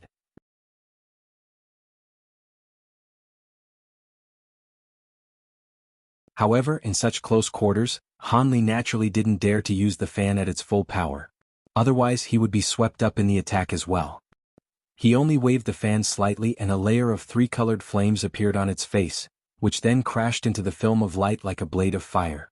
A sizzling sound erupted as the fire made contact with the barrier. As expected, the might of the tri-flame fan was not to be scoffed at. An incision had been torn into the seemingly indestructible film of light, and even though it was only around a foot in length, it was sufficient in size for Han Li to be able to escape through. Han Li was ecstatic, yet just as he was about to rush out of teleportation formation when white light suddenly flashed from the gash that he had just inflicted. The silver-robed woman had torn through space and appeared outside. She raised a hand and one of her arms transformed into a sharp and translucent talon, forcing its way into the gash as if she were trying to drag Han Li out from within. Han Li was struck by a sense of urgency upon seeing this. He wanted to leave this teleportation formation, but he didn't want to fall into the grasp of this 10th grade ice phoenix as a result. Just as he was about to attack his assailant with his tri-flame fan, his expression suddenly changed drastically. He put away the tri-flame fan in his hand, but it was replaced by a shimmering blue medallion. That medallion was none other than the Greater Teleportation Medallion. As soon as Han Li produced the medallion, spiritual light erupted from within the ancient teleportation formation. At the same time, the azure film of light began to crumble. After the light faded, Han Li and the unbroken sync devils within the film of light disappeared, as did the silver-robed woman, who was originally standing at the edge of the teleportation formation. It appeared that she had been teleported away with Han Li. The palace master faltered initially upon seeing this before a mixture of elation and vexation appeared on her face. She was overjoyed that a powerful enemy had been teleported away, but very frustrated by the fact that the spirit treasure carried by the matriarch of North Night Palace, Fair Eye's soul, had appeared and disappeared right under her nose. In the distance, the small child wore an extremely dark expression. A vicious light flashed through his eyes as he glowered at the palace master before letting loose a long howl that punctured the clouds. He then abruptly pointed up at the myriad demon flag in the air, upon which the demonic chi surging from the flag immediately swelled by several-fold. Countless demonic projections of different sizes then began to surge forth in a frenzy, encompassing a large section of the hall and tumbling demonic chi which rushed toward the palace master. The palace master's expression changed upon seeing this, but green light suddenly flashed before her as the infernal ghost mother positioned herself in front of her. She looked up at the countless demonic projections in the sky and a cold smile appeared on her face. She spun around on the spot, sending a vast expanse of green chi sweeping forth in all directions. In the blink of an eye, the surrounding area had been transformed into an infernal hell amid ghastly wails and bone-chilling cries. A vast expanse of yin chi that was not inferior in quantity compared to the demonic chi in the sky spread along the ground before sweeping upward as a series of massive waves. The green mist and black chi clashed and intertwined with one another. Demonic projections and ghostly beings could be indistinctly seen within, engaged in a heated battle. This infernal ghost mother was able to combat old Devil Che's avatar with her body as a ghost cultivator, and she was not being forced onto the back foot. The palace master was ecstatic upon seeing this. She immediately set aside the matter regarding Han Li and rubbed her hands together before raising them up in the air, whopping which balls of crimson lightning flames were sent crashing toward the demonic chi overhead. Loud rumbling booms rang out incessantly within the hall as the woman, the demon, and the ghost all disappeared within the vast expanse of demonic and ghostly chi. Only the occasional earth-shattering clash could be heard from the outside. Within a stone chamber that was over 300 feet in size, there was a formation that was quite similar to the teleportation formation located in the Spirit Void Hall. Han Li supported the Heaven Void Cauldron with one hand as he faced off completely expressionlessly with an exquisite beauty. The humanoid puppet behind him was completely stationary, yet the ghostly heads that were the 5 devils were hovering in the air, looking at the woman with bloodlust in their eyes. They would let loose a low snarl from time to time, looking as if they would immediately pounce on the woman as soon as Han Li gave the command. The woman standing before Han Li was naturally the 10th Great Ice Phoenix that had been accidentally swept up into the teleportation formation. In reality, this Ice Phoenix was rather unlucky. She had sensed that something was amiss when the azure film of light was shattered and she immediately tried to tear open space to get away from the formation. However, to her surprise, the spatial powers she unleashed resonated with the spatial powers in the formation, thereby sucking into the teleportation sequence as well. It was quite clear that this wasn't some kind of short-distance teleportation. If it weren't for the fact that she was extremely proficient at spatial manipulation, she would have most likely been torn into pieces by the spatial power on the way here. Even so, her situation was clearly not very optimistic. She was currently standing in one corner of the stone chamber with white spiritual light flashing all over her body as she glowered coldly at Han Li. According to her estimation, if she were to engage in a battle to the death with this human cultivator, the win-loss ratio would stand at around 40 to 60. What was very depressing to her was that her opponent was the one with the 60% chance of securing victory. An had to realize that she had been restricting her cultivation base to the semi-deity transformation stage for a long time and that if she wanted to, she could have progressed to the deity transformation stage a long time ago. However, this human was one of the most difficult opponents she had ever had to deal with. He possessed power on par with hers even though he was only at the mid-nascent soul stage. Furthermore, he possessed the unbroken sync devils and that untraceable humanoid puppet. Those two were extremely powerful in their own right and could be counted as 2 late nascent stage cultivators. Thus, no matter how arrogant she was, There was no way that she would be optimistic about her chances in battle against Han Li. However, she wasn't fearful toward Han Li either. Even if she couldn't match him in battle, her spatial powers would ensure that she would at least be able to escape. Han Li's eyes narrowed as he looked at the woman before him, and he was also rather indecisive about what to do. A short while later, he finally harumphed coldly as he raised a foot into the air, upon which he hovered out of the formation and made his way straight over to one of the blue stone walls of the stone chamber. This stone chamber was rather peculiar. There wasn't a single door to be seen, and the stone walls were extremely smooth with not even so much as a hint of a gap to be exploited. In such a strange and unpredictable place, Han Li really had no interest in battling this ice phoenix. As long as she didn't attack him, he couldn't be bothered to engage in a battle with her that would sure expend a lot of magic power. After all, her spatial powers were also very difficult for him to deal with. Upon seeing what Han Li was doing, the silver-robed woman's expression changed as she heaved an internal sigh of relief. Meanwhile, Han Li was already using his spiritual sense to carefully scan over the stone walls. However, what he discovered as a result made his brows furrow with concern. As soon as his spiritual sense seeped into the stone walls, it was repelled by a powerful force. There had clearly been some type of powerful restriction cast on the walls, and this was the worst possible discovery to make. Han Li's expression darkened and he suddenly stabbed a finger toward the stone wall. Azure light flashed on his fingertip as a glacial light half a foot in length appeared before stabbing into the bluestone. However, only a small section of the glacial light pierced into the wall before it was also repelled. Han Li nonchalantly flicked his fingers and 3 streaks of azure sword chi struck the other 3 walls, only to result in the same effect. Han Li's eyes narrowed as he stared silently at the stone wall. As he did so, a flash of faint blue light shimmered through his eyes. Umph! The silver-robed woman chuckled coldly upon seeing this. She then waved a hand through the air and a flash of white light appeared, following which she disappeared from the chamber. She had unleashed her spatial powers to escape from this place. Han Li completely ignored this as he continued to stare silently at the stone wall. All of a sudden, the humanoid puppet behind him suddenly raised a hand, sending a black dagger streaking through the air. The dagger instantly struck a certain nondescript spot on the wall amid a dull thud. The bluestone wall before him suddenly crumbled and his eyes immediately lit up. He appeared in what seemed to be an empty hall, and the silver-robed woman was still nowhere to be seen. However, upon closer inspection, Han Li's lips twitched as an incredulous look flashed through his eyes. This was a reaction to the stone gate that lay before him, which was square in shape with over 100 feet in both length and width. There were strange runes carved onto the gate and faint white light was shimmering along its surface, clearly indicating that some type of restriction had been cast on it. However, Han Li was very familiar with this stone gate and he almost identified it at first glance. He felt as if he had been dealt a heavy blow upon making that realization, and astonishment surged through his heart. After taking a deep breath, Han Li recomposed himself and strode directly toward the stone gate.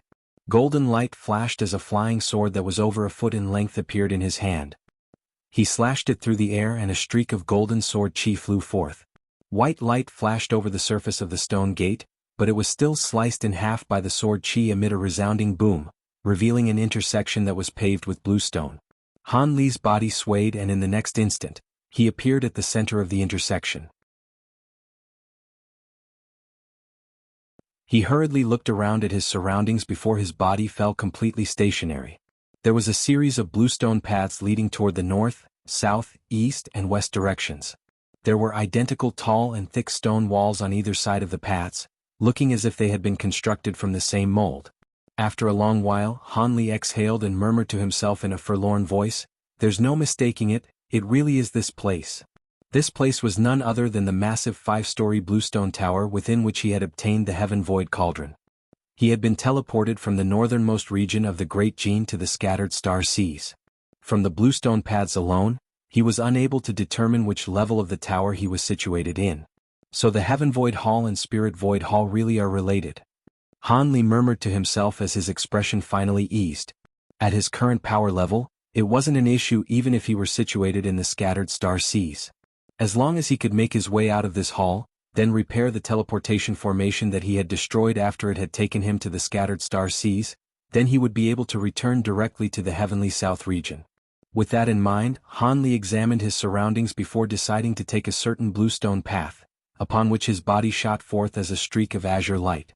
However, after flying for only 10 minutes, Hanley discovered that he hadn't encountered even a single one of those puppet guards that were supposed to roam the tower. Upon further contemplation, he figured out why this was the case. It was still a long time until the next opening of the Heaven Void Hall, so those puppets had most likely been withdrawn by the restriction in the hall for now. Not only that, Hanley wasn't impeded by any other restrictions or traps along the way either. It was as if the tower had been reduced to a completely inanimate object.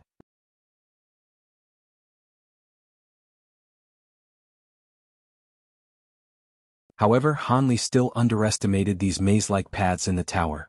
Even though most of the restrictions and puppets had been withdrawn, the restriction on his spiritual sense was still in effect. After taking countless wrong paths and using his bright-side spirit eyes to break through countless illusions, he finally entered the teleportation formation on the next level. It was no wonder that Manhuzi had forcibly restricted everyone's cultivation bases in the past, thereby forcing them to hold back their arrogant tendencies and obediently follow Zenith Yin's duo. On the way here, Hanley had already put away the unbroken sink devils and the humanoid puppet. He also broke through several stone gates leading to treasure rooms that were yet to be accessed, but he didn't discover any treasures, nor trigger any restrictions that teleported him out of the tower. Perhaps it was due to the fact that he didn't use the Heaven Void map fragment to open the stone gates, or perhaps because the Heaven Void Hall wasn't open yet. In any case, these treasures had been sealed away elsewhere and even the teleportation restrictions had lost their effect. Hanley was unwilling to give up as he searched carefully through each and every one of the treasure rooms. However, he had to admit that the formation master who had set up the formations in the Heaven Void Hall was far more proficient in the art of formations and restrictions than he could imagine. He clearly knew that there were other mysterious restrictions in these places, but his search still proved to be completely fruitless. As such, he had no choice but to exit the treasure rooms and relinquish his ambition to secure all of the treasures in the Heaven Void Hall in one fell swoop. Even though his efforts thus far had proven to be futile, it was often the case that the most important control formation in a building was situated in its core region. In the case of the Heaven Void Hall, the more important core region in there was naturally the 5th floor. Back when Hanley was last here, Zenith Yin and the others were fearful of the restrictions on that level and only wanted to obtain the Heaven Void Cauldron anyways, so they didn't dare to explore that level. However, with his current cultivation base and his bright-side spirit eyes, perhaps he could find something useful up there. As for the 10th grade Ice Phoenix, Hanley didn't know where she had teleported herself to, but he wasn't concerned in the slightest that she would have escaped from the tower or even the Heaven Void Hall. This was because he had already found one of the outermost walls of the tower and there, he discovered over 10 types of restrictions. He was unable to identify most of the restrictions, but among the few that he did recognize, there just so happened to be a few that restricted spatial powers. Unless she were to use a special teleportation formation within the Heaven Void Hall, it would be impossible to leave this tower through her spatial teleportation abilities. Even at his current cultivation base, he could still sense that the other restrictions on the wall were extremely fearsome and unfathomable. Otherwise, he would have been able to blast his way out of the tower through brute force, rather than have to search for some control formation. After teleporting through 2 levels, Hanley finally reached the 5th level of the tower, and appeared before the frozen Dragoneuros terrace, where he had obtained the Heaven Void Cauldron. When he thought about it, he realized that the past Grand Elders of the North Night Palace had always been referred to as Master Arctic Dragon.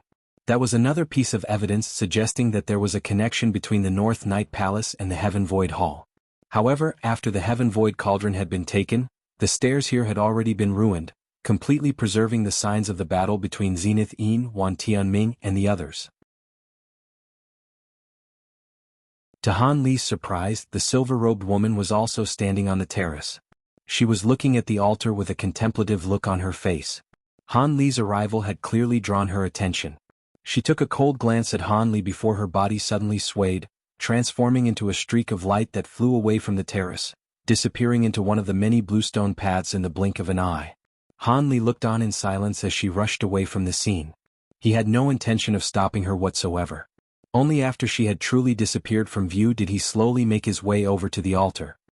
He took a glance into the cave from which he had obtained the Heaven Void Cauldron before slowly expanding the scope of his search. Perhaps it was due to the fact that the control formation was hidden extremely well, or perhaps Han Li was in the wrong place altogether. In any case, his search proved to be fruitless once again. Days passed one after the other and Han Li had searched through the entire 5th level.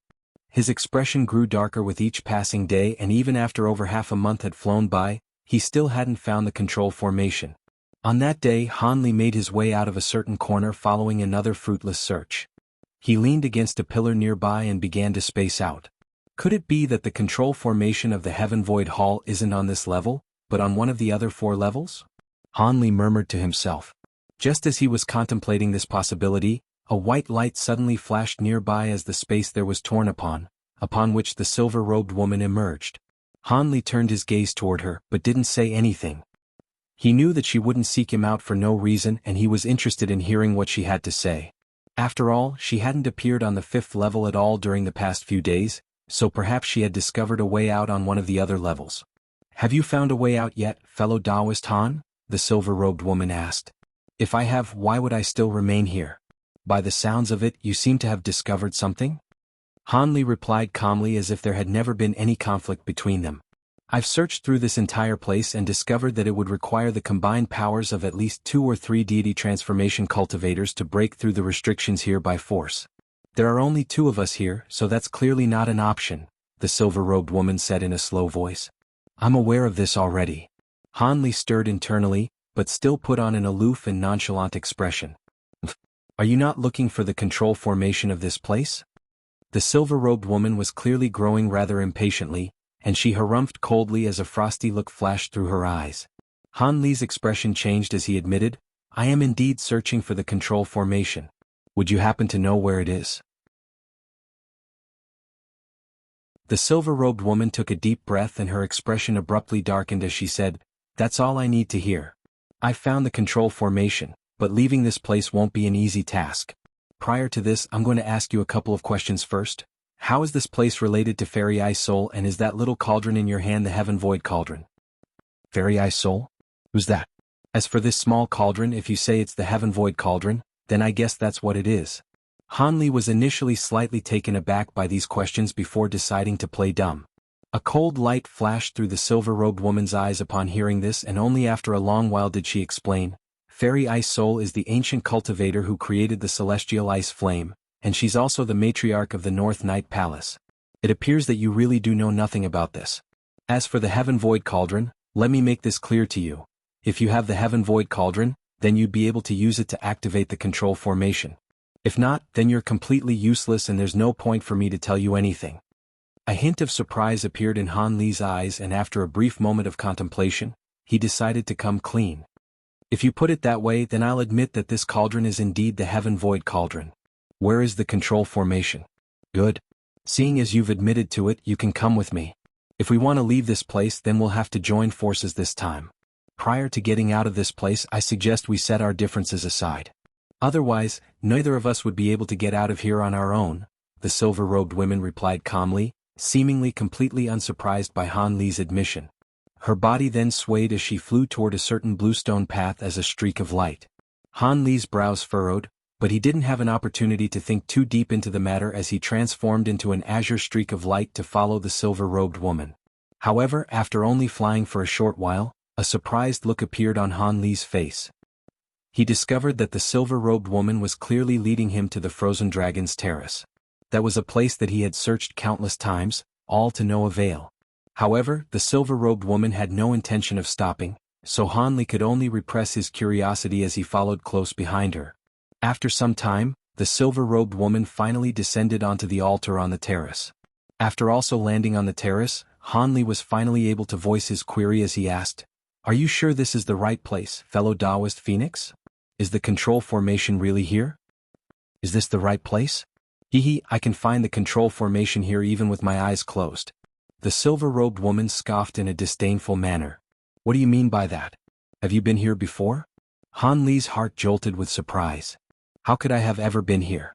It's just that on the Ice Wave Island where we Ice Phoenixes reside, there's a place that's completely identical to this stone terrace. Come to think of it, the cauldron you have is somewhat connected to our Ice Phoenix race," the silver-robed woman chuckled coldly. Before Hanli could express his surprise upon hearing this, the silver-robed woman suddenly hovered into the air before abruptly pointing to several spots in the air above the altar. The crisp sound of cracking chinaware suddenly rang out in mid-air, following which several balls of blinding white light appeared. These balls of light shuddered before expanding drastically, reaching the size of half of a wagon wheel in the blink of an eye. They began to flash in the air like scorching white stars before finally combining as one again, transforming into a huge ball of light that began to slowly rotate on the spot. Han Li pursed his lips and made no effort to hide the expression of shock on his face. The silver-robed woman glanced at Han Li out of the corners of her eyes before continuing with what she was doing. Her fingers flashed through the air as she cast one celestial technique after another, all of which disappeared into the ball of light. In the end, a loud boom erupted from the massive ball of light and it transformed into a dozen or so snowy white formation flags. Each and every one of the flags was roughly 5 to 6 feet in length with some ancient runes and mysterious patterns embroidered upon them. Those formation flags spun in the air before transforming into streaks of dazzling white light that flew outward, disappearing into the ground without a trace. Han Li's eyes flashed upon seeing this and a hint of enlightenment appeared on his face. Right at this moment, a loud burst of rumbling erupted from the entire Frozen Dragon's terrace. A massive formation spell emerged from the center of the altar and the formation almost encompassed the entire stone terrace with lights of all colors flashing incessantly over its surface.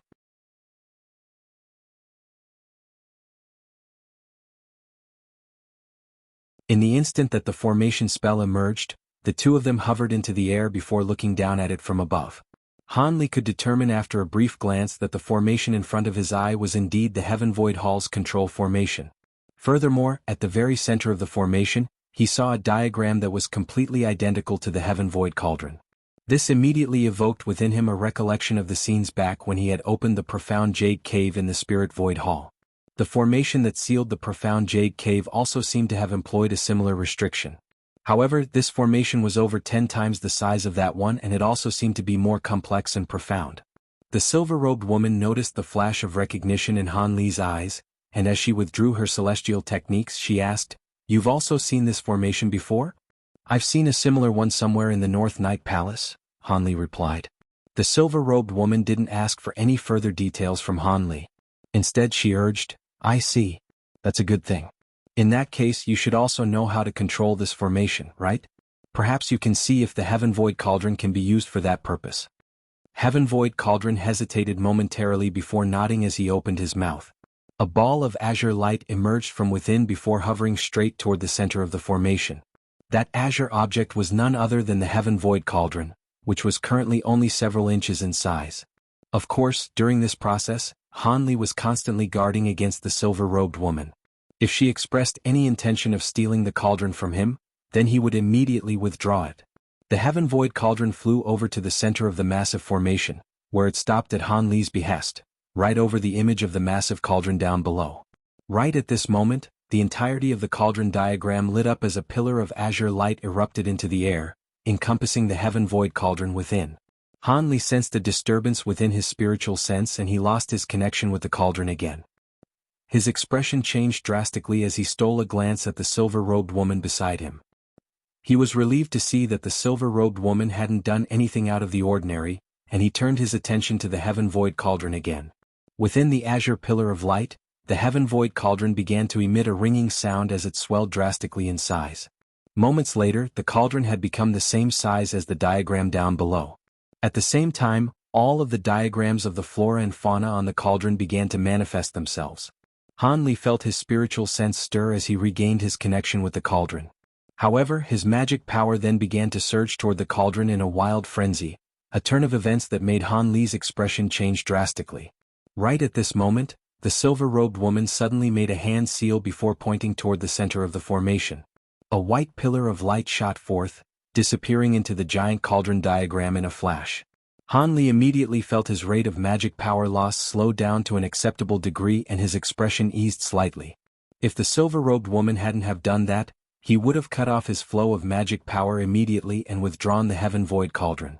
However, the Heaven Void Cauldron was like a bottomless pit, relentlessly engulfing his and the silver-robed woman's magic power. A short while later, half of Han Li's magic power had been lost and his expression darkened once again. At this moment, a low rumbling sounded from the formation. Some of the runes began to light up, but they were only glowing very feebly as if they had only just been activated. "This won't work. Our magic power isn't sufficient to activate this formation." The silver-robed woman's expression changed as she withdrew her hand seal, upon which the azure pillar of light immediately crumbled. Han Li's brows furrowed as he also snapped off his flow of magic power before waving a hand toward the cauldron in the distance. The heaven void cauldron swayed as a pillar of light shot forth from within. It then rapidly shrank to its original size in the blink of an eye before disappearing into heaven void cauldron's sleeve. It's not just a matter of insufficient magic power. This control formation can only be used by a deity transformation cultivator. I'm a mid-nascent soul cultivator while you're at the late nascent soul stage, so there's no way we can succeed. Han Li looked down at the formation below with his brows tightly furrowed. Following the disappearance of the heaven void cauldron, the pillar of azure light erupting from the giant cauldron diagram also vanished. The rumbling and the flashing lights from the formation down below also receded before everything fell completely silent. After a brief silence, the silver-robed woman said, "It's not necessarily the case that only a deity transformation cultivator can use this formation. If several late nascent soul cultivators were to join forces, that would also suffice." Han Li faltered slightly upon hearing this before turning to her with an incredulous look. "Surely you jest, fellow Taoist Phoenix. Even 4 late nascent soul cultivators are no match for a single deity transformation cultivator. You should be well aware of the disparity between the two. In terms of combat prowess, a deity transformation cultivator is able to draw upon the world's origin chi, so a late nascent soul cultivator is naturally no match. However, I have a secret technique that can temporarily combine the magic power of several cultivators as one. If we use this secret technique to fuel the heaven void cauldron, we should be able to activate this formation," the silver-robed woman replied confidently. "Really now? Could it be that you want to use my unbroken sync devils and my puppet for this secret technique?" Han Li asked with a contemplative look on his face.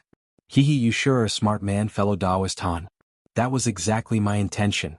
With the combined form of the unbroken sync devils, that puppet and myself, there's a good chance that we'll succeed." The silver-robed woman chuckled and her icy cold demeanor was replaced by an inviting and seductive one, as if she had transformed into a completely different person. However, Han Li paid no heed to her exquisitely beautiful features. Instead, he was contemplating something in deep thought. "You didn't mention my name just then. Am I not able to take part in this secret technique?" he asked. "That won't work. This secret technique can only be unleashed by cultivators of the same cultivation base. Furthermore, the one who can control this combined magic power must be the participating cultivator with the highest cultivation base. You are far more powerful than any other mid-nascent soul cultivator I've seen, but there is still a large disparity between you and a late nascent soul cultivator," the silver-robed woman explained with a smile. Han Li's expression suddenly changed as he harumphed coldly, "Humph. In order to control the heaven void cauldron, you must master the artifact imprint technique first. Are you asking me to hand over my heaven void cauldron? A spirit treasure is very valuable, but this is the only way out unless you want to be trapped here forever." The Ice Phoenix replied calmly. "Don't even think about it, I won't agree to this no matter what." The silver-robed woman was rather surprised by Han Li's complete lack of hesitation. She raised an eyebrow and was just about to say something when Han Li cut her off coldly. "Let me tell you something. This place will open once every 300 years. Even if we don't do anything, we'll still be able to get out. We'll just have to stay here for a while. I've changed my mind now. I'm not in a hurry to leave this place. Instead, I'm going to stay here and cultivate. Hehe, I'll come and find you if I end up progressing to the late nascent soul stage. Farewell for now, fellow Taoist Phoenix." At the conclusion of that sentence, Han Li transformed into an azure streak of light as he flew away from the stone terrace, disappearing into a bluestone path in the blink of an eye. "This place opens once every 300 years? The silver-robed woman was overjoyed to hear this, and she swallowed back the words that were on the tip of her tongue. Even though she had missed out on the chance to snatch away his spirit treasure, it was undoubtedly good news that she wouldn't be trapped here forever after all. She didn't have to worry about Han Li deceiving her, as a mere 300 years was completely negligible for a heavenly spirit beast like her, whose lifespan numbered in the tens of thousands of years. She was originally planning to use a secret technique with self-mutilating side effects that could temporarily grant her deity transformation stage power, thereby allowing her to easily kill Han Li and take his heaven void cauldron. However, using a secret technique like that was extremely taxing to her body. Not only did the user of the secret technique have to be a 10th grade Ice Phoenix, unleashing it would inflict severe damage to the user's essential Tao foundation, making it almost impossible for her to progress to the deity transformation stage in the future. Even for a semi-deity transformation cultivator like her, who had satisfied the prerequisite conditions for making a breakthrough long ago, the consequences were still bound to be catastrophic. As such, she had been very reluctant to employ this course of action. Due to the fact that she was approaching the end of her lifespan, she was planning to make her breakthrough during this recent period of time. However, Old Devil Che's avatar had then alerted her to the news regarding the spatial node, so she had been recruited to attack the North Night Palace with him, thereby forcing her to set her breakthrough aside. That was why she was still at the late nascent soul stage. Of course, progressing to the deity transformation stage in this place wasn't a bad option either. If she could successfully make her breakthrough, not only would she be able to kill Han Li, she would also be able to take his Heaven Void Cauldron and escape from this place. Unfortunately, Ice Phoenixes were rather special in that they could only make breakthroughs during a special ceremony held in the Holy Land of the Ice Phoenixes, the Ice Abyss Island. Otherwise, even if a breakthrough were to be successfully made, the Ice Phoenix in question wouldn't be able to make any further breakthroughs in the future. The silver-robed woman didn't dare to take such a risk before she could escape from this place. Of course, Han Li wasn't aware of these things, but he revealed to her the fact that the Heaven Void Hall opened once every 300 years in fear that she would turn on him out of sheer desperation. As long as she could see a glimmer of hope, she wouldn't be inclined to engage Han Li in a battle to the death. What Han Li had said in the end about making a breakthrough to the late nascent soul stage was, of course, nothing more than an errant comment. The silver-robed woman didn't take him seriously either. It was not an easy task to make a breakthrough to the late nascent soul stage. There were countless mid-nascent soul cultivators in this world who were unable to make this breakthrough and were confined to the mid-nascent soul stage until their deaths. The silver-robed woman stood on the stone terrace and contemplated to herself for a long while before murmuring, "So be it. I have a few secret techniques I haven't yet fully mastered. This is a good opportunity to hone them now. If I can successfully master them, my chances of victory would improve if I were to engage that man in battle." With that in mind, she stomped a foot onto the ground and abruptly transformed into a streak of light, flying toward the opposite direction that Han Li had gone in. She was also planning to find a suitable stone chamber for her to go into seclusion and cultivate in. Half a day later, Han Li found himself in a secret chamber around 400 feet both in length and width. He sat on the ground with his legs folded in front of him, and there was an off-white pond over 100 feet in diameter situated before him. Spiritual qi intermingled with a fragrant aroma wafted forth from the pond. This place was the mysterious secret chamber on the second floor where Han Li had last met Yuan Yao. Not only was this an extremely well-concealed place, there was also a large spirit well in here, making it an outstanding cultivation venue.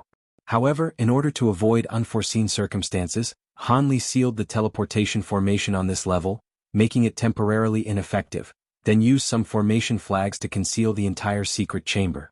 With those measures in place, it would be difficult to find him, even for a 10th grade Ice Phoenix.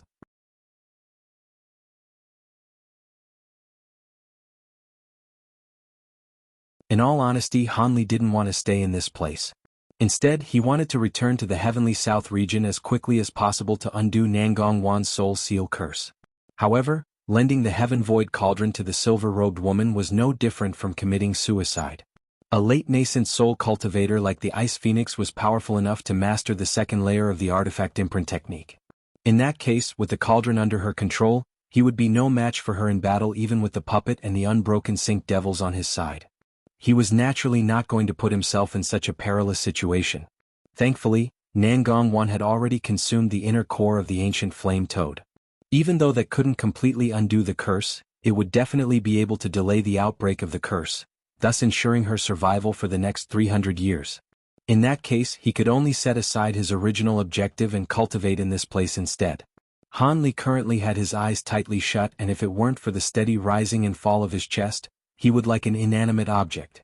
At the same time, the white mist emanating from the spirit well was slowly drifting toward him, enshrouding him in a veil of mist before transforming into a ball of white mist that completely obscured him within. 1 day, 1 month, 1 year. Time slowly passed by and the white mist continued to drift toward Han Li. The white ball of mist remained completely stationary around him without exhibiting any changes, as if it had been born with the creation of the world and would exist for all of eternity. In the blink of an eye, 80 years had passed. On that day, a series of ships of all different sizes were entering and exiting the dock of a certain island in the scattered star seas. There were also some cultivators with advanced cultivation bases flying to and from the island. Aside from this single point through which one could arrive or depart, the rest of the island had been completely sealed by a restriction. Thus, a lively and bustling scene was presented at the dock. Close to the shore, there were several small mountains of different sizes scattered erratically over the land. On the tallest of those mountains there was a white pavilion, which wasn't exactly intricately crafted, as the entire structure had been built using massive rocks, but it possessed a rather unique and rough charm. On the top level of this three-story pavilion, there was a blue-robed Taoist priest and a white-robed scholar discussing something with one another as they looked out at the dock. "Senior Marshal Brother Ming, I heard the Starfall Coalition and the Star Palace have clashed in battle again near the Starfall Island. This time, a core formation cultivator from the Starfall Coalition perished during the battle. It appears that the Starfall Coalition has suffered a heavy loss," the scholar said in a slow voice. "The conflicts between the Star Palace and the Starfall Coalition have been increasing in regularity in the past few years. Looks like we won't be too far away from the next major battle. Come to think of it, the situation is rather strange.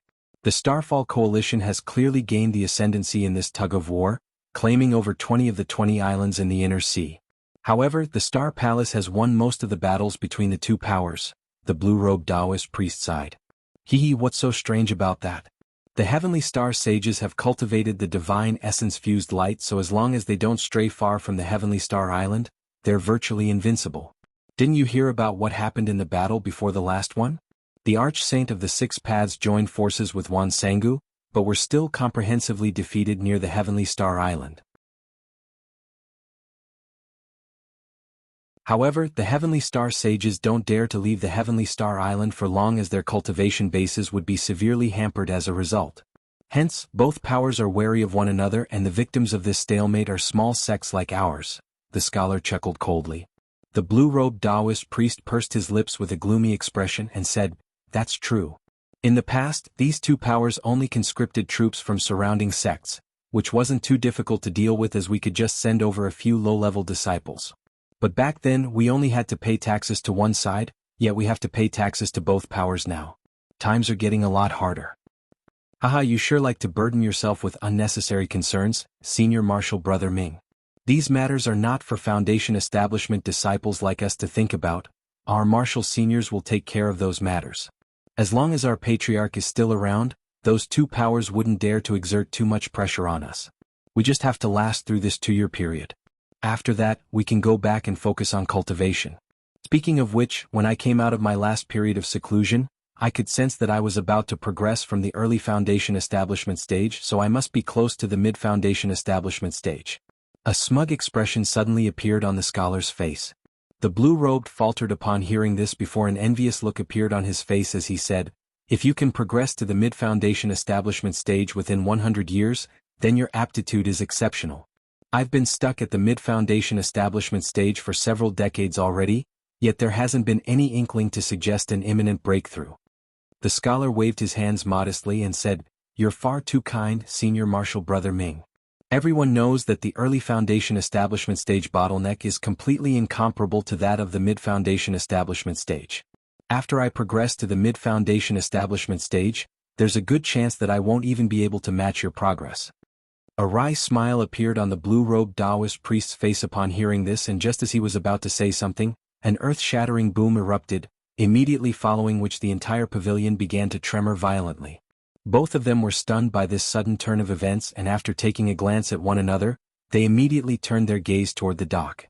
In the air over 5 kilometers away from the dock, there was a vast expanse of cloud and mist that was surging and tumbling incessantly, and a thunderous noise akin to that of countless rumbling horse hooves could be heard coming from within. Just as this noise erupted, a massive wave over 1,000 feet tall suddenly appeared on the surface of the ocean as a silvery white line hurtled rapidly toward the dock. All of the ships near the dock were immediately thrown into a frenzied panic as they sped toward the dock with all their might. Countless mortals began to abandon their ships as they scrambled onto the shore. In the face of such an astonishingly massive wave, anyone could see that staying on their ships was akin to committing suicide. As for the merchandise in stock on those ships, their fate would be decided by the gods. The blue-robed Taoist priest and the scholar completely ignored this monstrous wave.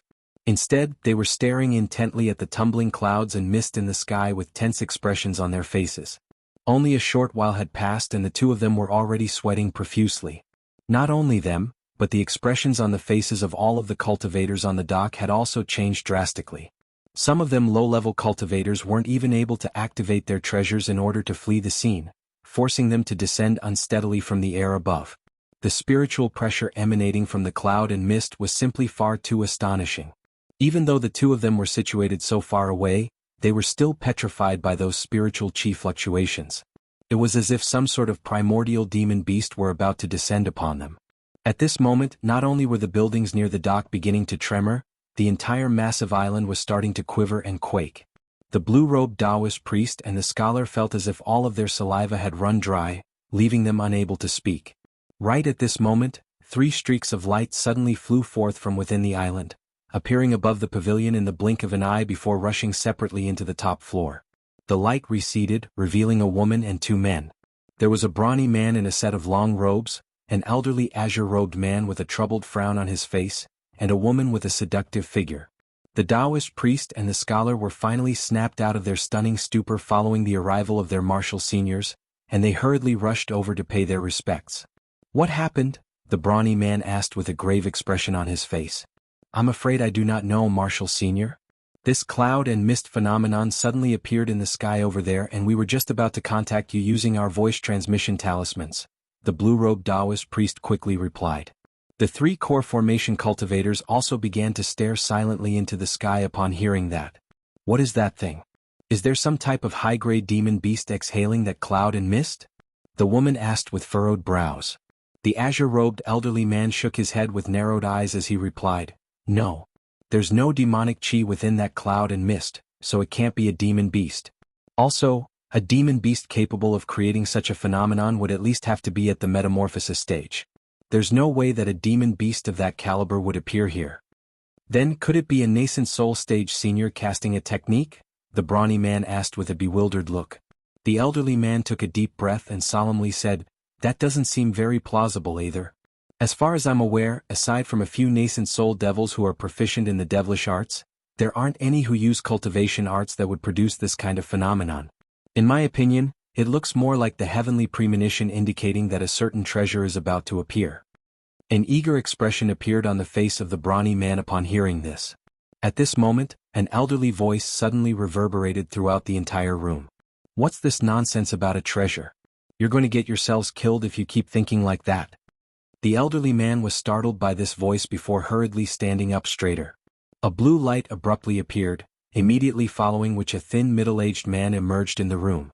"We pay our respects to Marshal Uncle," the 3 of them greeted in unison. Both the blur-robed Taoist priest and scholar were surprised to hear this before they also paid their respects to the middle-aged man. Only then did they catch a clear glimpse of the middle-aged man to find that he had an unhealthy yellow pallor and a pair of grayish-white eyes, making him appear as if he were blind. The middle-aged man turned his expressionless gaze toward the distance as he said in a cold voice, "Humph, you sure are full of yourselves. Even if this really is a heavenly premonition indicating the appearance of a treasure, do you think a treasure of this caliber is something you can lay your hands on? Even if by some miracle you were to actually obtain the treasure, you would only be killed for it later on anyway. As far as I know, old Devil Hun is somewhere nearby and there's no way he'd ignore this phenomenon." As he looked at the tumbling cloud and mist in the sky, a solemn expression appeared on his face. All 3 of the core formation cultivators instantly dejected at the mention of this old Devil Hun. "Even if we can't obtain this treasure, wouldn't you be able to do so, Marshal Uncle?" The seductive woman was still unwilling to give up on this opportunity.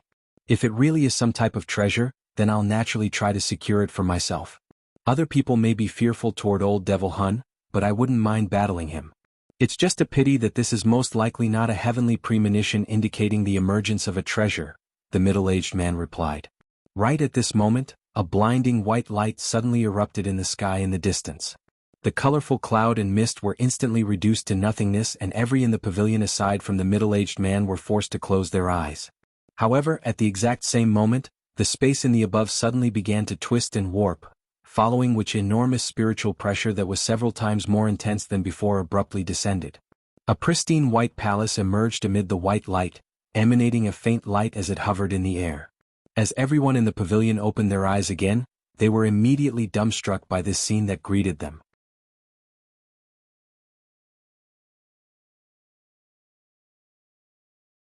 The middle-aged man's facial muscles spasmed upon seeing this as he exclaimed, "That's the Heaven Void Hall. Impossible. It hasn't been 300 years since it last opened." He immediately managed to identify the palace in the distance. The blue-robed Taoist priest and the scholar didn't exhibit any reaction to the mention of the Heaven Void Hall, but the three core formation cultivators were all stunned to hear this. The burly man's voice began to tremble as he exclaimed, "The Heaven Void Hall? The secret realm containing unfathomable ancient treasures? What else could that palace be? It's a little strange that it's appeared before its time, but even if this really is the Heaven Void Hall, no one would be able to enter it without the Heaven Void map fragment anyway." What's that? Someone seems to be approaching it. Just as the middle-aged man was musing to himself in bewilderment, a vast expanse of fiery clouds suddenly came rumbling over from the distance at an incredibly fast speed. The caster of the fiery cloud seemed to have also discovered the phenomenon in the air, and was traveling to the palace to gauge the situation. The middle-aged man's expression changed slightly upon seeing the fiery cloud. He had also intended to travel to the palace, but he immediately changed his mind as a cold light flashed through his eyes. Just as the fiery cloud was about to reach the palace, a burst of five-colored light suddenly flashed from the palace and an extremely thick pillar of azure light shot forth directly into the ocean. An unfathomably large black hole suddenly appeared on the surface of the ocean. The seawater parted to accommodate the pillar of light, creating a large vortex. However, an even more incredible scene ensued. At the center of the azure pillar of light, a white formation that was several tens of feet in radius emerged without any premonition. White light then flashed from the formation, upon which a man, a woman, and a massive azure cauldron materialized out of thin air. Both of them were still rooted to the spot, seemingly having been temporarily trapped in the pillar of light. At this moment, the fiery cloud was already almost upon them, but it suddenly faltered slightly as if its caster were also at a loss for what to do. However, all of a sudden, an earth-shattering boom erupted from within the white ball of light, sending tremors running through the massive palace. Spatial fluctuations immediately radiated forth and the palace disappeared amid a burst of piercing white light. The azure pillar of light flashed wildly several times before also crumbling and disappearing, leaving only the man, the woman, and the massive cauldron hovering in the air. The caster of the fiery cloud seemed to have sensed a hint of peril as the cloud immediately swerved around, flying away in the opposite direction amid a resounding boom. However, the woman raised an eyebrow upon seeing this before waving a sleeve through the air. Over 100 translucent swords shot forth from her sleeve, filling the entire sky with eerie glacial light, before sweeping directly toward the fiery cloud. The swords were traveling at an incredible speed and caught up to the fiery cloud with ease before unleashing a violent bombardment. A roar of shock and rage erupted from within the fiery cloud, following a frosty light flashed in its depths. The cultivator in the cloud seemed to have brought out some kind of treasure. However, the translucent swords seemed to be the bane of the fiery cloud's existence as the latter quickly crumbled and dissipated. The treasures that had been summoned were also sliced in half before they could unleash any of their power, tumbling from the sky like pieces of scrap materials. The cultivator within the fiery cloud was horrified to see this and he tried to unleash an evasion technique, but it was already far too late. All of the translucent swords fell at once and a howl of anguish rang out as the cultivator body and soul were completely destroyed. Clumps of blood and flesh came raining down from above as the cultivator was slain in what seemed to be the blink of an eye. Not only were the core formation cultivators horrified to see this, a fearful expression had even crept onto the face of the perpetually calm middle-aged man. The brawny man's lips trembled as he forced a smile onto his face and said, "Martial uncle, was the cultivator in the fiery cloud one of old Devil Hun's disciples?" The middle-aged man took a deep breath and replied drily, "That was no disciple, that was none other than old Devil Hun himself. Otherwise, who else would have been able to unleash such a powerful scorching flame technique?" Even though the three core formation cultivators had suspected this to be the case, they still couldn't help but draw a sharp breath in unison upon having the notion confirmed by the middle-aged man. "But old Devil Hun is a nascent soul cultivator just like you, martial uncle. How could he have been slain so easily? It looks like not even his nascent soul had a chance to escape." The seductive woman was completely dumbfounded. The azure-robed elderly man and the brawny man were also incredulous. The middle-aged man didn't say anything in response. Instead, he was staring intently at the events unfolding in the distance. At this moment, the man and the woman in the air seemed to have exchanged a few words, upon which the woman chuckled coldly in response. She then summoned all of her flying swords back to her before disappearing into the distance as a streak of light over 100 feet in length. The man shook his head before turning his attention to the dock. He then transformed into a rather unremarkable streak of azure light as he flew toward the island, and the speed of his movement wasn't all that astonishing either. However, the middle-aged man's expression changed upon seeing this, and he urgently instructed, "You three stay in here and keep your guard up. I'll be back soon." As soon as his voice fell, the middle-aged man shot forth out of the pavilion as a blue streak of light to meet the oncoming streak of azure light. All of the people left in the pavilion began to look at one another. They had just witnessed that woman slay a cultivator of the same caliber as their martial uncle as if she were crushing an ant. This man had accompanied her out of the Heaven Void Hall, so his cultivation base was most likely nothing to scoff at either. As such, all of them were feeling very nervous. Not only them, but even the middle-aged man flying toward the azure streak of light was also feeling very uneasy. However, after witnessing that woman in action from afar, he immediately made up his mind. That woman was most likely a late nascent soul cultivator comparable to the likes of the Heavenly Star Sages and the Arch-Saint of the Six Paths. If they had harbored ill intentions toward them, then there was no way he would have been able to escape. After all, he was merely an early nascent soul cultivator and there was simply too large a disparity between their power levels. As such, the best course of action was for him to voluntarily greet them in person instead of trying to flee. Thus, after making up his mind, this early nascent soul cultivator mustered up his courage and flew toward Han Li. The two streaks of light converged together in a few moments. The azure light receded and Han Li was revealed. The middle-aged man also stopped over 100 feet away before turning his gaze toward Han Li. He discovered that the person standing before him was a young man in a set of azure robes. His looks were average and his skin was slightly dark. He currently wore a hint of a smile on his face and was also looking back at the middle-aged man.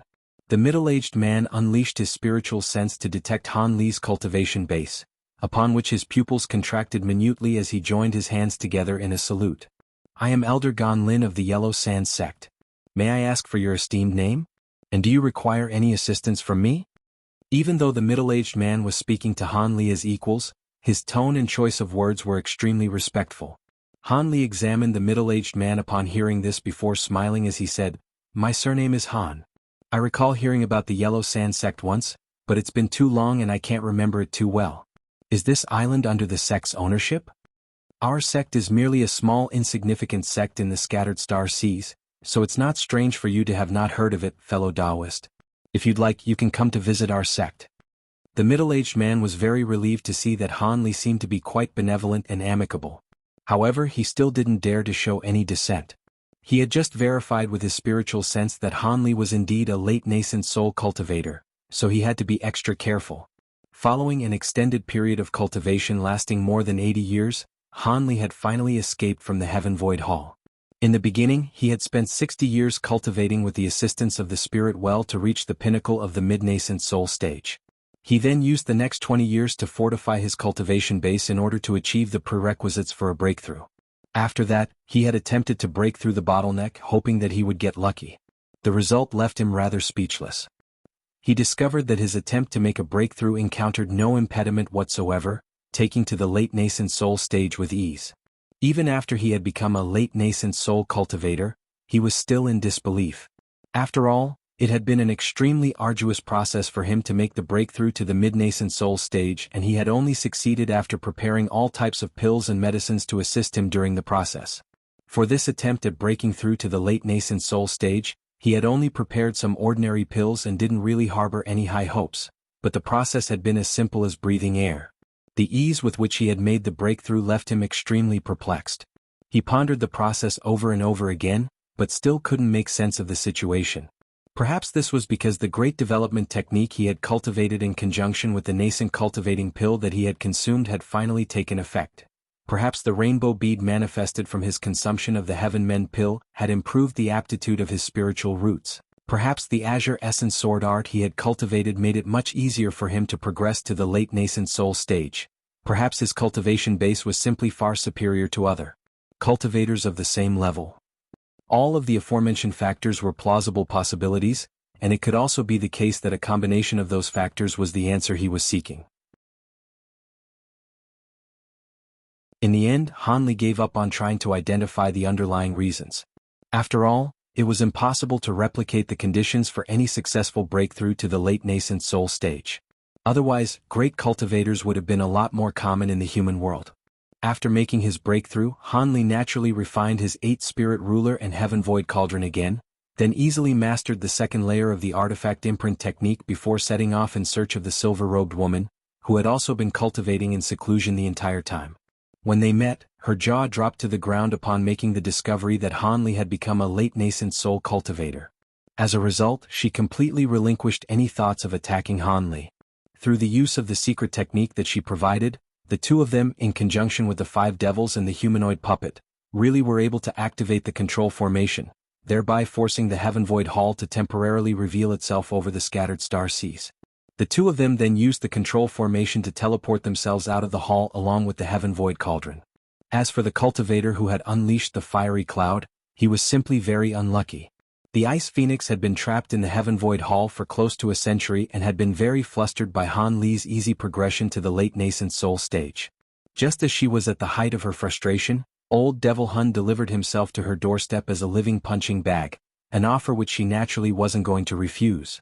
After that, she left Han Li behind to search for a way back to the Great Gene. Even though Han Li's cultivation base had taken a significant stride forward, he still didn't like his chances in battle against her, so he let her leave. Of course, he wasn't going to tell her about the ancient teleportation formation that led to the Heavenly South region.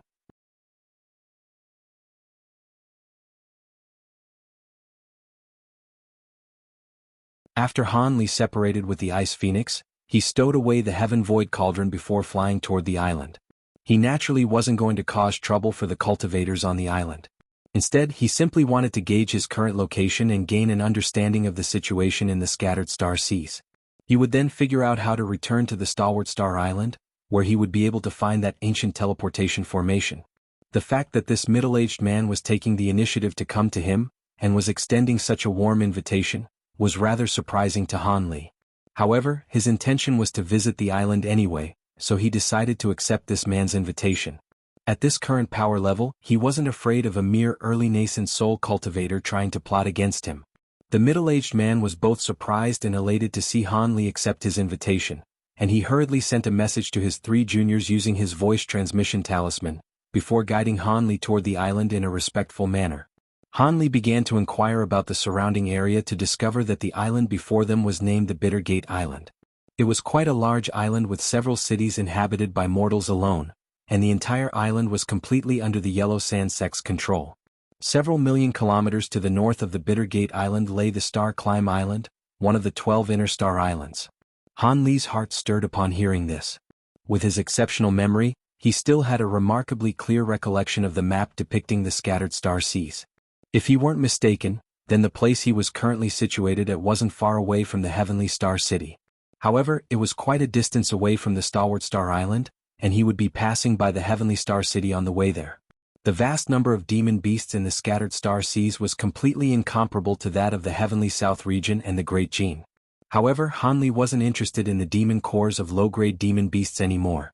In contrast, the demon cores of metamorphosis stage demon beasts at the 8th grade or above have all attained intelligence, so it would be impossible to lure them with the rainbow skirt grass.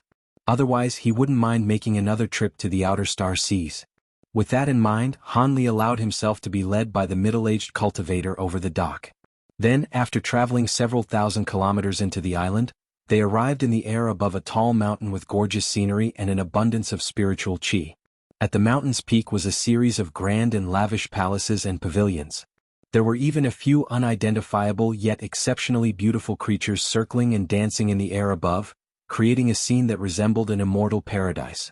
Han Li turned to the middle-aged cultivator with a smile, and said, "Your sect seems to be thriving, fellow Taoist Gon." "Ah, I'm glad you like it, Brother Han. We're just a bunch of nobodies setting up a base here," the middle-aged man chuckled with a wry smile.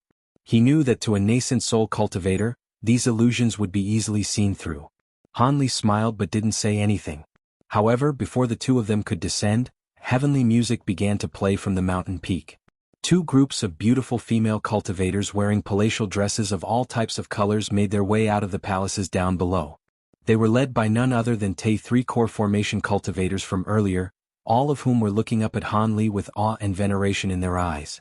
Han Li couldn't help but burst into laughter upon seeing this, but he still descended in front of the welcoming party down below. Everyone made way to create a path for him leading to one of the main halls on the mountain peak.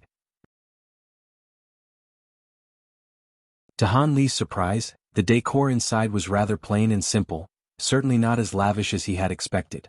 The middle-aged man and Han Li sat down at the table, while the other three stood off to the sides. Han Li cut straight to the chase and began to inquire about the recent situation in the scattered star seas. The middle-aged man was rather taken aback by these questions, but he merely regarded Han Li as a certain powerful being who had been in seclusion for many years, and naturally disclosed everything that he knew. When Han Li heard that the scattered star seas was in far more turmoil than when he had left, he couldn't help but fall silent to digest that information. After contemplating for a long while, the middle-aged man finally decided that Han Li didn't seem to be a cruel and violent person. As such, he mustered up his courage and asked, "Brother Han, was the place that you emerged from the legendary Heaven Void Hall? How did you come out of that place?" Han Li's expression changed upon hearing this and he was snapped out of his train of thought. "You sure are knowledgeable to be able to recognize the Heaven Void Hall from a single glance, fellow Taoist Han." "I was trapped there for a period of time and have only just escaped," Han Li replied nonchalantly. The middle-aged man could tell that Han Li didn't want to elaborate on this matter, so he didn't dare to pry any further. Instead, he changed the subject to the Ice Phoenix. "I see. May I ask who that woman with you was?" "She was a fellow Taoist who had been trapped in the hall with me.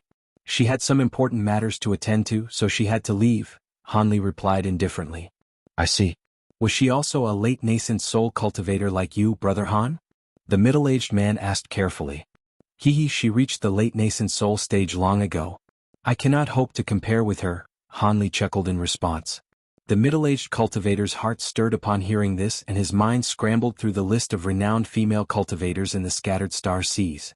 However, he simply wasn't able to identify that silver-robed woman. As for Han Li, his appearance was far too plain, making it even more difficult to identify him. However, that wasn't a cause for any alarm or confusion. It was very common for cultivators of their caliber to go into seclusion and cultivate for centuries at a time. "Fellow Taoist Gan, I'm currently in dire need of a batch of mid-grade spirit stones and materials. Of course, it would be best if you had high-grade spirit stones. I currently have 2 treasures which I'm not using at the moment, and I'd be happy to offer them for exchange," Han Li suddenly said. He then swept a sleeve over the wooden table beside him, upon which a green light swept past and 2 items appeared on the table, one of which was silver while the other was yellow. They were a silver ring and an ancient yellow halberd. These were none other than the ancient treasures he had obtained after killing those high-grade demon beasts in the Spirit Void Hall. Treasures of this caliber were naturally useless to Han Li, but in a place like the scattered star seas, where refinement materials and treasures were very rare, these treasures would be extremely sought after. From the spiritual power emanating from the 2 treasures alone, one could determine that they were high-grade treasures that were rare even among ancient treasures. "You're far too kind, Brother Han. We'll have no issues sourcing mid-grade spirit stones and materials for you. We have extensive stock on both here in the sect, and even if there are some materials that we don't have, I can get people to source them from the markets on the island. As for high-grade spirit stones, I'm afraid there are only about 7 or 8 of them on the entire island. If you require them, we'd be happy to exchange them with you." Flames of desire had also been ignited in the middle-aged man's heart upon seeing those 2 ancient treasures, but he wasn't surprised at all in Han Li's ability to bring out treasures of this caliber so easily. 7 or 8 high-grade spirit stones. A peculiar look appeared on Han Li's face upon hearing that. According to his knowledge, the shortage of spirit stones in the scattered star seas was even more severe than in the heavenly south region. How could this yellow sand sect alone possess so many high-grade spirit stones? The middle-aged man was initially rather concerned to see the contemplative look on Han Li's face. However, a thought quickly occurred to him along with a sense of enlightenment. "Haha, apologies for the confusion, it's my fault for neglecting to mention this to you. Over 100 years ago, someone discovered an extremely large spirit stone mine on an island in the outer sea. There were many high-grade spirit stones excavated from that mine, so even though they're still quite rare, the shortage is nowhere near as severe as it was in the past. Almost all of the sects have a few in storage now. A high-grade spirit stone mine. A mine of that caliber exists in the human world? Han Li was very surprised to hear this. Indeed. Everyone thought that these were merely fake rumors in the beginning. However, the Star Palace and the Starfall Coalition then engaged in a massive battle for ownership rights over the island. Only then did we realize that the news had been true. I heard that the mine had even drawn the attention of high-grade demons beasts from the outer star seas, and they also joined in on the battle. Many cultivators and demon beasts perished as a result, and now, the mine has been split between the two sides to accommodate a temporary truce. The middle-aged man explained. Han Li nodded but didn't say anything. This was good news for him. After using his humanoid puppet on the previous few occasions, his supply of high-grade spirit stones was about to run dry, and this presented a good opportunity to obtain some more. Thankfully, this region wasn't very far away from the Heavenly Star City, and he would be passing it on the way to his ultimate destination anyway. As such, it wouldn't take him too much time to make a detour and use the Star Palace's teleportation formation to travel directly to that mine. Thus, Han Li immediately made up his mind. He immediately pulled out a jade slip from his storage pouch and copied a list of required materials into it. The Brawny Core Formation cultivator then accepted the jade slip and went away to source those materials at the middle-aged man's behest. After that, Han Li began to make small talk with this Grand Elder of the Yellow Sand sect. The middle-aged man was clearly trying to be respectful and hospitable, so Han Li naturally conversed with him in an amicable manner as well. It was a rare occasion for the middle-aged man to encounter a late-nascent soul great cultivator, so he naturally raised a few questions about his own cultivation. Han Li only just reached the late-nascent soul stage, but he had seen a vast array of cultivation arts and had cultivated in both righteous and devilish secret techniques. As such, his experiences really were able to provide inspiration to the middle-aged man, which made him even more respectful toward Han Li. As for the azure-robed elderly man and the seductive woman standing off the sides, they were also listening intently to this conversation. This was an extremely rare opportunity for them as well, after all. Several hours later, a streak of light flashed into the room and the brawny man returned with a bulging storage pouch in his hand. "Senior, there are a few materials on the list that are missing on this island, but I've gathered everything else. I've placed all of our high-grade spirit stones into the pouch as well." The brawny man strode forward and offered the storage pouch to Han Li with both hands. Han Li accepted the storage pouch and scanned through its contents with his spiritual sense, upon which a content look appeared on his face at what he saw. "I still have some matters that I must attend to, so I won't stay any longer. I'll be taking my leave now." Han Li put away the storage pouch before nodding at the middle-aged cultivator sitting across from him. He had no interest in making further conversation with these Yellow Sand sect cultivators, so he transformed into a streak of azure light and disappeared into the distance in a flash. "That senior has finally left. I thought our Yellow Sand sect was in big trouble this time. That senior Han doesn't appear to be a bad person." After Han Li had disappeared into the distance, the seductive woman heaved a long sigh of relief and fanned her chest with an expression that suggested that she had just survived a perilous ordeal.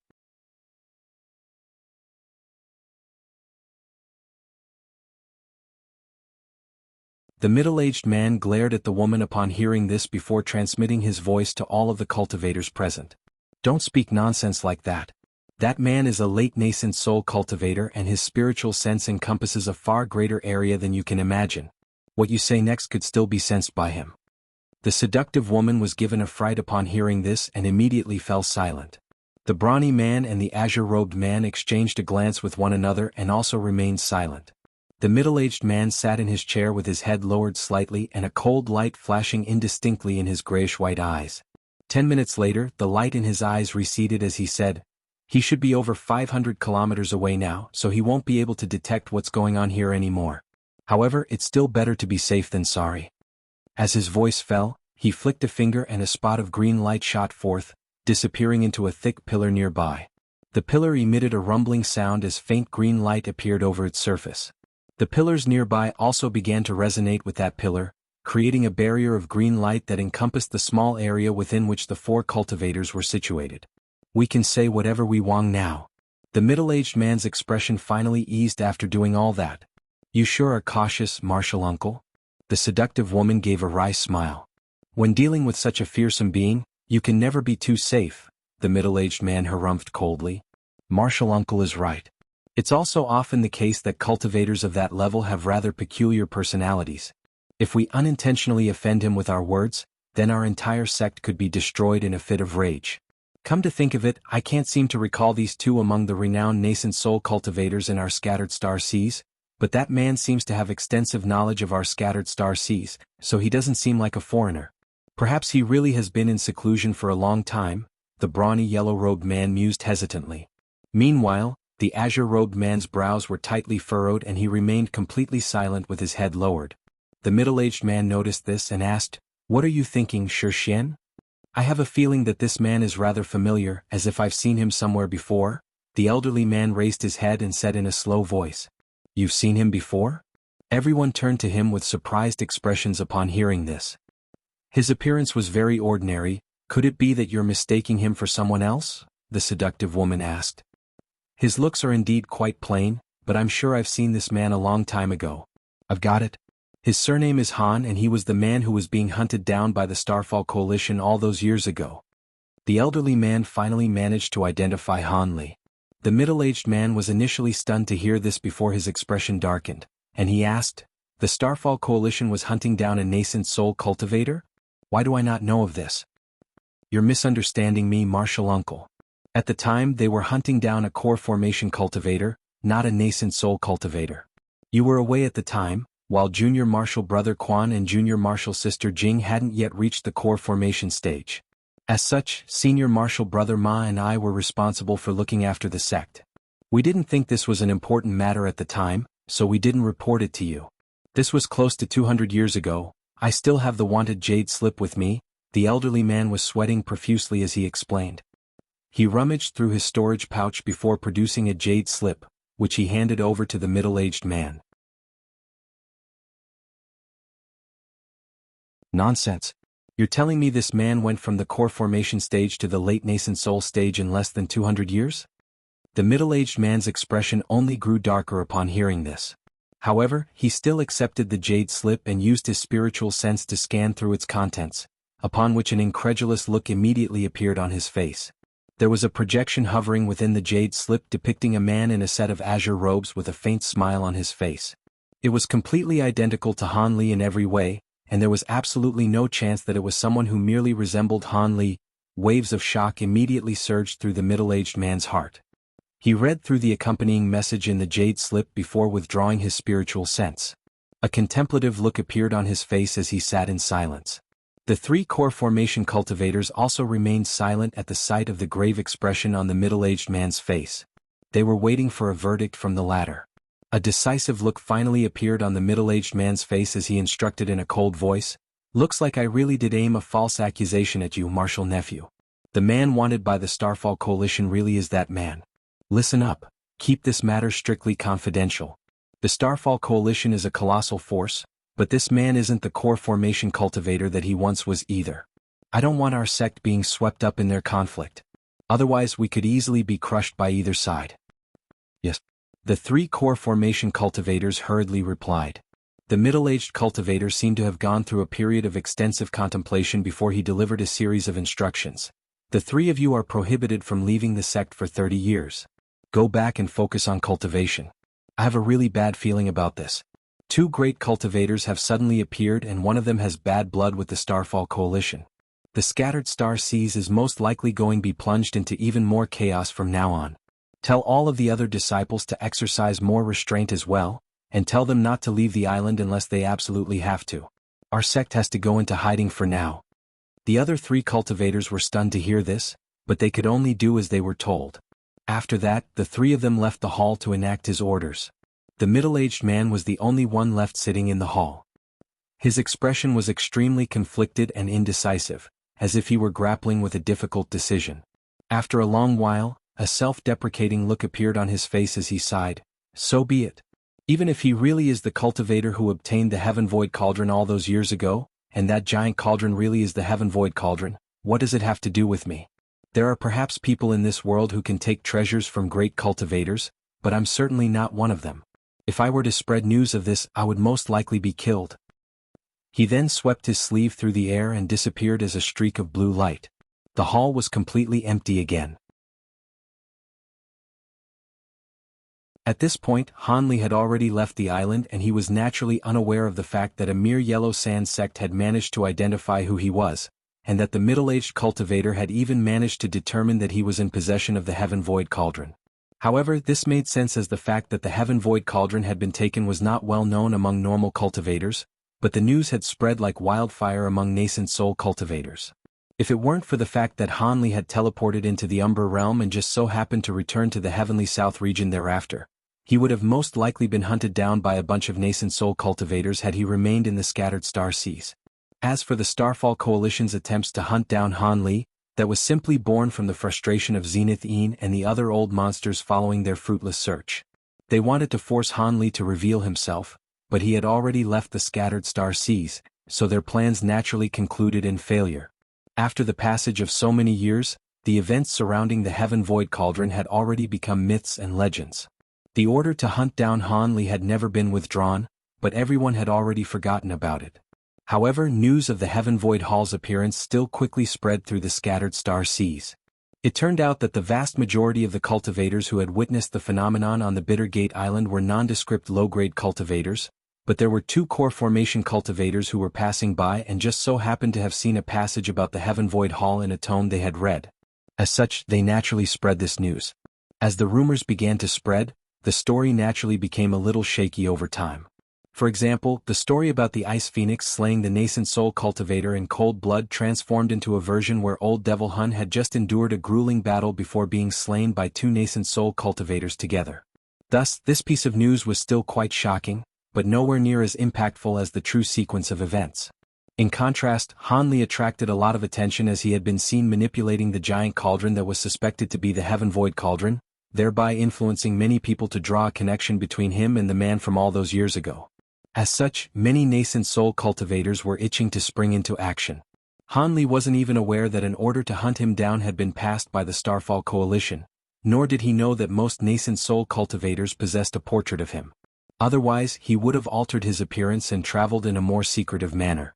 At his current power level, he naturally wasn't afraid of being attacked by ordinary cultivators, but he didn't want to draw any trouble to himself either, as that would be a waste of his time.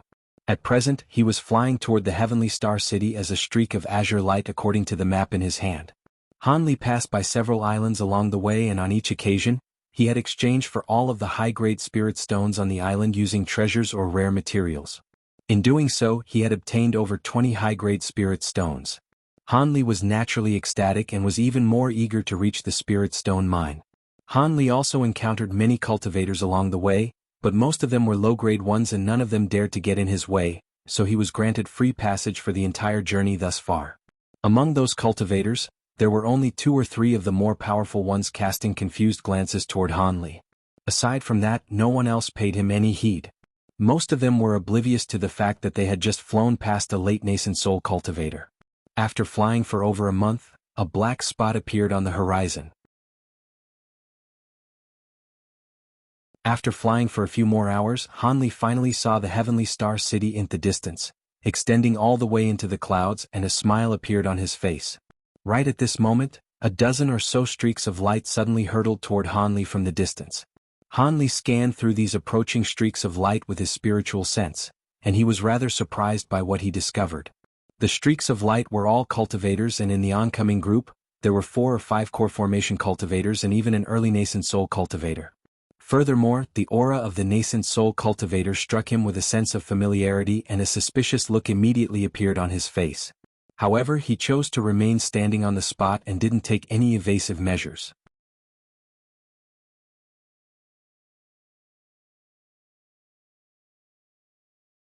The group of cultivators before him were clad in Star Palace attire, clearly indicating that they had just come from the Heavenly Star Island. Hanli was flying through the air without any intention of obscuring his own presence, so he was naturally spotted by this group of cultivators. As such, they immediately flew toward Hanli. However, Hanli had used a technique to completely obscure his cultivation base. Thus, regardless of whether a foundation establishment or core formation cultivator tried to ascertain his cultivation base with their divine sense, they were struck by the feeling that Hanli was like a ball of cloud and mist, thereby preventing them from being able to determine his cultivation base. Right at this moment, a cry of surprise rang out from the group. Han Li's expression changed as he turned toward the cultivator with the snowy white cloak obscuring their features. This cultivator's entire body was enshrouded in a massive cloak, making it impossible for Han Li to determine their gender. Furthermore, even Han Li's powerful spiritual sense was unable to see through the cloak. This was quite a surprising discovery to him. However, the aura emanating from this person was rather familiar to Han Li, and they were the only nascent soul cultivator in the group, so he was naturally determined to find out who this person was. As such, a blue light flashed through his eyes as he attempted to use his bright sight spirit eyes to forcibly see through the cloak. "Greetings, fellow Taoist Han. Long time no see, how have you been?" However, right at this moment, an attractive chuckle sounded from beneath the cloak, following which the hood of the cloak was lifted to reveal a set of gorgeous porcelain-like features that carried a hint of a smile. "Ling Yuling," Han Li exclaimed upon seeing the face beneath the hood. This person was none other than the beautiful Star Palace cultivator whom he had saved all those years ago outside the heavenly Star City. Han Li laid a finger on his own nose as a smile also appeared on his face. "To think that you would still recognize me after so many years apart, I feel extremely honored. Also, I must congratulate you on progressing to the nascent soul stage." Ling Yuling smiled as he appraised Han Li carefully, upon which a hint of surprise appeared on his face. He was also unable to ascertain Han Li's cultivation base, but he knew that Han Li's cultivation base was definitely not inferior to his. Upon establishing that, the smile on his face became even warmer and more inviting. "You're far too kind, fellow Taoist Ling. Haven't you also progressed to the nascent soul stage?" Ling Yuling smiled but didn't reply right away. Instead, he turned his head and instructed in a cold voice, "You guys go on ahead first. I have some things I have to discuss with fellow Taoist Han, and I'll catch up to you guys later." "Yes, Elder." The other Star Palace cultivators all bowed respectfully upon hearing this. From the respectful expressions on their faces, it could be seen that they were extremely obedient and reverent toward this elder. A hint of surprise appeared in Han Li's eyes upon seeing this, but his expression remained unchanged. Those cultivators continued on their way, led by a late core formation stage elderly man, and disappeared into the distance in the blink of an eye. Ling Yuling turned back to Han Li and sighed, "Sorry about that, Brother Han. I've received orders to reinforce an island that's being attacked by the Starfall Coalition, so I won't be able to stay here for too long. I've also heard on my way here that the Star Palace is engaged in battle with the Starfall Coalition again. It's no wonder that you're burdened by these duties," Han Li replied in a slow voice. A wry smile appeared on Ling Yuling's face upon hearing this. However, he quickly turned his attention to Han Li again, upon which a peculiar look appeared on his face. He hesitated momentarily before asking, "Brother Han, you've gone beyond the early nascent soul stage, haven't you?" In response, Han Li chuckled and gave an ambiguous reply, "Haha, I've only gone slightly ahead. With your aptitude, it's only a matter of time before you exceed your current cultivation base." Ling Yuling's expression faltered slightly upon hearing this as waves of shock churned through his heart. It was incredible to him that Han Li had already become a mid-nascent soul cultivator. It had only been less than 200 years since they had last met, yet Han Li had progressed from the core formation stage to the mid-nascent soul stage. That was simply unheard of. After a brief stunned silence, Ling Yuling finally managed to recompose himself, but his expression was still filled with envy as he said, "Looks like you really are an extraordinary prodigy, Brother Han. To think that you've been able to make such drastic improvements in such a short time, I am truly in awe." "I'm no prodigy, I've simply been lucky and encountered many opportunities," Han Li gave another ambiguous reply. Ling Yuling didn't linger any further on this topic.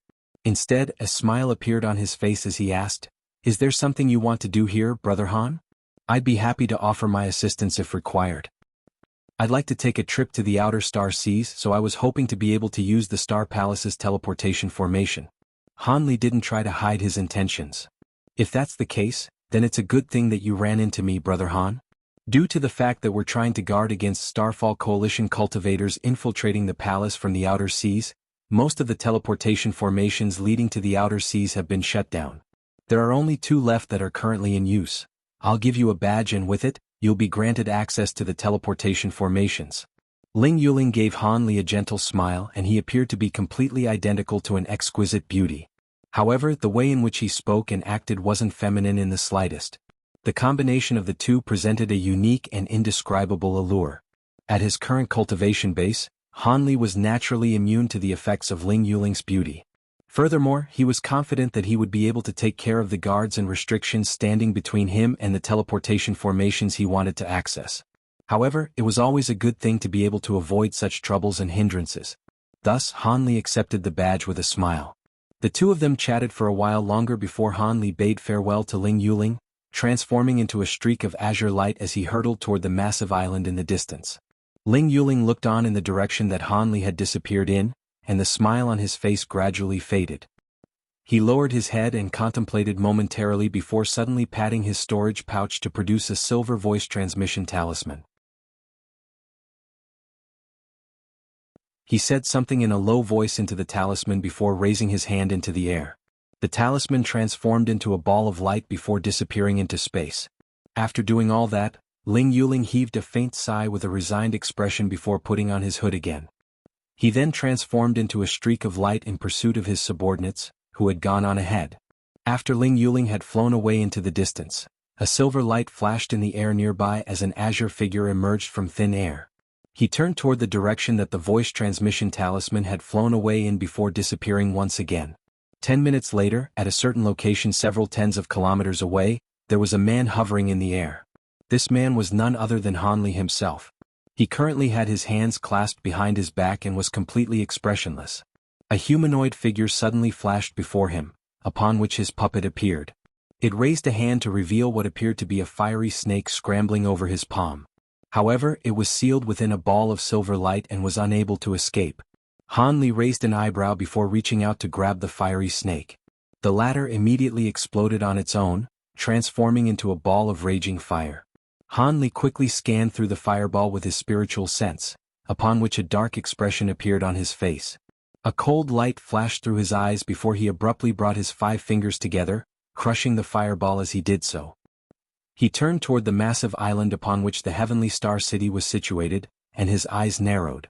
So everyone in the scattered star seas knows that I have the Heaven Void Cauldron. Looks like I'll need a disguise, Han Li murmured to himself. His face was then abruptly enshrouded under a layer of light, making his facial features blurry and indistinct. At the same time, a series of crackles and pops rang out from all over his body, instantly making him around a foot taller. A short while later, he had transformed into a burly man with a dark complexion. He put away his puppet and flew toward the Heavenly Star City. Unbeknownst to Han Li, in the instant that he had crushed the voice transmission talisman, someone sitting in a dim underground cave of the Heavenly Star City's sacred mountain was alerted to what he had done. The humanoid figure abruptly rose to his feet before feigning a grabbing motion. Spots of fiery light then began to appear in the air nearby before converging to form the very same fireball that Han Li had just crushed. The humanoid figure scanned through the information in the fireball with his spiritual sense before flipping his hand over, upon which the fireball instantly disappeared. What's going on? Why is Yuling using voice escape talisman we gave him? These talismans are very rare and he wouldn't use them for no good reason. Did something happen to him? He's only just left the Heavenly Star City. A voice suddenly sounded from another corner of the cave. The voice was very pleasant and enticing and it sounded as if a young woman had just spoken. He's fine. It's just that he encountered a rather interesting person nearby and alerted us of this. He wants us to try and recruit this man to our side. The first humanoid figure replied. However, his voice was a little slow and stiff, as if he didn't speak very often. Oh, who is it? It's not often that Yuling develops an interest in anyone. The woman's heart was immediately put at ease upon learning the fact that Ling Yuling was not in danger. As such, she began to develop a curiosity toward this interesting person in question. You still remember what happened with the Heaven Void Cauldron over 100 years ago, right? Of course I do. Does this person have something to do with the cauldron? The woman asked with a hint of surprise in her voice. The man who had taken the cauldron right under the noses of Man Huzi and Wan Tianming is actually the same person as the cultivator who saved Yuling all those years ago. Now, he has arrived outside our Heavenly Star City and wants to use our teleportation formation to get to the outer seas. Yuling just so happened to bump into him on his way here, the man explained. I see. If I recall correctly, this man's surname seems to be Han, and he was only a core formation cultivator back then. How is he worth recruiting? The woman was rather perplexed. You might not believe this, but Yuling suspects that this man has already become a mid-nascent soul cultivator. If that really is the case, then this man is truly an extraordinary talent, the man chuckled. The woman seemed to be very familiar with the situation in the Great Gene, and she immediately said, when the Heaven Void Cauldron was first taken from the Heaven Void Hall, we had sent people to investigate the person who had obtained the cauldron. Didn't they determine that he was most likely a foreign cultivator who went back to where he had come from after the event? Could it be that he's a cultivator from a certain major sect in the Great Gene? Otherwise, even if he is an extraordinary prodigy, without the support of a large sect, there's no way he would be able to become a mid-nascent soul cultivator in such a short time.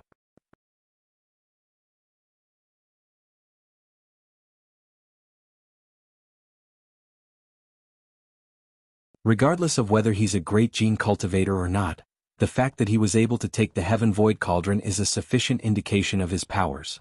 If it weren't for the fact that the divine essence-fused light we cultivated rejects treasures of the 5 elements, and that Heaven Void map fragment doesn't work for late-nascent soul cultivators, how could the spirit treasure have fallen into the hands of a foreign cultivator? A forlorn look appeared on the man's face. However, a wry smile appeared on the woman's face upon hearing this, and she said, full mastery of the divine essence-fused light would allow us to use the power of the 5 elements, so how could we have been unable to secure a treasure of the 5 elements? We can only blame ourselves for missing out on this opportunity. After a prolonged silence, the man said in an apologetic voice, indeed. If I had known this was going to happen, I wouldn't have dragged you along with me to cultivate this divine essence-fused light. This is my fault. The woman shook her calmly and said, it's not your fault. If we hadn't tried to find a shortcut, we would have never been able to progress to the deity transformation stage. As things were, if it weren't for that hiccup in the final juncture, you and I would have successfully progressed to the deity transformation stage already. At the very least, our lifespans would have been prolonged by over 1,000 years. Indeed. Who would have thought that a 5-element spiritual root was required to cultivate the divine essence-fused light to the final stage? If someone were to truly possess such a spirit root, they most likely wouldn't even be able to reach the foundation establishment and core formation stages, let alone the nascent soul stage. How would they be able to cultivate this divine essence-fused light? It's no wonder that this cultivation art had been created so long ago, but no one has ever been able to successfully cultivate it. I was able to reach the late nascent soul stage within 500 years, and in my opinion, my cultivation aptitude is definitely not inferior to the past masters of the Star Palace. I even managed to resolve the so-called 3 insurmountable hurdles to cultivating the divine essence-fused light, but never did I think that I would suffer a fate like this. The ancient cultivator who invented the divine essence-fused light was clearly intentionally setting up a trap for people to fall into. I don't know what his intentions were to create such a self-contradicting cultivation art. If I had known about all this in advance, I would have never dabbled in this accursed cultivation art. The man's voice was becoming more and more worked up as he spoke, clearly indicating that he was extremely resentful toward the creator of this divine essence-fused light. The woman heaved a long sigh. After a brief silence, she offered some words of consolation. So be it.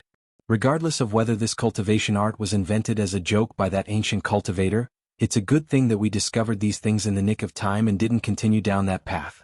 Otherwise, if we had continued to cultivate on the essence-fused mountain, the power of the 5 elements within our bodies would have imploded and we would have died.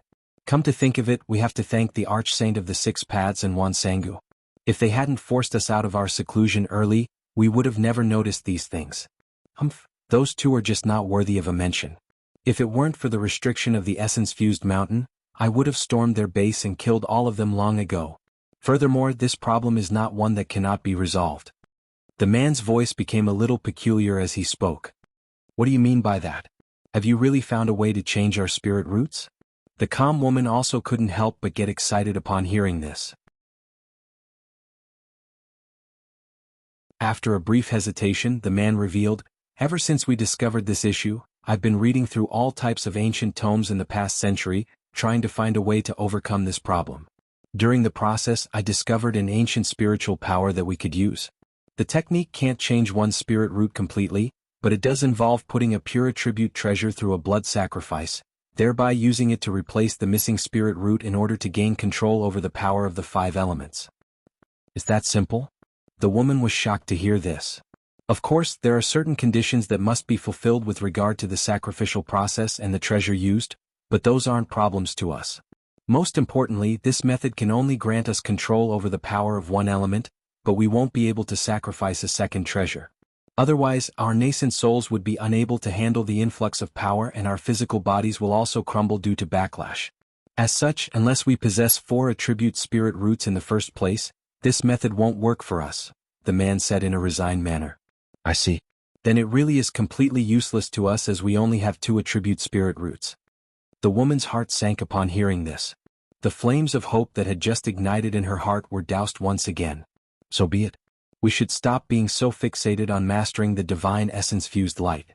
Even if there were other ways to resolve this issue, there's not enough time for us given our remaining lifespans of less than 100 years. Let's focus more on Yuling. After our combined efforts, she has finally progressed to the nascent soul stage. Once her cultivation base is fortified in a few more decades, we'll inject him with our power to forcibly take him to the mid-nascent soul stage. In that case, with his mid-nascent soul stage cultivation base, he should be ready to take over the Star Palace. Of course, we have to get rid of the Arch-Saint of the 6 Paths and Wansanga before that. The woman's voice suddenly turned extremely cold and forbidding at the mention of these 2 enemies. It won't be a difficult task for us to get rid of those 2 as long as we put our lives on the line, the man said nonchalantly. What do we do with that cultivator with the Han surname? He possesses the Heaven Void Cauldron and he might be a mid-nascent soul cultivator. If you and I were to leave this world someday, he could prove to be an extremely volatile element in the scattered star seas. From the tone of Yuling's voice transmission, she seems to have a rather good impression of him. The woman was quite hesitant. He's a mid-nascent soul cultivator with exceptional aptitude. He really is worth recruiting if possible. We'll see if he wishes to join our Star Palace. If he does, then everything will be smooth sailing from there. We'll set up a restriction to take his Heaven Void Cauldron for Yuling to use when making a breakthrough to the mid-nascent soul stage, and we'll give him some other treasures as compensation. If he's unwilling to join us, then we'll just have to kill him. The man's voice had become extremely cold. That seems to be the only way. The woman heaved a faint sigh but stated no objections. However, this voice escape talismans has already been destroyed once, so he must be aware that we're onto him. Ordinary elders won't be able to subdue him. So it looks like we'll have make a trip in person, the man said in an indifferent voice. Even if he possesses a spirit treasure, he's just mid-nascent soul cultivator. It won't require both of us to subdue him. I can take care of him myself. On the divine essence-fused mountain, he definitely won't be a match for me even if he's a late nascent soul cultivator. The woman was very confident in her own abilities. Alright, that works too. You have to be careful though, that Heaven Void Cauldron is not something to be scoffed at. The man didn't object to this course of action. As long as it's a treasure of the 5 elements, its power will be severely debilitated in the face of my divine essence-fused light. So what are you worried about? The woman chuckled nonchalantly. This time the man in the cave didn't reply. He had clearly acknowledged what the woman was saying. At this moment, Hanli had already arrived at the Heavenly Star City. The city really did live up to its name as the #1 city in the scattered star seas. Hanli was able to easily secure the missing materials from the markets here. He also sold a few treasures that were useless to him, earning him a large amount of spirit stones in the process, before settling down in an inn. Seeing as Ling Yuling was already aware of the fact that he possessed the Heaven Void Cauldron, he naturally wasn't going to head straight to the Sacred Mountains teleportation formation with that badge. Instead, he was going to infiltrate the Starry Sky Palace at night. If it weren't for the fact that the Heavenly Star Sages were guarding the teleportation formations, he naturally wouldn't be wary of the guards there. Of course, if this legendary pair really did appear, it would be yet to be seen whether they'd actually be able to stop him. In order to attract the least amount of attention, he intentionally chose a small inn and briefly revealed a mid-core formation stage cultivation base. As such, the Qi condensation and manager was naturally extremely respectful toward Hanli, offering him the best room in his inn. That night, Hanli snuck out of the inn without anyone noticing. He could still clearly recall the location of the Starry Sky Palace and he shot forth directly toward the place where it was situated on the massive mountain. Along the way, most of the guards he encountered were at the Qi condensation and foundation establishment stages. There was the occasional core formation cultivator as well, but Hanli was still able to easily sneak past them. He arrived at the 50th level of the sacred mountain in the blink of an eye, upon which the massive palace appeared before him. The passage of time hadn't left any signs on the palace. it was completely identical to how it had been in the past. A sense of nostalgia welled up in Han Li's heart, and just as he was about to unleash a secret technique to break through the restriction on the door, his expression suddenly changed as he abruptly disappeared. A short while later, a few indistinct humanoid figures arrived soundlessly from another direction. Their bodies were rather blurry, almost completely blending into the night. Without careful examination using one's spiritual sense, it was impossible to notice them. Who are these people? Are they from the Starfall Coalition? Han Li looked on with a hint of surprise and curiosity in his heart. These human cultivators could already be considered to be quite powerful. Among them, there were 4 Foundation Establishment cultivators and 2 Core Formation cultivators, but there was also a 3rd or 4th layer Qi condensation cultivator with them. All of their faces had been obscured by a layer of gray Qi, as if they were trying to hide their appearance from prying eyes. However, the 2 Core Formation cultivators leading the way clearly consisted of a man and a woman. Han Li immediately lost interest upon making the discovery that there were no nascent soul cultivators among them. As such, he couldn't be bothered to use his spiritual sense to determine what these people looked like. All he did was stand still in midair, looking on with his arms crossed. These people approached the door to the Starry Sky Palace in the blink of an eye before stopping in unison. One of the Core Formation cultivators suddenly flipped his hand over, upon which a green formation plate appeared over his palm. He gently cast a celestial technique on it, and the formation plate began to emanate faint white light. The other Core Formation stage woman also flipped over her hand to produce a small yellow flag. She waved it through the air, and a cloud of yellow mist rapidly wafted forth from the flag, instantly enshrouding their group within. Immediately thereafter, the cloud of mist and that group of people all disappeared. Han Li faltered slightly before a hint of surprise flashed through his eyes at the sight of the yellow flag.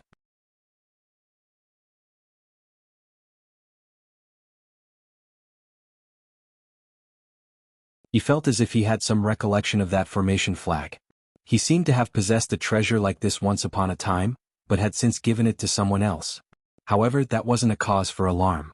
4 low-grade treasures like this, as long as one had mastered the refinement method, refining an identical one would be an easy task. Even so, Han Li had still developed an interest in that Core Formation stage woman.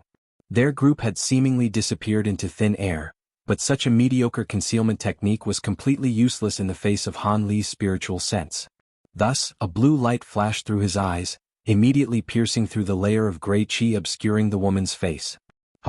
That's... A peculiar instantly appeared on Han Li's face. Right at this moment, 2 streaks of light, one azure and one yellow, shot forth from the Starry Sky Palace. A certain restriction seemed to have been triggered, and the sound of footsteps erupted from behind the palace doors, following which a white-robed cultivator slowly emerged from within. This was a tall and thin man who appeared to over 40 years of age. He wore a slightly dark expression on his face and was a Core Formation cultivator. This man was clearly the Star Palace cultivator tasked with guarding this palace. He emerged from the palace and looked around, only to discover that there was no one in the general vicinity. Upon making this discovery, his expression darkened further with a hint of displeasure on his face. Yellow light flashed, and that Core Formation stage man from earlier voluntarily showed himself. The gray Qi over his face also faded, revealing a set of graceful and refined middle-aged features. The man cupped his fist in a salute as he asked in a respectful voice, "Brother Zhang, have there been any mishaps? Will my wife and I be able to teleport away tonight?" Fellow Taoist Tian, as long as you have enough spirit stones with you, teleporting your group away is naturally just a piece of cake. All of the guardians of the teleportation formation have done the same thing at some point. Are you worried that I would go back on my word and refuse to grant you access to the teleportation formation? The Star Palace cultivator's expression eased after the man appeared, but he still spoke in a rather cold and impolite tone. Of course not, I have absolute trust in you, Brother Zhang. It's just that my daughter really has fallen seriously ill, and we have to head out to the outer seas to find the White Yang Demon Fish's demon core to save her life. The situation is extremely urgent and we can't afford to be delayed, the graceful man said with a smile. He then waved his hand toward a certain direction behind him. A spluttering sound was heard, following which a ball of yellow mist dissipated, revealing the remaining members of the group. The Foundation Establishment cultivators had all revealed their faces, leaving only the female Core Formation cultivator and a thin and frail female Qi condensation cultivator with their faces still concealed under gray Qi. This must be your wife. I've heard much about you, Moon Maiden. The Star Palace cultivator completely ignored the other Foundation establishment cultivators as his attention was drawn to the female core formation cultivator. His gaze scanned across her face several times and he even put on a rare smile for her. Thank you for doing this, fellow Taoist Zhang. I am forever grateful to you. The female cultivator's voice was very gentle and delicate, yet she spoke in a manner that was neither haughty nor humble. It's a shame that Moon Maiden refuses to show your face here. I must say I'm a little disappointed. Come with me. The Star Palace cultivator chuckled as a slightly wistful look appeared on his face. However, he then immediately turned and strode into the palace.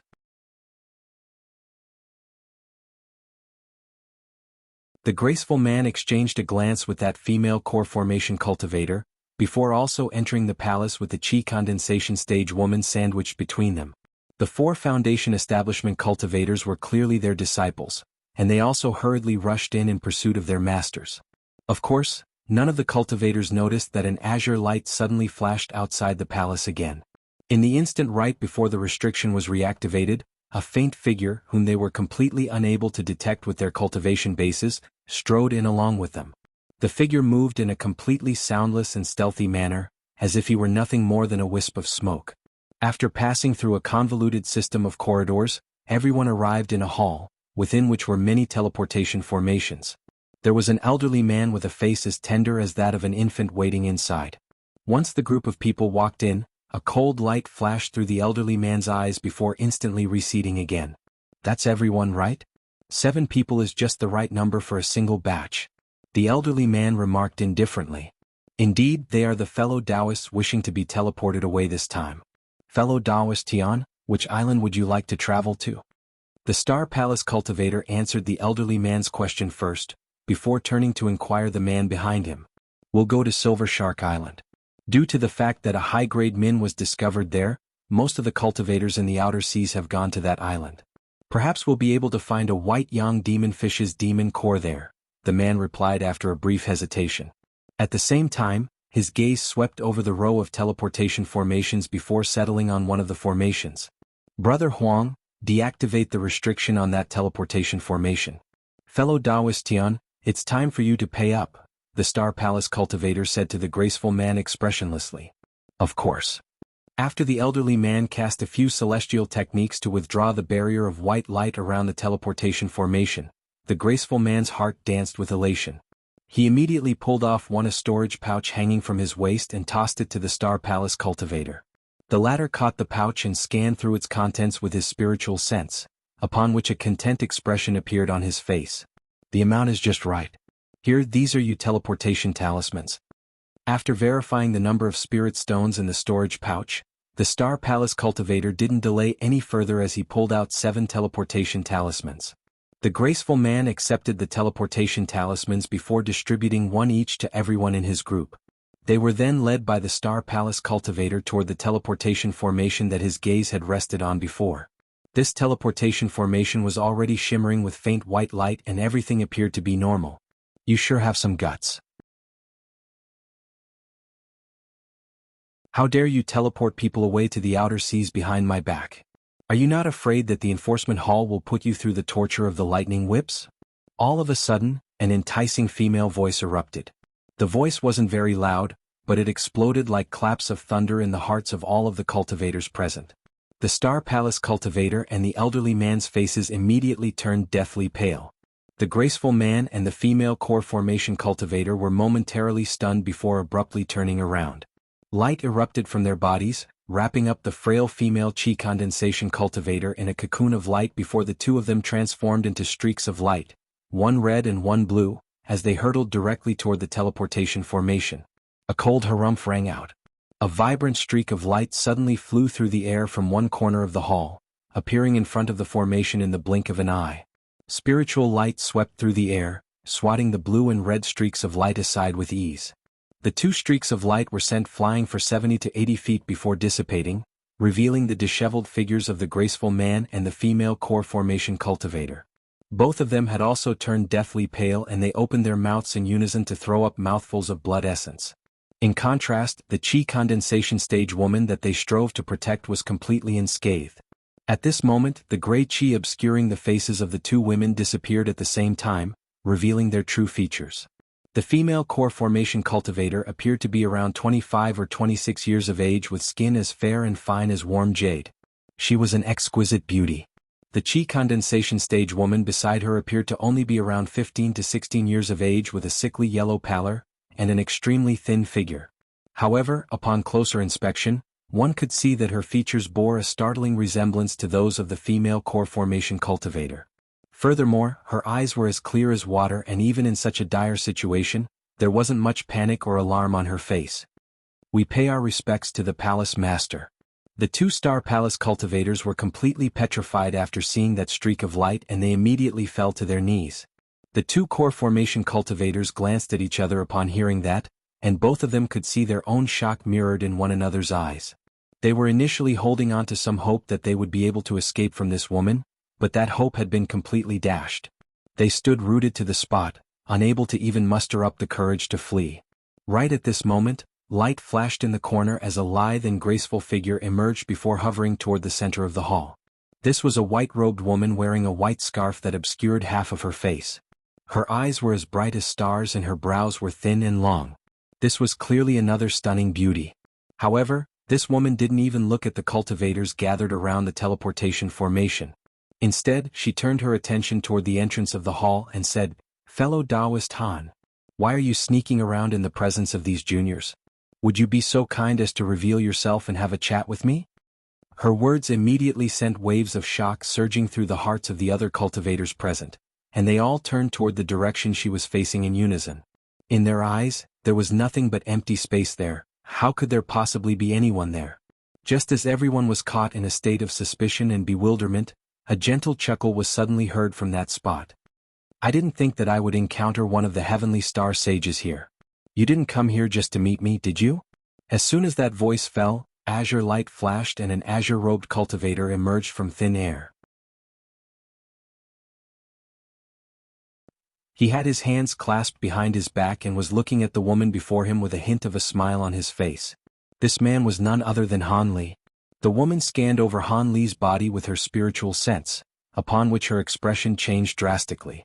A wave of incredulity swept through her bright eyes as she exclaimed, "Late nascent soul stage."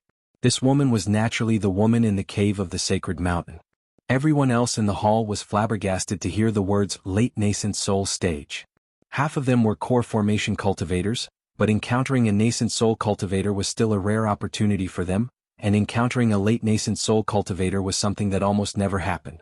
However, not only had one of the heavenly star sages just revealed herself to them, another unknown late nascent soul cultivator had also appeared. This made everyone feel as if they were stuck in a dream. Among those cultivators, the core formation stage woman referred to as Moon Maiden was more stunned than everyone else to see Han Li. Her mouth gaped open in shock, and when she heard that Han Li had become a late nascent soul cultivator, she was completely rooted to the spot in astonishment. Under normal circumstances, her reaction would have drawn the attention of the people beside her. However, all of the cultivators were completely focused on these two late nascent soul cultivators, so no one had the spare mental capacity to pay any heed to her reaction. Funnily enough, the young chi condensation stage woman was the first and only one to notice her stunned expression. Due to the fact that her cultivation base was pitifully low, the core formation and nascent soul stages were too far beyond her to evoke any reaction within her. After taking in the core formation stage woman's reaction, she couldn't help but take a curious glance at Han Li. "Are you really Han Li?" The heavenly star sage's calm and collected expression had already faded, and was replaced by a particularly grave one. "Do you think you were waiting for the wrong person this entire time?" Han Li didn't give a direct reply. Instead, a smile appeared on his face as he looked at the woman before him.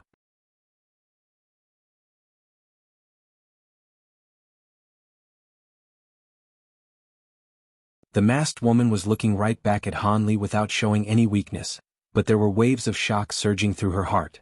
She had thought that Han Li would be easy prey for her to capture, only to discover that he was far more powerful than he anticipated. As such, she was starting to become rather hesitant. With the assistance of the Divine Essence-fused light and the Divine Essence-fused mountain, she was confident that she would have at least a 70% chance of victory if a battle were to ensue.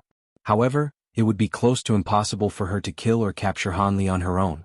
If she were to do so, there was a good chance that Han Li would be able to escape, and thereafter, the Star Palace would have earned itself a late nascent soul stage enemy. Thus, even as one of the heavenly star sages, she didn't dare to act rashly in this situation. As such, both Han Li and the woman fell silent. The entire palace was immediately enshrouded in a suffocating atmosphere that struck one with a sense of asphyxiation.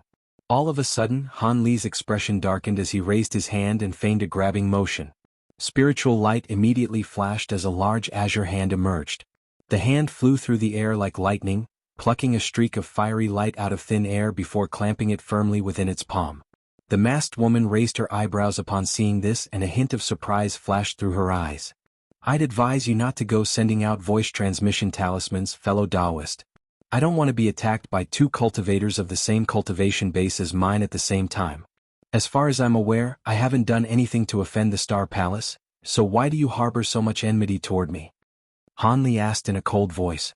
At the same time, a layer of azure flames surfaced along the large azure hand, instantly reducing the streak of fiery light into nothingness.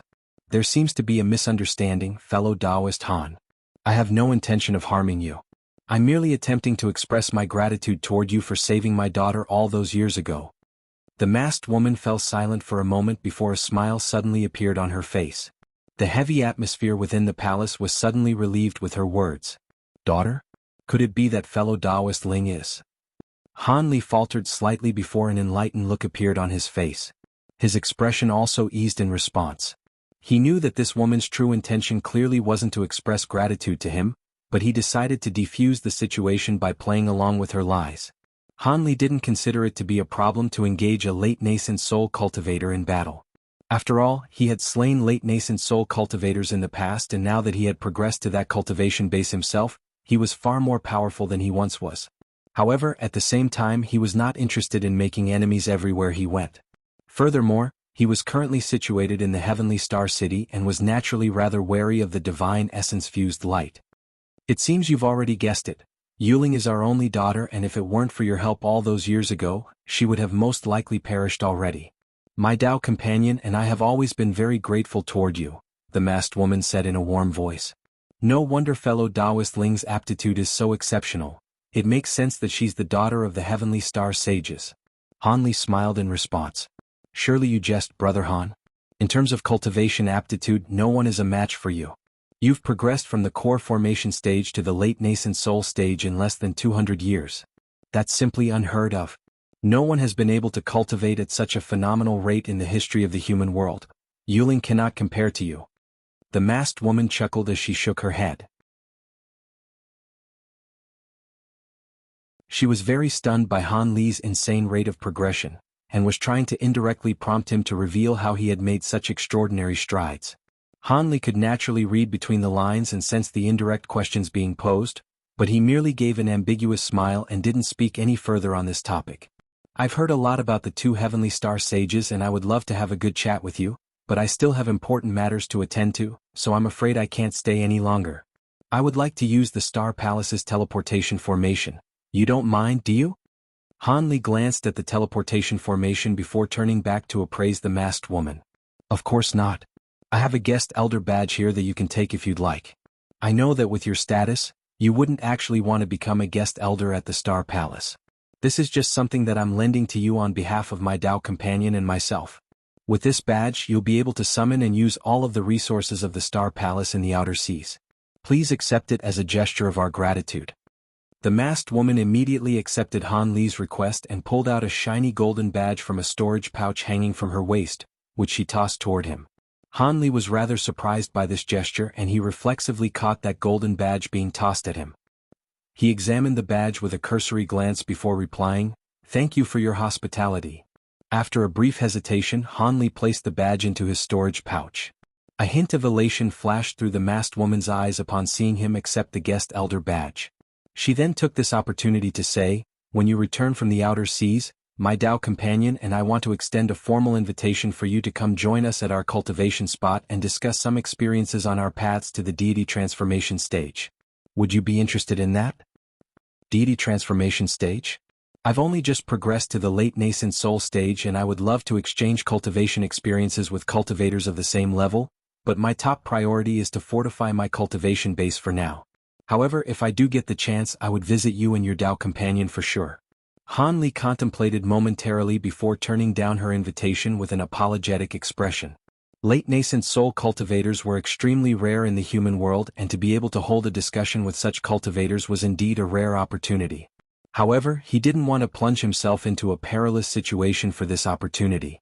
With his current power level, he was confident that he would be able to take on several late nascent soul cultivators at once and emerge from the battle unscathed. However, that didn't mean that there was nothing in the human world that could pose a threat to him aside from deity transformation cultivators. If he weren't careful, he could be trapped in an ancient restriction, so some kind of powerful large-scale formation spell. If he were to be attacked by late nascent stage cultivators in that situation, the outcome may not fall in his favor. Thus, he immediately decided to euphemistically turn down her invitation to visit their cultivation spot. A hint of disappointment appeared on the masked woman's face upon hearing this. As for whether she actually harbored ulterior motives in the invitation that she had extended to Han Li, even she couldn't be sure of that herself. However, seeing as Han Li had turned her down, she was naturally not going to force the issue. Instead, she merely moved on to other conversation topics and continued to chat amicably with him. Han Li gave a few polite responses before taking his leave. The masked woman didn't try to stop him. Instead, she stepped away to the side, allowing him access to the teleportation formation. At the same time, she drifted away even further into the distance as a gesture of reassurance to Han Li, indicating that she wasn't going to disrupt his teleportation. A faint smile appeared on Han Li's face, and he paid this no heed as he strode on ahead. The two-star palace cultivators hurriedly stepped aside in a respectful manner, granting Han Li free passage to the teleportation formation.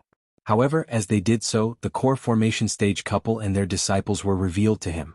The graceful man didn't dare to say anything either, and he immediately tried to drag his daughter away to get out of Han Li's path. However, to his surprise, the core formation stage woman with whom he had been happily married for over 100 years suddenly made her way over to Han Li, before extending a respectful bow. When Siue pays her respects to Senior Han. Congratulations on progressing to the late nascent soul stage, Senior. If it weren't for your help all those years ago, I wouldn't be standing here today. This core formation stage cultivator was none other than the woman who had almost become Han Li's servant in the outer star seas, when Siue. Siue? You recognize this Senior? The graceful man was rather flabbergasted. Han Li turned toward the woman and said calmly, "Long time no see. I see you've also reached the core formation stage. Looks like you haven't been slacking off with your cultivation. Otherwise, with your aptitude, it would have been slightly difficult for you to reach this stage. It's all thanks to the pills you left for me, Senior. Otherwise, I would have never reached the core formation stage." When Siue replied in a respectful manner, "Your father and I are old acquaintances, so it was only right for me to help you out. You don't need to thank me. You look like you're in a hurry to get to the outer seas as well. Let's go together. This woman is an acquaintance of mine. You wouldn't mind if I took these people with me to the outer seas, would you?" Han Li turned and asked the masked woman. "Of course not. Feel free to take them with you." The masked woman replied without any hesitation. "You have my thanks." Han Li nodded and didn't say anything further to Wen Siue. Instead, he merely raised a leg and somehow appeared in the teleportation formation after taking just a single step. He had clearly just employed the distance minimization technique that only late nascent soul cultivators were capable of unleashing. Wen Siue and the others were all startled to see this before turning to Han Li with awe and veneration in their eyes. Only the thin and frail young woman's eyes lit up with curiosity as she looked at Han Li. Han Li cast a celestial technique toward the edge of the formation before pulling out his greater teleportation medallion. Just as white light began to glow within the formation, he turned to the masked woman with a smile and asked, "By the way, I don't seem to have learned your name yet. Would you be so kind as to disclose it to me?" "My name is Wen Qing." The masked woman was slightly taken aback by this question initially, but she still replied with a smile. Right in this instant, Han Li and the others disappeared amid the white light, and it was unknown whether he had heard her response or not. The smile on the masked woman's face immediately disappeared. She said in a frosty voice, "For granting them access to the teleportation formations, both of you will receive 20 lightning whiplashes each as a punishment. If you dare to do this again, I won't be so kind. Thank you for sparing our lives, Palace Master." We definitely won't ever do it again. The two petrified Star Palace cultivators were both horrified and elated upon hearing the punishment dictated by the woman. They were elated as the punishment was a lot less severe than they had thought it would be, but also horrified in that 20 lightning whiplashes would most likely make them bedridden for an entire month. After delivering this verdict, a flash of light erupted from the masked woman's body and she disappeared on the spot.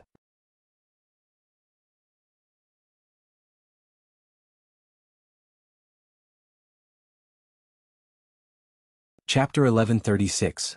A helping hand. After the masked woman left the Starry Sky Palace, the two Star Palace cultivators heaved a collective sigh of relief. The younger of the two glanced at Wensiue and the others, and a hint of anger flashed through his eyes. If it weren't for these people, they wouldn't have been caught red-handed and have to suffer the torment of the lightning whips. The Star Palace cultivator put on a stern expression and was just about to hurl some insults at the group to vent his frustration, when the elderly man suddenly turned to Wensiue with a respectful look, and said, "You sure are fortunate to have been able to make Senior Han's acquaintance. This is an extremely rare opportunity. With Senior Han's guidance, you'll be able to easily progress to the nascent soul stage in the future." The elderly man's cold demeanor toward Wensiue and the others had completely disappeared. The other Star Palace cultivator was initially stunned by this turn of events, but he was then enlightened by the elderly man's words. He immediately swallowed the insults that he was about to hurl before plastering a smile across his face. In his fit of rage and frustration, he had forgotten that these people had a connection to a late nascent soul cultivator. They were not people that measly core formation cultivators like them could mess with. Indeed, Brother Han is right. Perhaps we'll be counting on you too for assistance in certain areas in the future, fellow Taoists. Here are your soul stones. We'll cover your teleportation costs this time. The Star Palace cultivator plucked the storage pouch that was full of soul stones off his waist and offered it up to the core formation stage couple. Even though his heart was throbbing with pain, he still forced an enthusiastic and hospitable look onto his face. The graceful man took a glance at the storage pouch and hesitated momentarily. However, Wensiue decided to turn them down with a warm smile. "My Tao companion and I are extremely grateful to you too that you're willing to teleport us to the outer seas. How could we take back our soul stones? Please accept them as repayment for your kindness. I'm in a bit of hurry to catch up to Senior Han, so I hope you can teleport us over as quickly as possible." "Of course. I'll change the soul stones and you'll be able to teleport immediately." The Star Palace cultivator could tell that Wensiue really didn't want to take back the soul stones, so he could only put them away again in a sheepish manner. His body then flashed over to the teleportation formation, where he leaned down and began to change the soul stones that had just been used for the previous bout of teleportation. Meanwhile, the elderly man was still conversing with Wensiue and her Tao companion, trying to indirectly dig up more information about Han Li. The graceful man knew absolutely nothing, so he couldn't provide any answers. As for Wensiue, she merely smiled and provided ambiguous replies, clearly reluctant to disclose any information. A short while later, the soul stones on the teleportation formation had been swapped over. Wensiue really was in a hurry to catch up to Han Li, so she could only turn down the two Star Palace cultivators' further attempts to make conversation, plastering the teleportation talisman onto her body before leading everyone else into the formation. White light flashed again as all 7 of them disappeared. The two Star Palace cultivators glanced at one another and sighed in unison before wry smiles appeared on their faces. On the other end of the teleportation formation, within a stone chamber over around 100 feet in size, Wensiue and her group emerged amid a burst of white light. Moments later, the 7 of them recovered from the bouts of dizziness that always struck following teleportation. Wensiue hurriedly looked around, upon which her heart immediately sank.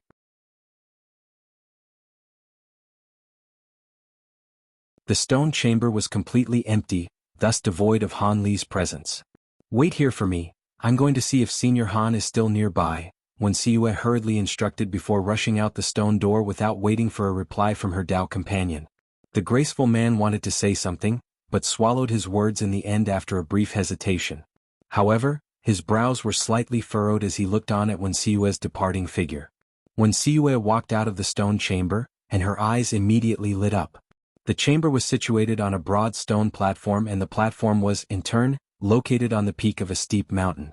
The platform was surrounded entirely by sheer cliff faces that no mortal would have been able to climb up. However, the cause for her elation was that Han Li was standing in a corner of the stone platform, conversing with a cultivator in Star Palace robes. He stood with his hands behind his back and was speaking in a leisurely manner. The burly and menacing mid-core formation cultivator was like an obedient lamb in the face of Han Li, nodding and bowing incessantly while providing answers to Han Li's questions with a fearful expression. It appeared that this man was Star Palace cultivator guarding the teleportation formations on this end. When Siue took a moment to compose herself, but she didn't immediately approach Han Li. Instead, she waited in silence as Han Li conversed with that Star Palace cultivator. After a while, Han Li waved a hand and seemed to have asked all of the questions that he had. The burly man extended a deep respectful bow before striding toward the stone chamber. Only then did Siue make her way over to Han Li. "Thank you for your help back there, Senior Han. If it weren't for you, not only would we have been unable to make it to the outer seas, we could have been in deep trouble as well," Siue said with a respectful bow. Han Li wore a calm expression as he glanced at the woman and asked, "Don't mention it. You were only caught because of me, so it was only right for me to lend you a hand. Your trip here seems to be rather urgent. Is there some important matter you have to attend to? You have helped me a lot already and I should be content with the assistance I've received, but please forgive me for being greedy. My daughter is severely ill and could die at any moment. Please lend me your assistance again, Senior." Siue began to shed tears as she spoke, and it was quite clear that she really was extremely concerned for her daughter. "That poison little girl is your daughter?" A flash of light appeared in Han Li's eyes, but his expression still remained calm and collected. "She is. You truly have an exceptional eye to be able to identify the cause of my daughter's illness, Senior Han." Siue turned to Han Li with a hopeful expression upon hearing Han Li's words. "I overheard some parts of your conversation already. Haven't you already found a way to cure the poison? Why are you still coming to me?" Han Li asked. "Indeed, my Dao companion and I received guidance from a great man, telling us that the demon core of the white yang demon fish could be used to create a pill that would cure this poison. However, this pill can't completely eradicate the poison. Even if it can temporarily save my daughter's life, her physique would be ruined and her cultivation path would be as good as over. You're a late nascent soul great cultivator, Senior, so you must have a better solution. Please help us, Senior," Siue urgently explained. "I see." Han Li didn't immediately agree to help her. He merely fell silent as a contemplative look appeared on his face. Siue's heart was extremely uneasy, but she didn't dare to rush Han Li for an answer. She could only stare up Han Li with a pitiable beseeching look on her face.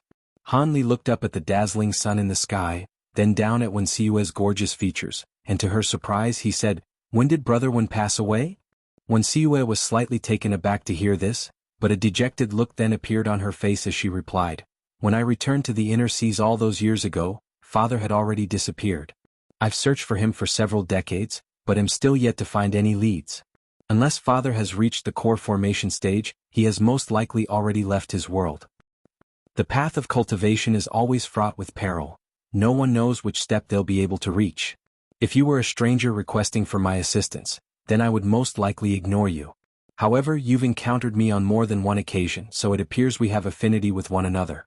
Seeing as you're the daughter of my past acquaintance and I still have some time on my hands, I'll take a look at your daughter," Han Li finally agreed with a nod.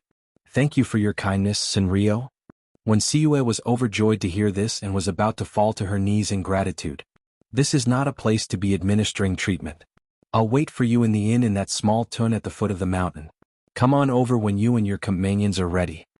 Han Li swept a sleeve through the air and an invisible force carried Siue's body, making her unable to fall to her knees as she intended. An azure light then flashed around him and he shot forth down the mountain as a streak of azure light. Siue faltered momentarily before rushing toward the stone chamber with an elated expression. Moments later, the seven of them all rushed toward the direction that Han Li had disappeared in. That Han brat has already reached the late nascent soul stage? In the inner star seas countless kilometers away, within the cave on the heavenly star city's sacred mountain, an incredulous male voice rang out, causing the entire cave to tremor. The man who had spoken was none other than one of the heavenly star sages. "Yes. I was also in disbelief, but I used my spiritual sense to verify his cultivation base several times, so there's no mistaking it," a female voice sounded in reply. The woman named Wenqing had already taken off her scarf, revealing a set of beautiful yet slightly pale features, and she sat down on a translucent and glittering jade stone platform in the cave. That means his cultivation aptitude is even superior to yours and mine. The man seemed to have recovered slightly from his initial astonishment. That does appear to be the case. As far as I know, he wasn't 200 years old yet when he disappeared. His cultivation progress is unmatched by any of the past masters of the Star Palace. You and I only managed to just barely reach the late nascent soul stage at about 500 years of age. Wen Qing heaved a forlorn sigh. She had thought that she was a superb cultivation prodigy, only to find that she was merely a frog sitting in a well, and the stark contrast struck her with a sense of loss and sorrow. If that's the case, even if he's only just advanced to the late nascent soul stage with the Heaven Void Cauldron on his side, he should be able to match either one of us in battle. No wonder you changed your mind and let him go in the end. What's your first impression after talking to him? The man asked with furrowed brows. First impression? He's very cautious and bold. No, not bold. Instead he's... Wen Qing's brows suddenly furrowed as an indecisive light flashed through her eyes. Is he difficult to describe? The man asked. After a brief hesitation, Wen Qing replied, No, it's not that. It's just that thinking back now, I've discovered something a little suspicious. Suspicious? Yes. Now that I think about it, he clearly knew that I was one of the Heavenly Star Sages and that he was situated in the Heavenly Star City, but he showed no fear or concern about his situation. Even with the Heaven Void Cauldron, he shouldn't have been that confident. Also, when I was facing him, I was struck by this indescribable sense of fear, as if he's an extremely fearsome person. I haven't had such a feeling in a very long time, Wen Qing mused as she recalled the situation. You cultivated the spirit premonition art, so your instincts are correct the vast majority of the time. That means that he really must be fearsome in some way. The man's voice had also become quite grave.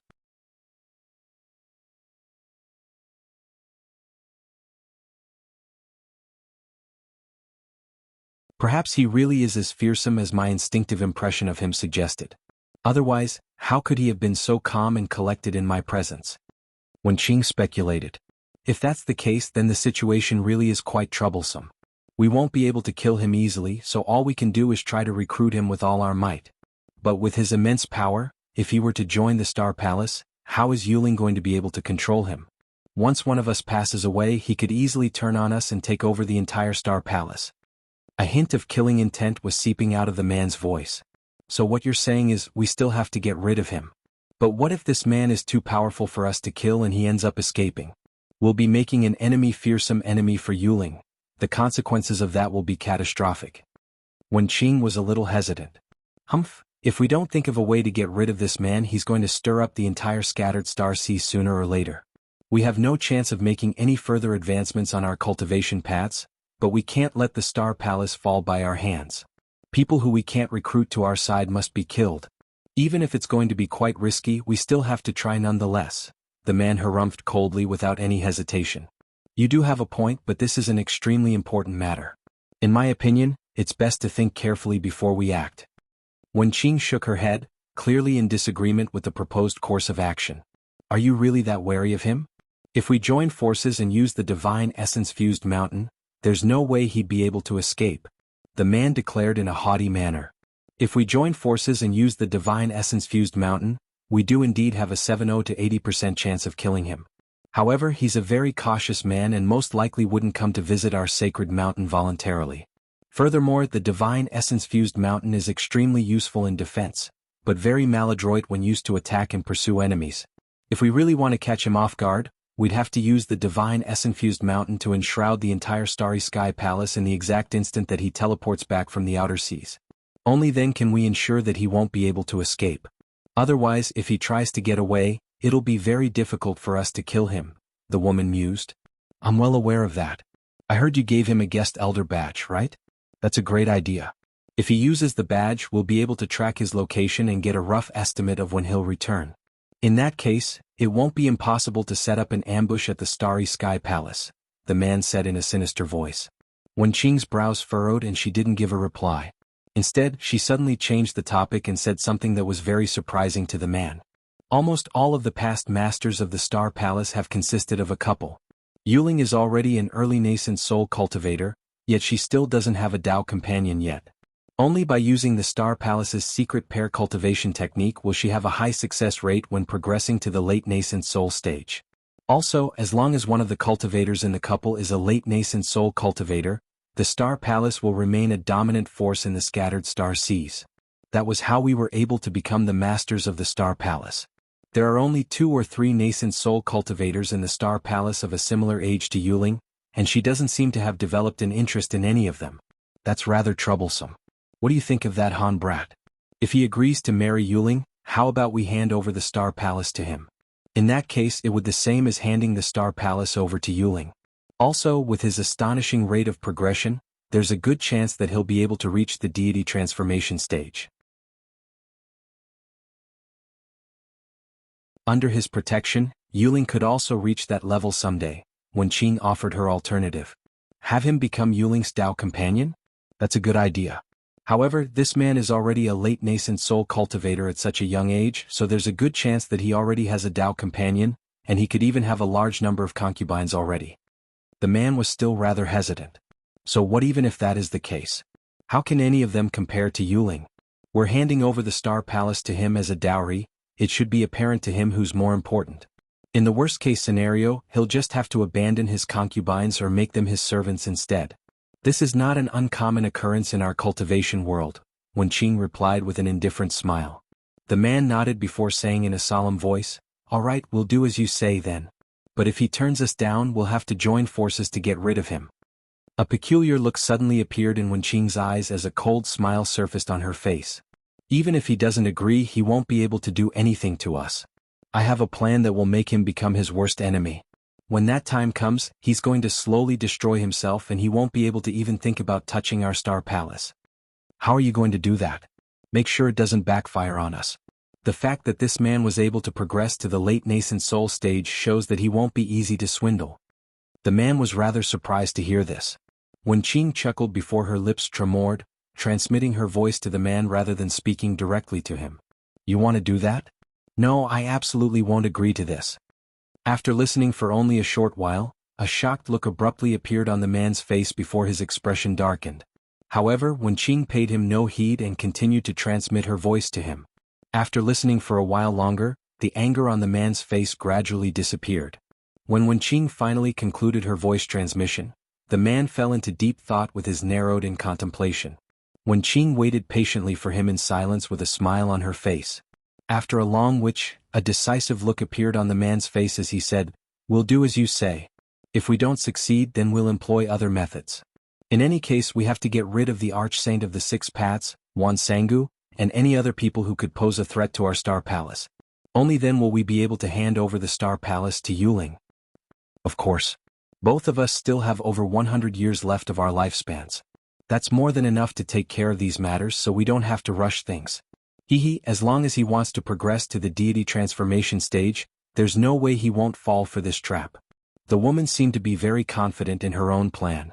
Just as the heavenly star sages concluded their discussion in the cave on the sacred mountain, Han Li was sitting in a peaceful wooden cabin on the Silver Shark Island.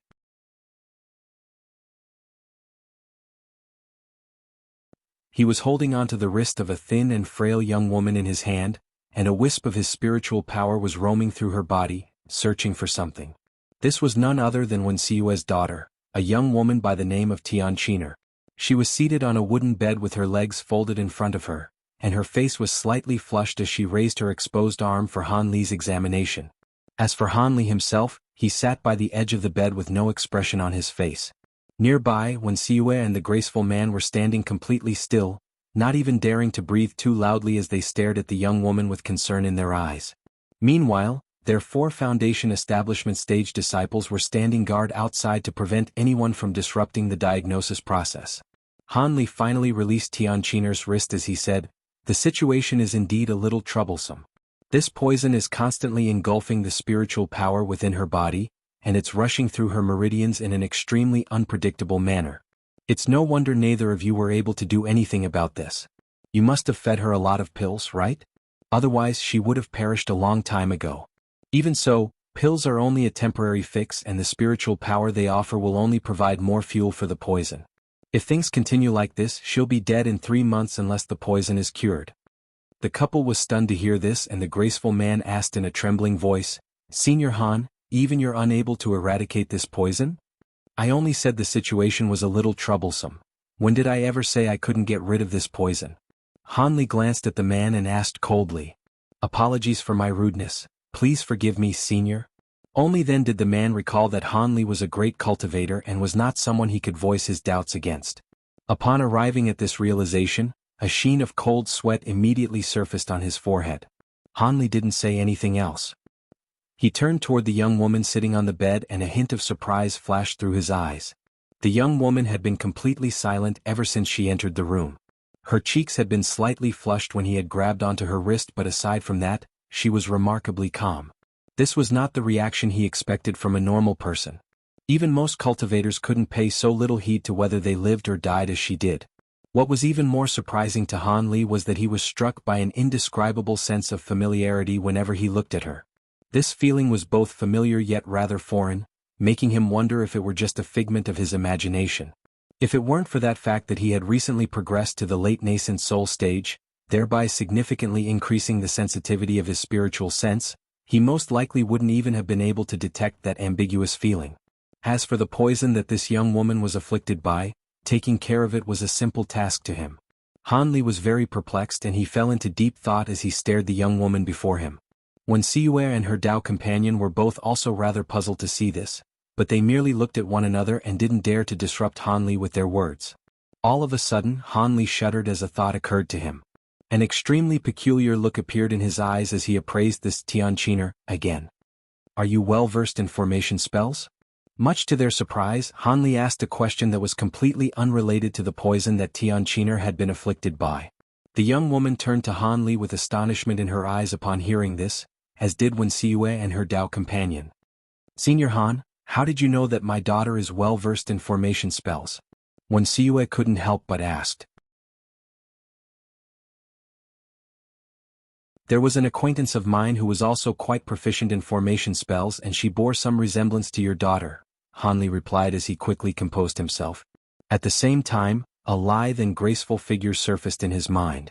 This lithe and graceful figure was of none other than Xen Rian, the fiery woman whom he had met countless years ago. The two of them were actually completely different in physical appearance, but their dispositions were astonishingly similar. Could it just be a coincidence? Han Li had an unfathomable premonition that this was not the case. A light flashed through his eyes as he suddenly grabbed onto the young woman's hand before flipping it over to reveal her palm. There was a small red birthmark at the center of her palm and it was as vibrant as fresh blood. Impossible! Han Li exclaimed with an astonished expression.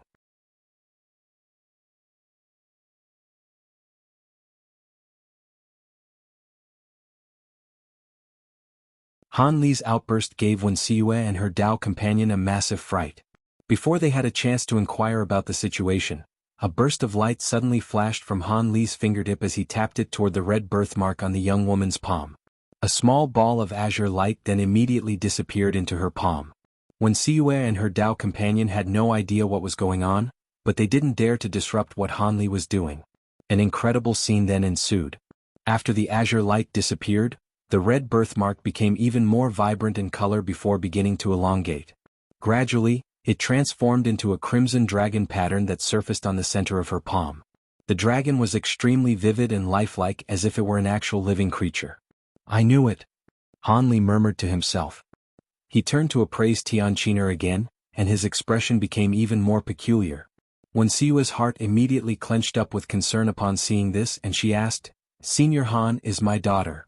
Han Li exhaled and asked, It's all right, I've discovered why your daughter's condition is so strange. I heard from your conversation earlier that she was bitten by an unknown venomous insect before falling ill, right? Wen Siyue's heart stirred and she hurriedly replied, That's right, our daughter was indeed afflicted by a venomous insect. However, we managed to get the insect to bite us as well, and its venom was indeed rather difficult to eradicate, but definitely not as difficult as in our daughter's case. Han Li pointed at the red dragon pattern on the center of the young woman's palm and said, that's only natural. The venom is only a red herring, leading you to believe that it's the root cause for your daughter's condition when in reality, the thing that's actually posing a threat to her life is her dragon cry physique. She's a female cultivator with a special physique unique to men. Furthermore, the insect most likely possessed extremely potent yang-type venom as well, and the combination of those two factors culminated in her current condition. The venom is merely a catalyst. Even without it, her vitality will gradually fade and she won't live past 40. Dragon cry physique? That's impossible. My Dao companion and I checked our daughter thoroughly after she was born, and we didn't discover any abnormalities within her body. Wen Siyue's face immediately turned extremely pale. Her dragon cry physique is very rare, and it's a type of recessive physique. Unless an external catalyst is introduced or it begins to take effect on its own, it's very difficult to detect. Those with such a physique would be able to progress quickly in their cultivation, but as their rate of progression increases, the yin and yang energies within their bodies will be thrown into imbalance. In the end, they'll inevitably perish before reaching the foundation establishment stage, Han Li replied calmly. So that means even if this poison is eradicated, our daughter still won't be able to continue cultivating. A panicked look appeared on Wen Siyue's face and her Dao companion's expression had also become quite grave. We'll talk about those things later. Let me get rid of the poison within her body first. You two, leave this cabin for now, I'll call you two back in when I'm ready, Han Li instructed. Yes. The couple naturally didn't dare to object and could only exit the room. Upon seeing this, a hint of unease appeared on the young woman's face for the first time. Han Li turned toward her and abruptly swept a sleeve through the air. Azure light flashed and Tian Qiner felt her vision blur before she slumped onto the bed, completely unconscious. Han Li began to carefully examine her again, as if he wanted to find out something by assessing her. After a while, Han Li sighed and murmured to himself, she has the same aura, she's also a woman with the dragon cry physique, and she's well versed in formation spells. Is this really just a coincidence or does reincarnation actually exist? He then brought his hands together before separating them again, upon which a dozen or so shiny silver needles as thin as threads of silk appeared between his fingers. Han Li waved his hands through the air and the silver needles shot forth, piercing into certain spots on the young woman's body with unerring accuracy, before disappearing in the blink of an eye. Han Li then made a series of hand seals as his fingers danced in an erratic manner. Bursts of light of all different colors flew forth from between his fingers, instantly transforming into a five-colored net of light that encompassed the young woman beneath it. Outside the wooden cabin was a small courtyard, within which Wen Siyue and her Dao companion were standing. They were constantly staring at the door of the wooden cabin with concern flashing through their eyes. It appeared that the two of them really were extremely loving of their only daughter. The 4 Foundation establishment disciples stood off to the sides, not even daring to breathe too loudly.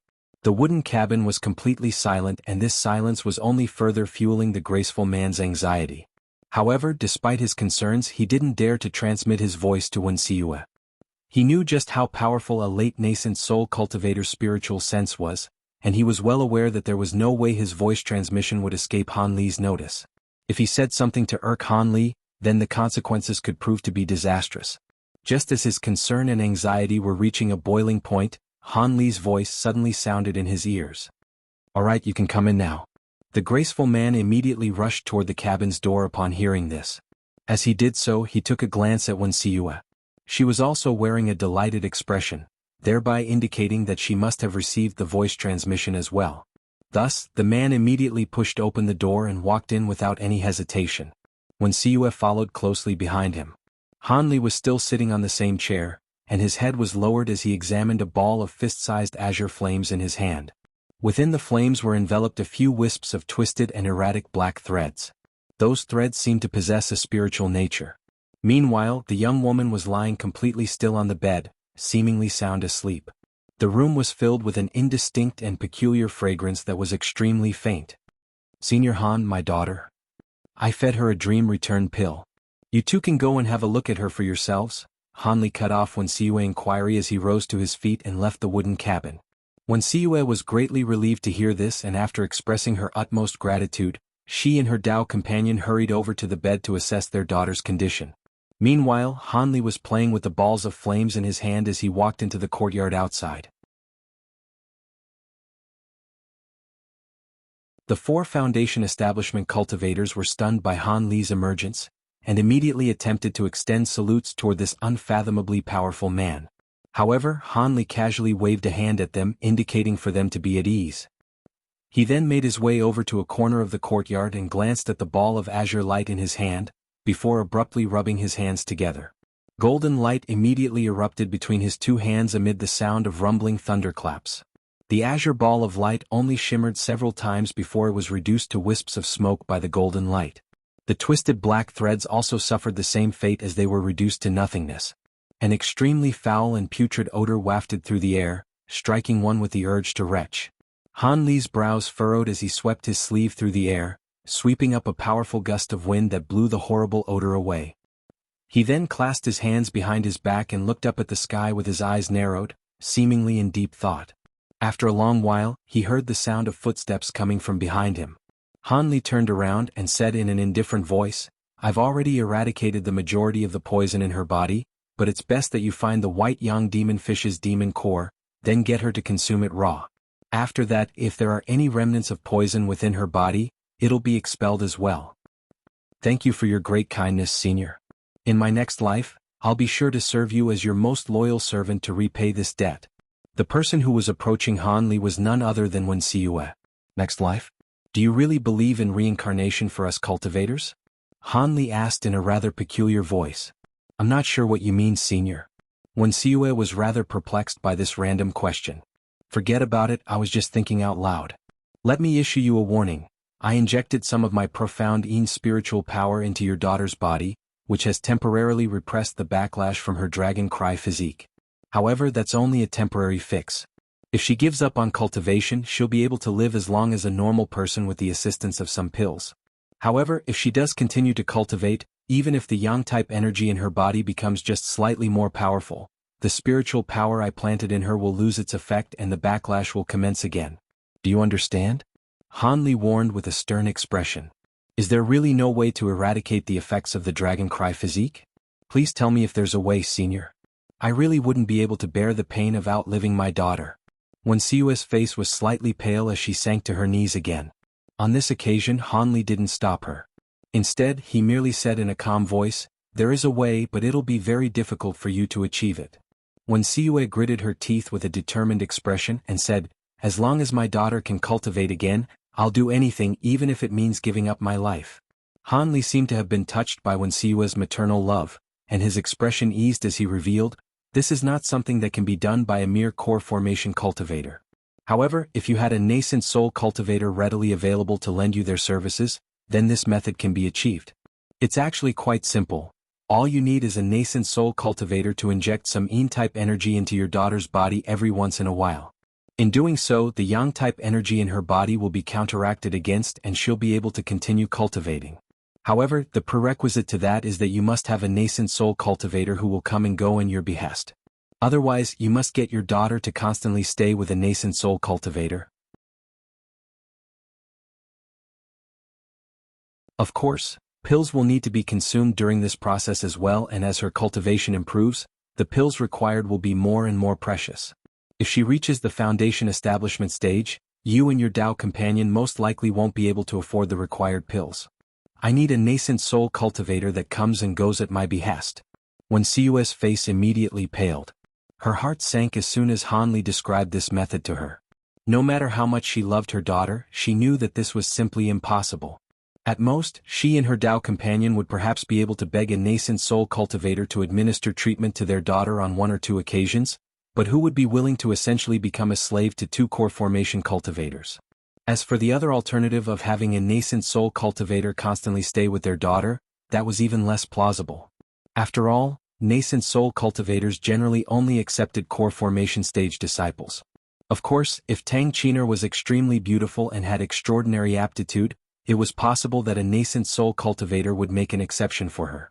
However, with her current sickly looks and her cultivation physique, how could they expect her to catch any nascent soul cultivator's eye? With that in mind, Wen Xiue was plunged into complete despair.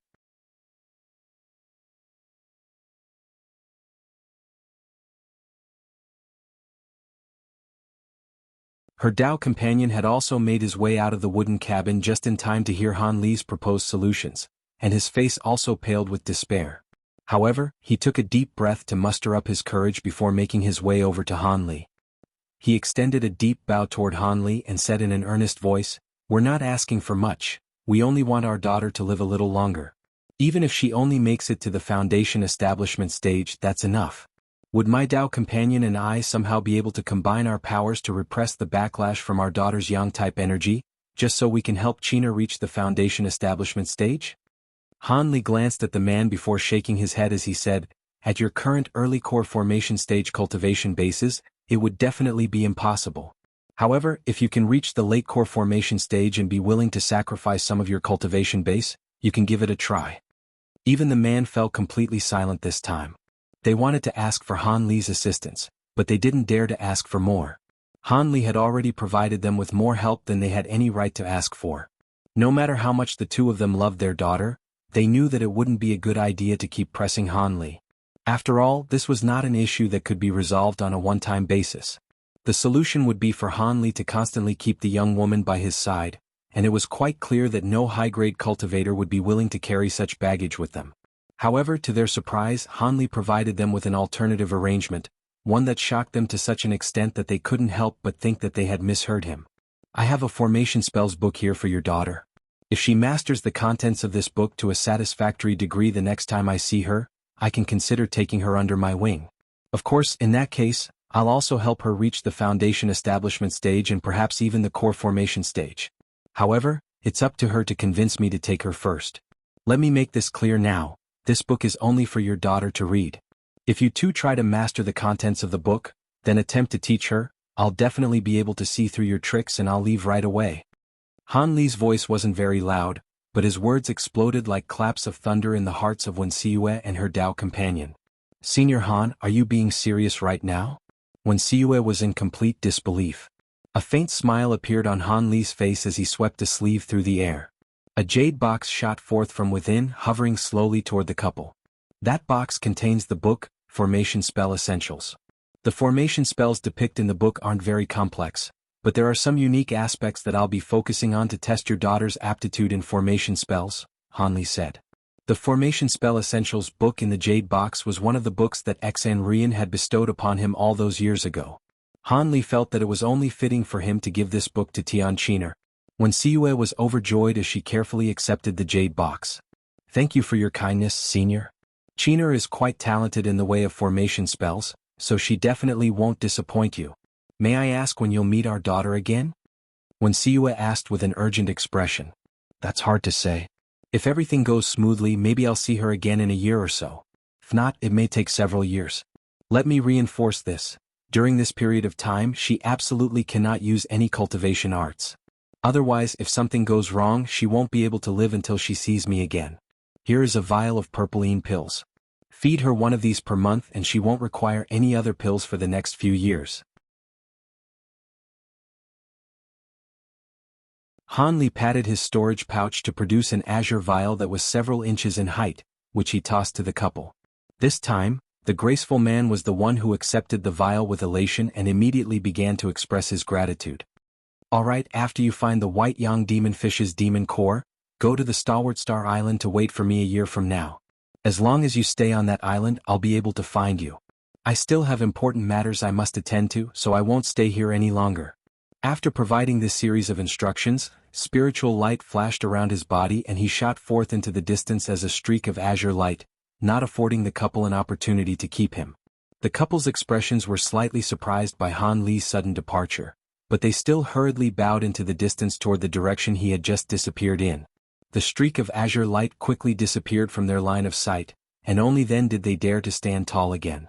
They took a glance at one another and both of them could see their own joy mirrored in each other's eyes. If it weren't for Han Li's help, even if they could cure the poison in their daughter's body, she would still most likely perish in the near future. Furthermore, Han Li had also helped Wen Siyue in her cultivation in the past, and the couple was extremely grateful toward him. After returning to the wooden cabin, the two of them began to discuss how they were going to search for the white yang demon fish's demon core, as well as how they were going to organize for Tian Qiner to study that formation spell book. At this point, Han Li had already left Silver Shark Island. He abruptly changed directions and flew deeper into the ocean. He wore a contemplative look on his face as he streaked through the air. It was a spur-of-the-moment decision for him to give this Tian Qiner this opportunity. He wanted to meet her again mostly because he wanted to determine her true origin. After all, the fact that she possessed the dragon call physique in a female body and that familiar disposition she had made it very difficult for him to believe that everything was merely a coincidence. If her formation spell aptitude was also quite exceptional, thereby allowing her to easily glean the essence of that formation spell essentials book, then there was a good chance that she really was a reincarnation of Xian Rian or possessed some other mysterious origin. There were actually past instances of reincarnations in the cultivation world, where the reincarnated person had retained some of their traits and memories from their past lives. These cases were extremely rare, but there definitely were precedents. However, none of those cases could actually be verified with evidence and were only rumors that seemed to be somewhat plausible. Due to those rumors, legends regarding the underworld also began to circulate, and it had somehow become a mysterious existence akin to the spirit realm. Some speculated that the underworld was an independent realm, while others gandered that the underworld was a mysterious location in the human world. Of course, there were also those who were of the opinion that the underworld didn't exist and was only a figment of popular imagination. Han Li had always been sitting on the fence when it came to this matter. To him, there was no way to verify either side of the argument, so there was no point in thinking about it, as it would just be a waste of time. However, Qi Yunxiao and Xian Rian were good friends of his. In particular, he admired Xian Rian's fiery nature greatly. Now that he had become an immensely powerful cultivator, if this Tianqina really was Xian Rian reincarnate, then he wouldn't mind taking her under his wing. Furthermore, Xian Rian had only been a foundation establishment cultivator at the time, yet she could already assist Qi Yunxiao in developing low-grade formation tools. If she had lived a long enough life, had sufficient formation spell books to reference, and saw more of the world, her achievements in the formation spell field would have been immeasurable. His main priority was to progress to the deity transformation stage, so he definitely wouldn't be able to focus much attention on studying formation spells. If he could take in a disciple with exemplary formation spell aptitude, and raise her to become a formation spells master, she would definitely be able to provide much assistance to him in the future. After grappling with these thoughts for a long while, Han Li heaved a faint sigh and decided to set aside this train of thought for now. He suddenly flipped a hand over and a white jade slip suddenly appeared. He scanned through the jade slip's contents with his spiritual sense, upon which the image of a massive sea chart appeared in his mind. This was the map that the Star Palace cultivator guarding the teleportation formations had given him. Prior to coming here, he had already verified the location of the island that housed the high-grade Spirit Stone mine. This was once a nameless island that had since been named Green Spirit Island. Apparently, this was because most of the spirit stones discovered there were wood-attribute spirit stones. According to the sea charts, this Green Spirit Island was located extremely far north of Silver Shark Island. Even a core formation cultivator would have to fly several months without rest to get there, and it was almost the farthest point that normal cultivators could reach, which was why the spirit stone mined on the island had only been discovered recently. It was said that this island was extraordinarily massive and was originally only inhabited by some demon beasts. The mines were distributed all over the island, and they had been split among the Starfall Coalition, the Star Palace, the demon beasts in the sea. As large amounts of high-grade spirit stones were excavated from the island, the few islands nearby also began to thrive. Gradually, some smaller powers and itinerant cultivators gathered together, constructing a few small towns and markets that people could stop by on the way to Green Spirit Island. As such, a colony of human cultivators was established in what was once the middle of nowhere. Furthermore, it was said that the Star Palace and the Starfall Coalition were both looking into setting up new teleportation formations near the island. Han Li assessed all of the information he had attained on Green Spirit Island again, and after deciding that he wasn't missing anything, he put away the jade slip and accelerated through the air. By his estimations, it would most likely take him 3 months to get the Green Spirit Island at his current speed. The scenery over the ocean was naturally extremely bland. There were only vast expanses of blue stretching as far as the eye could see in all directions, and there was nothing else to punctuate the stretches of seawater. Han Li continued on his journey, and more than a month had passed by in the blink of an eye.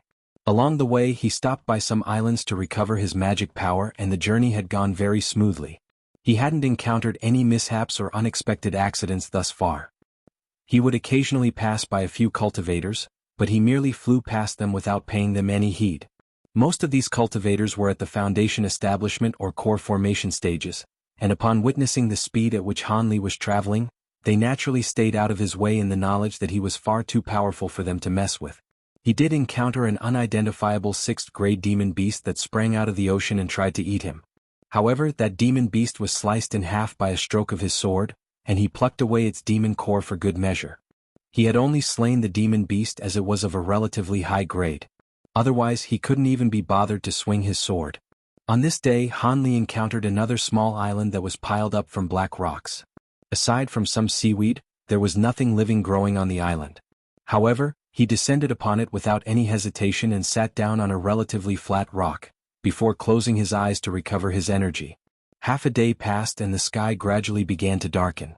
The crimson sun set beneath the horizon and the air temperature instantly dropped significantly. However, none of that was enough to faze Han Li. He merely summoned a layer of azure light to shield his body from the cold. When the final ray of sunlight disappeared, the entire surface of the ocean was plunged into complete darkness.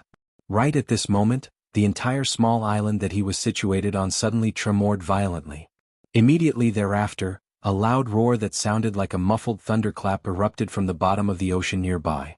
It was somewhere between the moo of a cow and the roar of a tiger.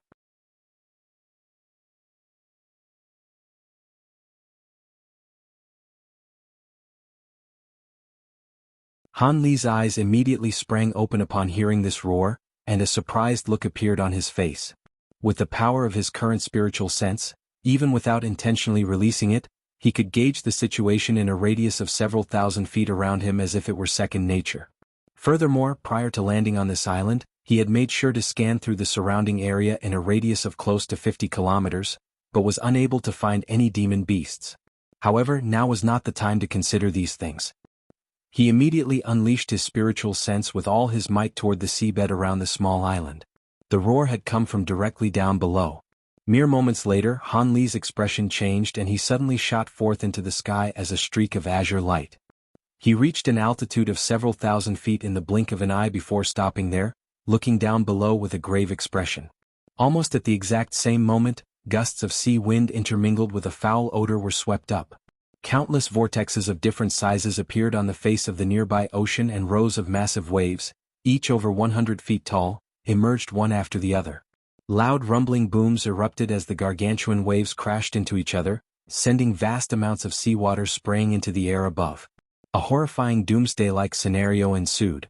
Han Li spread his spiritual sense even further and to his astonishment, he discovered that the sea in a radius of roughly 50 kilometers had all been plunged into the same state of turmoil.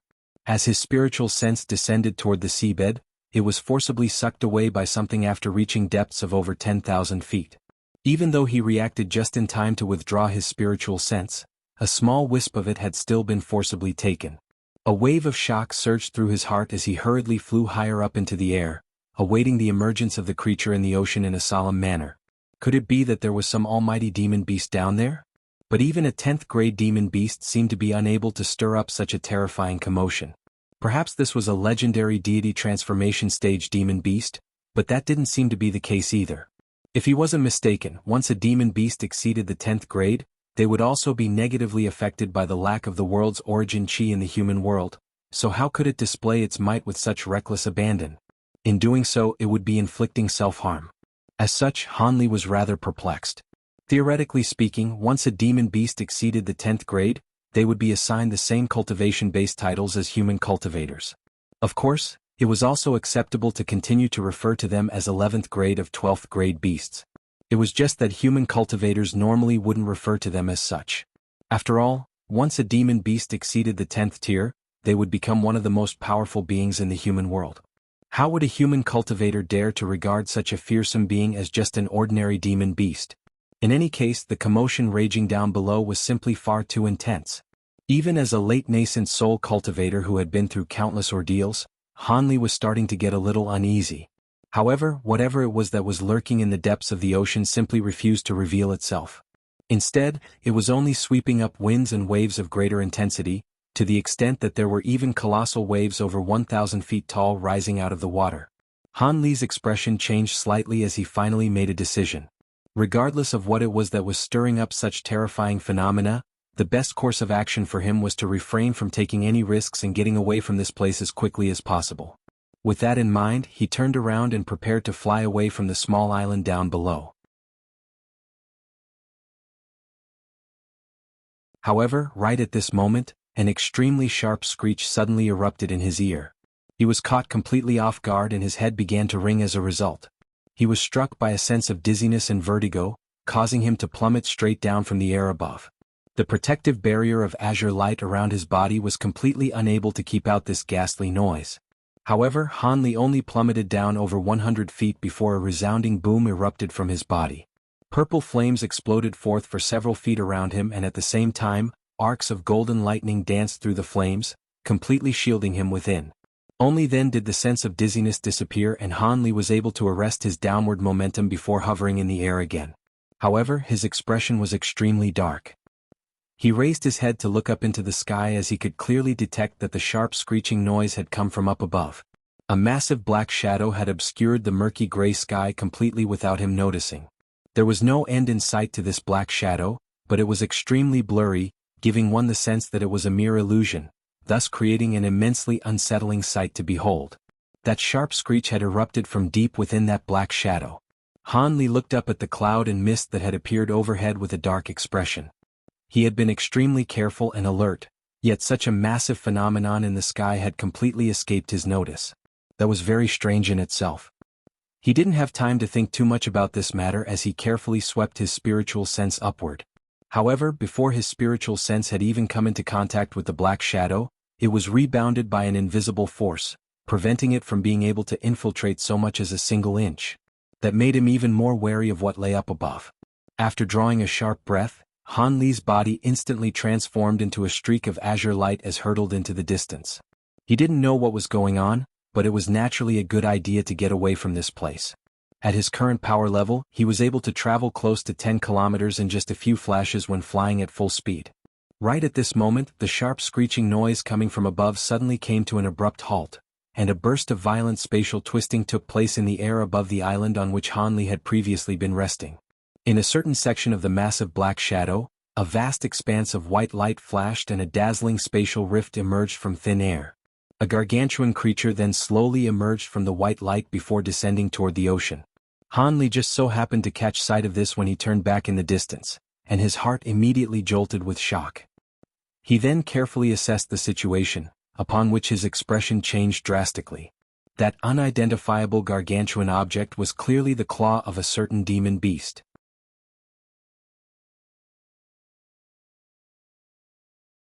Not only was it entirely green in color, just the section that was revealed was several thousand feet in length. It was as if a huge mountain had appeared out of thin air. However, the claw seemed to be making extremely arduous progress as it was emerging from the white light in a very slow manner. Even so, before the gargantuan claw had fully emerged, the vast spiritual power emanating from it was already making the waves down below clash more violently.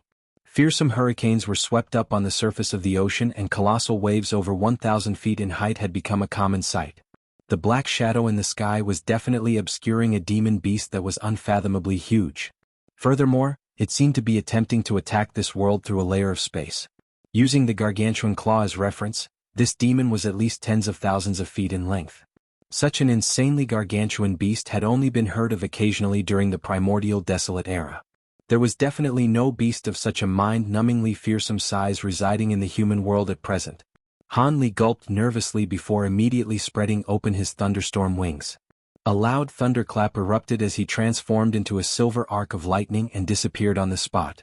After flashing about a dozen times in rapid succession, Hanli finally caught sight of a hint of murky grayness at the edge of the black shadow, upon which a slight sense of relief welled up in his heart. However, before he had a chance to turn around, the beast at the bottom of the ocean suddenly let loose a loud roar that was filled with violent rage. Hanli's heart sank as he twisted around to look behind him. A resounding boom erupted as the small island that he had been situated on not long ago rapidly sank into the ocean. At the same time, a massive vortex with a radius of over 5 kilometers appeared on the surface of the ocean. Immediately thereafter, inky black mist began to waft out from the center of the vortex. There were initially only a few wisps of this mist, but it instantly began to expand drastically, turning gargantuan in size in what seemed like mere moments. The entire vortex had been filled by pitch-black mist before long, and not only could ghostly wails be indistinctly heard croaking from within, there were also peculiar arcs of black lightning that were flashing incessantly within the mist. What was even stranger was that all of the fish, shrimp, and other living creatures near the vortex were being sucked into it. All of them rapidly traveled toward the mist like moths to a flame before being engulfed into nothingness in the blink of an eye. "That's ghost mist," Han Li exclaimed after identifying the black mist in the vortex. The substance that had surfaced from the bottom of the ocean was none other than the ghost mist, which had engulfed him once before. Even as a late nascent soul cultivator now, the sight of it still sent chills running down his spine. Even to this day, he still had a clear recollection of the sense of complete powerlessness he had been afflicted by in the Umbra realm. Thankfully, the ghost mist on this occasion seemed to be slightly different compared to last time in that it was only tumbling and churning within the vortex instead of spreading in all directions. Han Li temporarily set aside his plan to flee the scene upon seeing that. At his current power level, even if the ghost mist were to spread once again, he would be fast enough to outrun it from such a far distance away. Thus, he stared silently into the massive vortex. He was certain that the beastly roar he had heard earlier had come from the ghost mist, which struck him with a sense of bewilderment. At this moment, the gargantuan azure claw had completely emerged from the white light, and just as Han Li had thought, it really was the claw of a certain beast. Azure spiritual light was flashing incessantly over the claw, and it had expanded to more than twice its original size, creating quite a harrowing sight for Han Li to behold. The sharp screeching that had cut off earlier erupted from within the black shadow again, immediately following which the colossal azure claw shuddered before 5 thick pillars of light shot forth from the tips of the claws, hurtling down below. The pillars of light were remarkably green and immediately disappeared into the ghost mist down below. As the giant claws began to move, the 5 pillars of green light began to stir up the ghost mist, causing the beastly roar erupting from within the vortex to falter momentarily before becoming even more thunderously enraged. The mist tumbled before converging to form a massive inky black mouth filled with sharp fangs, which took up the entire vortex. The 5 pillars of azure light were immediately swallowed by the massive mouth. Han Li was dumbstruck by what he was witnessing. Right at this moment, the huge black mouth closed, biting the 5 pillars of light in half before abruptly opening again. A thunderous boom erupted from within the massive mouth as an inky black bolt of lightning shot forth, vanquishing the 5 pillars of light with its fearsome might. The huge bolt of lightning then transformed into a pitch-black flood dragon before disappearing without a trace. In the next instant, the gargantuan lightning flood dragon appeared beneath the black shadow before plunging into the air above. An earth-shattering thunderclap erupted, following which the flood dragon forcibly tore open a white spatial rift before disappearing into it. Arcs of black lightning flashed wildly through the rift amid explosive claps of thunder. A howl of anguish then erupted as an azure feather that was over 10 feet in length fluttered down from the white light. The huge azure claws that had extended from the other side of the rift also abruptly withdrew themselves. Both spatial rifts began to seal over following that agonized howl. The black shadow that seemed to have obscured the entire heavens had also disappeared. The murky gray sky was revealed once again as a result. Almost at the exact same moment, the colossal vortex down below began to tumble violently, compressing all of the black mist together before absorbing it into the bottom of the ocean through an immense suction force. At the same time, the vortex rapidly shrank and disappeared in the blink of an eye. Not long after that, peace and tranquility resumed over the surface of the ocean. Aside from the fact that the island Han Li had been resting on had disappeared, there was no evidence to support the fact that such an ethereal earth-shattering battle had just taken place.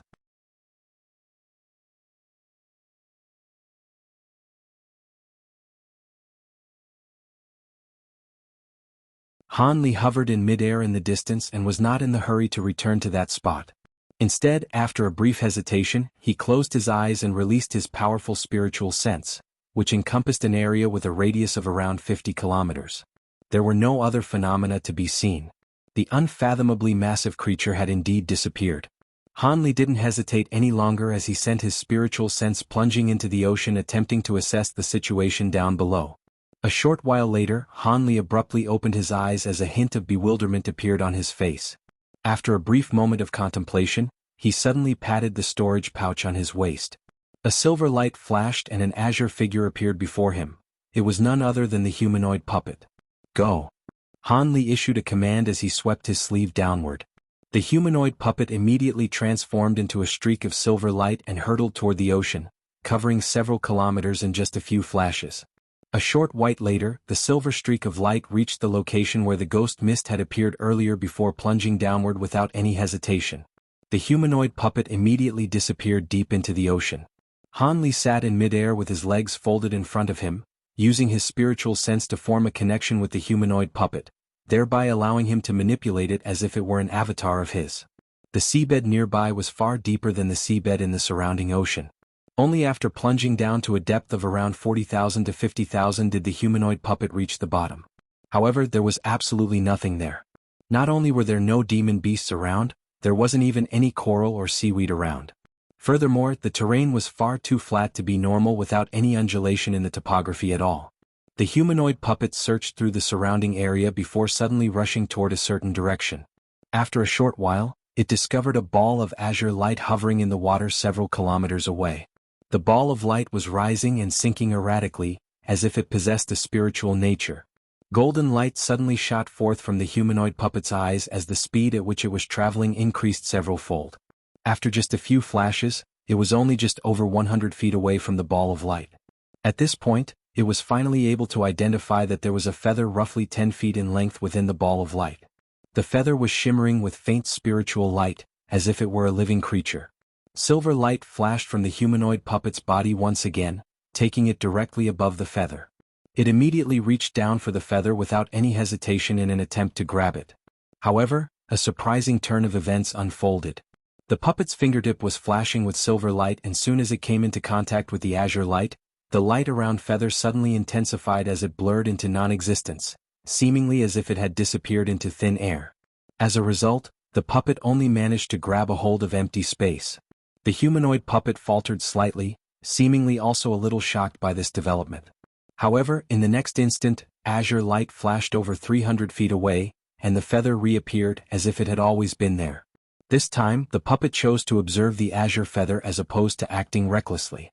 However, the feather began to drift into the distance again. The puppet didn't let it drift far, however, as it sprang into action again when the azure feather had drifted just over 1,000 feet away.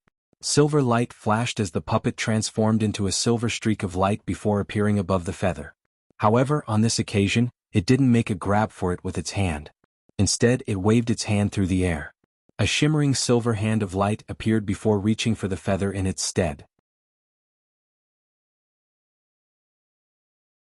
The same thing happened again. The azure light shuddered slightly before the feather teleported away again.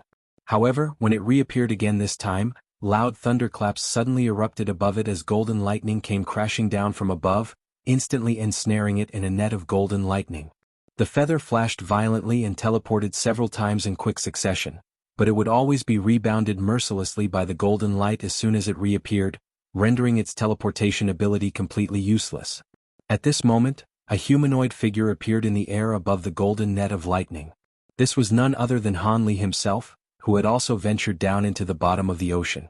Han Li looked at the azure feather trapped in the golden net and clicked his tongue in wonder. This item appeared to be simply extraordinary.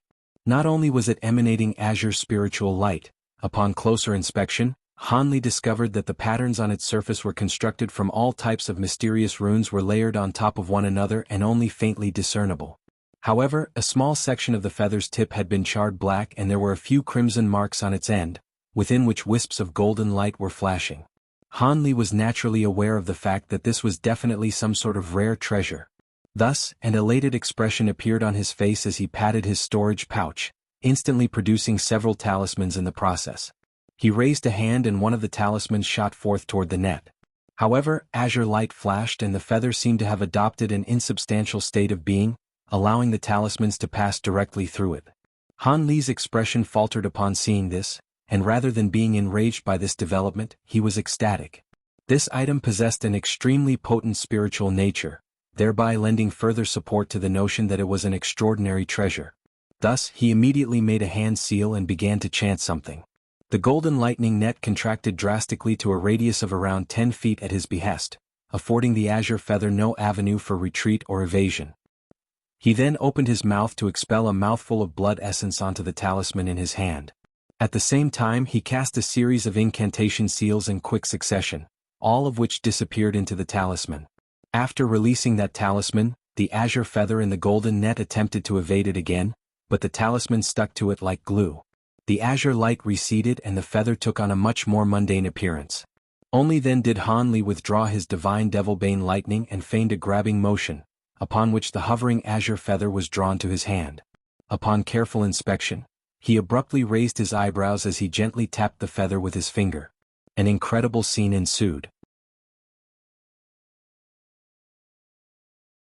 Faint spiritual light began to shimmer around the azure feather, and it rapidly shrank to around a foot in length in the blink of an eye. Furthermore, the talisman that was stuck to the feather had also shrunk along with it. That was quite an interesting observation. Han Li stirred slightly as he held onto the shaft of the feather and waved it gently. Azure light instantly erupted from the feather, sweeping up an extremely powerful gust of wind. Attribute spiritual power. The spiritual power was extremely pure, and Han Li was delighted to make this discovery. However, this wasn't the time to be contemplating how to use this treasure. As such, Han Li stored it into a jade box before putting it into his storage pouch. He then deployed the humanoid puppet again to search for any other noteworthy items in the surrounding area. However, Han Li was already very satisfied. As such, he didn't linger any longer in this area. He withdrew the humanoid puppet and flew away from this place as a streak of azure light. During the rest of his journey to Green Spirit Island, Han Li began to carefully contemplate the incidents surrounding the giant beast and the ghost mist. It was quite clear that the battle he had just witnessed was far beyond something that any cultivator in the human world could interfere with. That giant beast seemed to be a powerful demon from the spirit realm or some other alternate realm. Furthermore, that ghost mist seemed to be alive and also appeared to be more powerful than the giant beast. That was quite a shocking revelation to Han Li at the time. The only living beings in the human world that could be so astonishing had to those legendary devils. Back when he had been trapped in the Umbra realm, he had suspected that the Umbra realm had somehow been related to Devil Luomian. After all, only half-spirit half-demon beings like them would possess the incredible ability to easily tear through space and travel throughout the realms. That unfathomably massive beast appeared to also possess power that defied the natural order. Otherwise, it wouldn't have been able to forcibly attack the ghost mist through the boundary between realms. With Han Li's vast reserves of experience, in conjunction with the knowledge he had gleaned from reading the many ancient tomes that he could roughly make sense of what he had just witnessed. However, no matter how spot-on he was with his speculation, fearsome beings like Luomian were far too powerful for him to do anything against. As such, he could only treat that as a bizarre experience. 2 months and a day later, Han Li was just flying over the ocean when his expression suddenly changed, and he shot forth in a certain direction. He had only traveled a few kilometers when bursts of explosive booms erupted up ahead. In the distance, not too far away from his current location, spiritual light was flashing incessantly as 3 cultivators were fighting for their lives, trying to ward off a high-grade demon beast. Among the 3 of them, one was an early core formation cultivator, while the other 2 were only at the late foundation establishment stage. Unfortunately for them, that demon core was at the 6th grade. Even after the 3 of them combined their powers, they could only just barely ensure self-preservation. Han Li stopped in midair and began to carefully appraise this battle. The core formation cultivator was a middle-aged man wearing a conical bamboo hat that obscured most of his face. His skin appeared to be quite dark, and he was manipulating a yellow flying sword, with which he was taking on most of the demon beast's attacks. As for the other 2 late foundation establishment cultivators, one of them was an elderly man with white hair while the other was a young woman who appeared to be around 17 or 18 years of age. They were wielding an azure flying trident and a fiery crimson wheel, respectively, and they seemed to be rather powerful as well.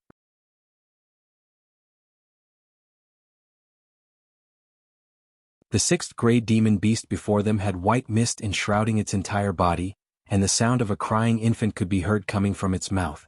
Furthermore, balls of blue lightning were shooting forth from within the white mist. This was the first high-grade demon beast he had encountered in the scattered star seas, an infant carp beast. However, this beast was significantly larger than the one he had seen before. Furthermore, it had 4 fair and tender arms, and the 4 treasures that it was wielding were also quite remarkable. They consisted of a saber, a sword, a drum, and a flag. Among the 4 treasures, the saber, sword, and flag were only relatively rare top-grade treasure. However, that small yellow drum was a powerful ancient treasure that was able to summon silver ripples, which appeared to be quite powerful. Han Li's arrival had clearly attracted the attention of both parties. Upon identifying the fact that Han Li was a human, the man wearing the conical bamboo hat was overjoyed, and he yelled, "I am Chen Jing of Lightning Sky Island. If you're willing to lend us your assistance, I'll be sure to reward you handsomely following this battle." Due to the fact that most of his attention was focused on handling the demon beast, the man didn't even have the spare capacity to use his spiritual sense to detect Han Li's cultivation base. As such, he merely assumed that Han Li was just another core formation cultivator who just so happened to be passing by. After all, the speed at which Han Li had been traveling was similar to that of a core formation cultivator. However, the 6th grade infant carp beast had already developed some level O intelligence. After using its spiritual sense to detect Han Li's cultivation base, a horrified expression immediately appeared on its face. A faint smile appeared on Han Li's face, and before he had even given a response to those cultivators, the beast suddenly let loose a ghastly cry. All of a sudden, over 100 balls of blue lightning shot forth from its white mist in unison, flying toward the 3 cultivators. At the same time, it had already emerged from the mist and was plummeting like a shooting star toward the ocean down below as quickly as possible.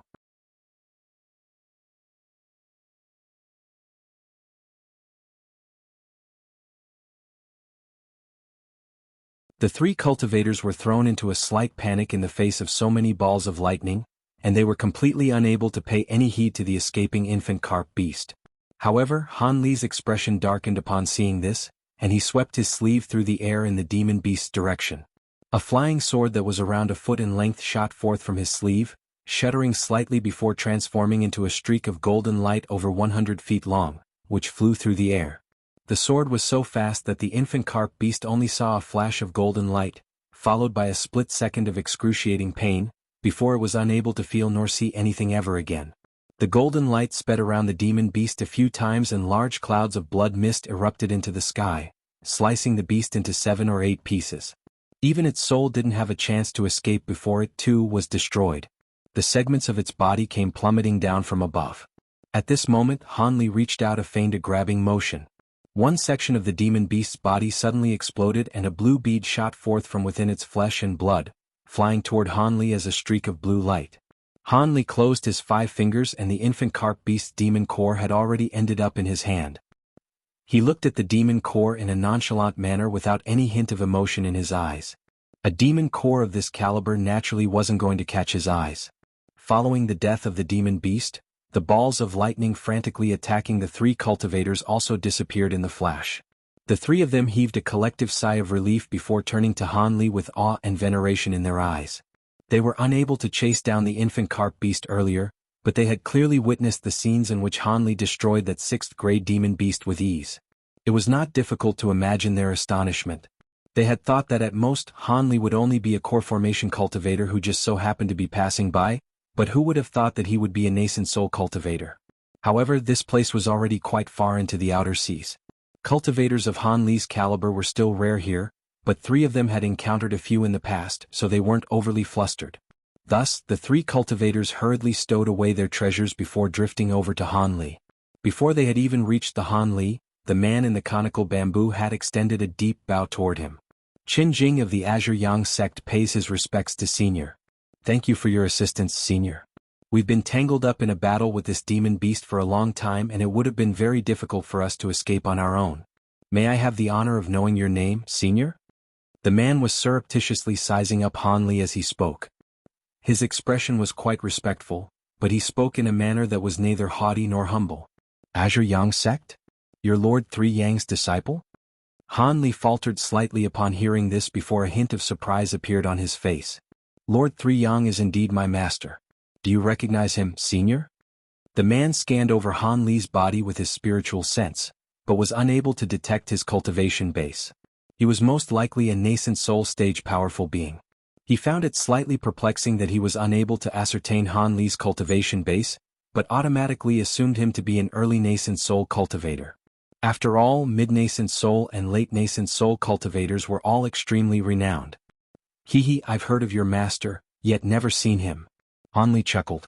At the mention of the Azure Yang sect and Lord Three Yang, he naturally thought back to Yuan Yao's experiences with them. She had slain the young master of the Azure Yang sect, which led to her being hunted by the entire sect. Even though Lord Three Yang was quite a renowned figure in the scattered star seas, in Han Li's eyes, he was merely a mid-nascent soul cultivator who wasn't worthy of his attention. Aside from that, he had no vendetta against the Azure Yang sect, so he certainly wasn't going to kill these three in cold blood. Next he began to ask them some questions. The three of you must be quite familiar with this area, right? Do you know the specific location of the Green Spirit Island? Han Li's sea charts were very detailed, but it was no easy task trying to find an island in this boundless ocean. As such, he certainly wasn't going to give up on the opportunity to make an inquiry to these three cultivators. At the mention of Green Spirit Island, smiles appeared on the faces of the Azure Yang sect cultivators. Senior, you're trying to get to Green Spirit Island to obtain high-grade spirit stones, right? If that's the case, then there's no need for you to travel all the way to Green Spirit Island. You can purchase spirit stones from the markets nearby. Of course, if you're familiar with the mine guards from the Starfall Coalition or the Star Palace, you'll naturally be able to get a better price. Markets? How many high-grade spirit stones can be found there? I require more than just one or two, Han Li replied in a skeptical manner. I'm sure the markets will be able to satisfy your needs, Senior. High-grade spirit stones are technically equivalent to over 10,000 spirit stones, but in reality, the price at which they're sold is over twice that amount. As long as you're not looking for more than 30 or 40 high-grade spirit stones at once, those markets will be able to provide them, Qinjing replied with a smile. In that case, then take me to the markets first. If there aren't enough spirit stones there, then I'll make a trip to Green Spirit Island. You can take this demon core as remuneration for leading the way. Han Li tossed the infant carp beast's demon core toward them as he spoke. Qinjing caught the demon core and was immediately ecstatic. Don't worry, Senior, we've been residing around this area for over 10 years, so we know everything there is to know about these markets. We'll be sure not to disappoint you. The Azure Yang sect cultivators were still rather confused about Han Li's identity, but a 6th-grade demon core would rake in a large sum of spirit stones for a core formation cultivator, particularly when all they had to do in exchange for it was to lead the way to the market. They were naturally overjoyed. As for the elderly man and the young woman, their cultivation bases were inferior to Qinjing's, so he naturally made all of the executive decisions for their group. However, they were even more fearful when they looked at Han Li now. After all, the disparity between Foundation establishment and nascent soul cultivators was simply massive. Thus, Han Li was led by Qinjing's trio away from this place. According to their description, this location was only about half a month's travel away from Green Spirit Island, and on the way there, they would pass by the island on which the three of them inhabited. They flew toward the eastern direction almost without any pause for rest, and after flying for over 10 days, an unknown island finally appeared up ahead. This island appeared to be quite large, several thousand kilometers in radius. The island had an undulating terrain filled with lush hills and mountains. This is Lightning Sky Island. I have a simple abode here, so I'm very familiar with the markets in this area. The market here is also one of the largest near Green Spirit Island, so I'm sure it won't disappoint you, Senior, Qinjing explained with a smile on his face as he flew through the air. The spirit vein on this island is not bad. It's no wonder that so many cultivators are staying on this island. Han Li nodded as he looked into the distance. Not only is the spirit vein on Lightning Sky Island the best among the surrounding few islands, the island also produces several types of rare medicines. Both the Starfall Coalition and the Star Palace have set their eyes on the island before, but they were both wary of one another and allowed other powers to take joint ownership of the island instead, Qinjing said in a slightly boastful manner. Those so-called other powers include your Azure Yang sect, right? Han Li chuckled. Ahem. Our Azure Yang sect does have a few people living on this island, but we wouldn't dare to claim ownership over any part of it, Qinjing chuckled drily. There seemed to be some hardships involved that he was reluctant to talk about. Han Li naturally wasn't actually interested in the Azure Yang sect. As such, he merely smiled and set the topic aside. After that, Qinjing began to introduce the powers on the island, as well as the several nascent soul cultivators here. Han Li heard the name of a familiar person from Qinjing's description, and he faltered lightly before exclaiming, Taoist Master Swift Crane. The one from the Jade Cloud sect? He's also on this island? I heard that he was severely wounded many years ago. Qinjing's heart stirred slightly, but he still gave an honest response. You know about Senior Swift Crane as well, Senior? His body was once destroyed many years ago, but he was saved by the Jade Cloud sect and managed to recover his cultivation base through possession. I heard that he had intentions of taking over the island for the Jade Cloud sect, but he wasn't the only one with such intentions, so in the end, the island was split among several powers. I see. Han Li replied in a neutral manner, making it impossible for Qinjing to glean his thoughts. Before they knew it, the four of them had reached the island and were flying directly toward the center of the island. After flying for a short while longer, a small city nestled between several tall mountains appeared before their eyes. It was quite clear that this city had only been constructed not long ago. It wasn't very large in area, only around a dozen or so square kilometers, and all of the buildings in the city were constructed from large gray-white stones, creating a pristine and orderly sight to behold.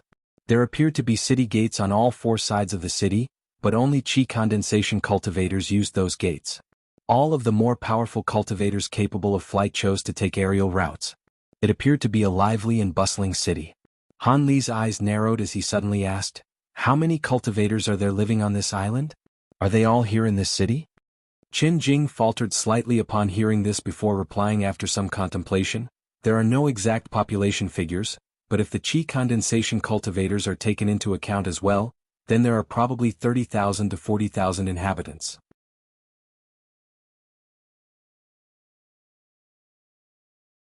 Most of them live in this city while others are distributed over other spots on the island. There are even some powerful cultivators who have blasted cave abodes for themselves into the faces of mountains.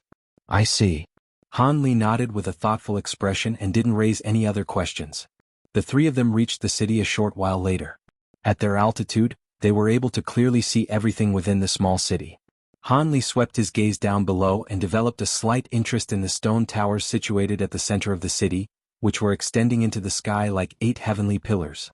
The stone towers were circular in shape and each and every one of them appeared to be around 500 to 600 feet tall.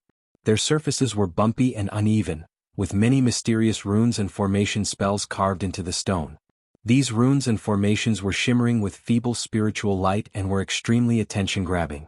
Even Han Li couldn't help but take a few more glances at the towers. Those 8 stone towers can activate the city's protective formation. They were designed by a renowned formation master in our scattered star seas. Once activated, the formation's power is definitely not inferior to the protective formation of the major sections. The towers have foundation establishment cultivators stationed in them 24 hours a day in order to ensure that they can be activated at any moment. This formation has saved the city from destruction on several occasions and has proved to be extremely useful. Han Li's heart stirred upon hearing this as he asked, "Oh? Are there demon beasts attacking this island?" "Hee, please be at ease, Senior. I'm referring to events that took place many years in the past. Ever since the mines on Green Spirit Island were split among us humans and demon beasts, those demon beasts have never attacked this island again. Let's get down now. The market is just over there and I happen to know a few shops that specialize in selling high-grade spirit stones. I can introduce them to you, Senior," Chen Hing replied with a smile before pointing toward the southern region of the city, awaiting further instructions from Han Li.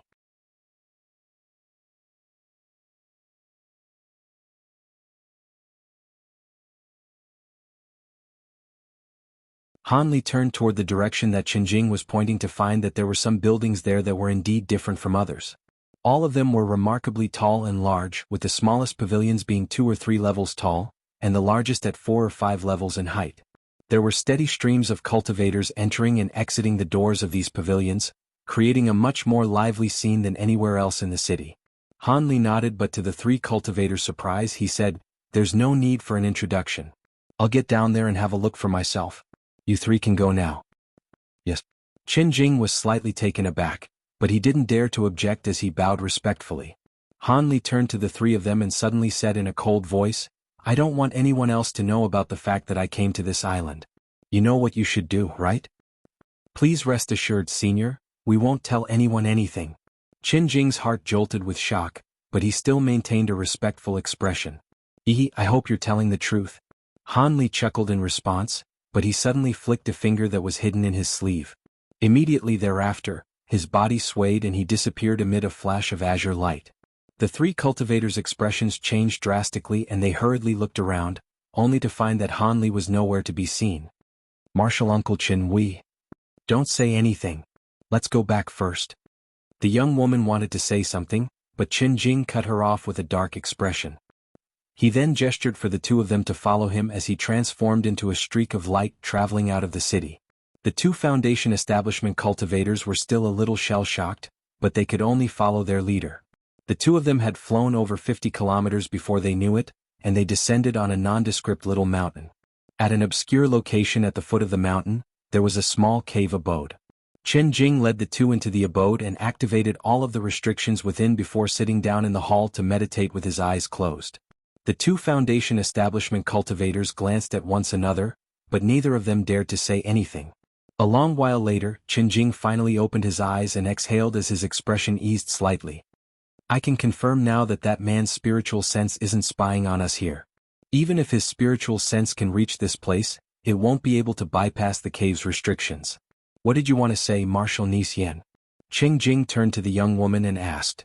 I just wanted to say that this Senior Han's origins are a little suspicious. He's a nascent soul cultivator, yet we've never heard of someone like him. That's really strange. Should we report this matter to our sect so they can investigate this man? Perhaps our patriarch will know who he is? The young woman replied hesitantly. The elderly man nodded in agreement with this proposal. So what if we find out who that man is? Our patriarch is currently in seclusion to make a breakthrough to the late nascent soul stage. No matter who this man is, he's not important enough to disrupt our patriarch's seclusion. If our patriarch can't do anything to him, why would we risk irking him just to find out who he is? From what he said earlier, it appears that he has some knowledge about the scattered star seas, so he's most likely just come out of an extended period of seclusion. This is certainly not unheard of in our scattered star seas. He warned us not to reveal his location. Do you think he wouldn't dare to do anything to us just because we're from the Azure Yang sect? Even if he kills us without our patriarch to stand up for us, the sect can't do anything to him. Why would we do something that incurs so much risk for no worthwhile reward? Chen Jing harumphed coldly. A chill ran down the young woman's spine upon hearing this, and she hurriedly agreed. Also, no matter who we reveal this information to, it doesn't benefit us in any way. Instead, Chen Jing was getting slightly carried away and continued in his tirade. However, what he failed to notice was that a faint golden light was shimmering beneath one of his shoes. The golden light flashed before silently departing from the sole of the shoe, then disappearing soundlessly into the stone floor of the hall. Moments later, the golden light reached deep into the ground, where an azure barrier of light abruptly stopped it in its tracks. This was the cave abode's protective restriction. The golden light faltered slightly before receding to reveal a thumb-sized golden beetle. It was one of Han Li's gold-devouring beetles. As soon as the beetle reverted back to its original form, it rushed toward the light barrier and began to take large bites out of it. The restriction wasn't some sort of high-grade restriction. Instead, it was extremely crude, and the beetle was able to pass through it almost instantly, appearing on the other side of the barrier. The restriction wasn't triggered throughout the entire process.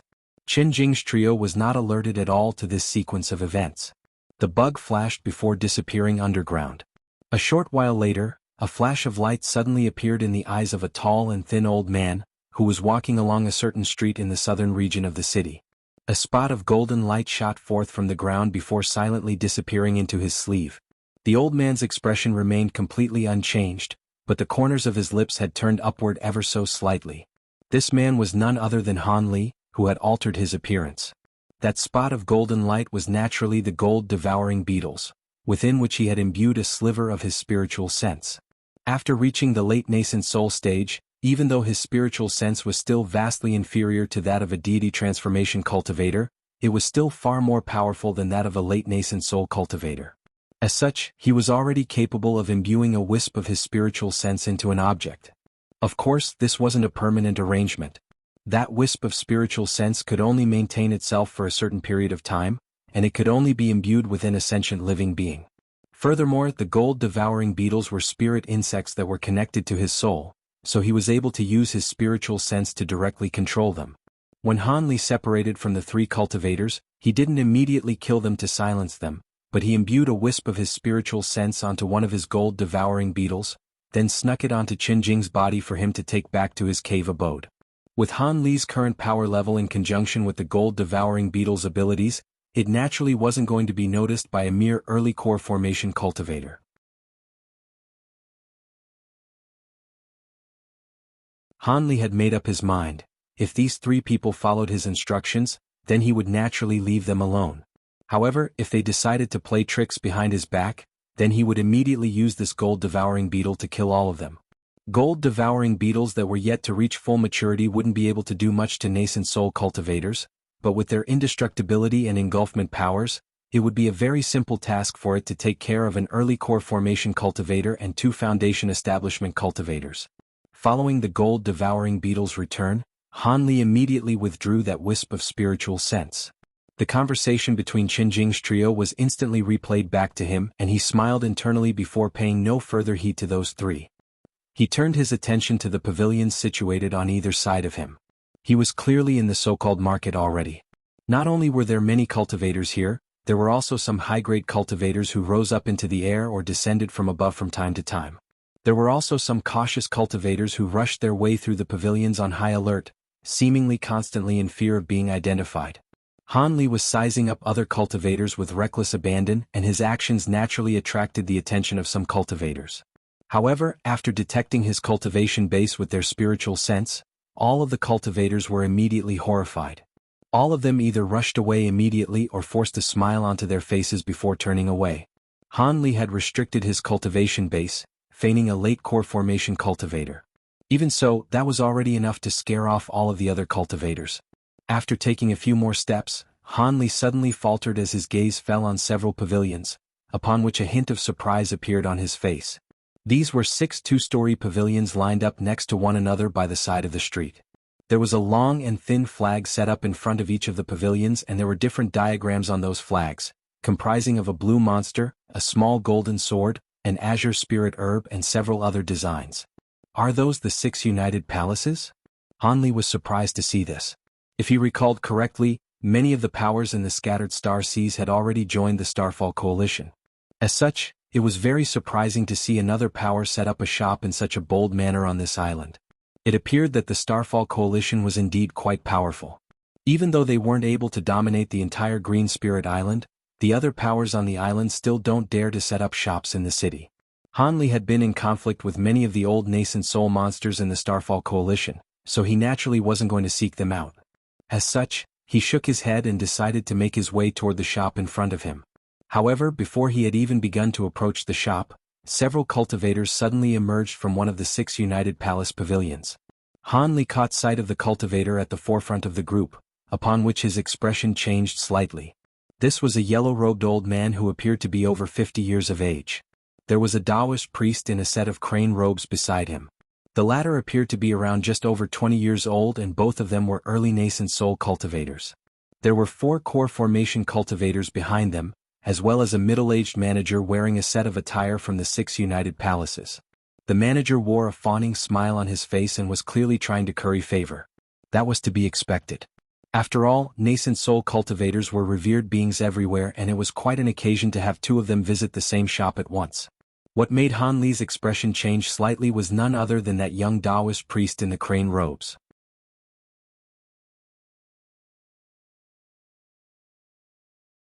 The man appeared to be very young, but no matter how Han Li looked at him, he was clearly the very same Taoist priest who had hunted him down many years ago and almost taken his life, Taoist Master Swift Crane.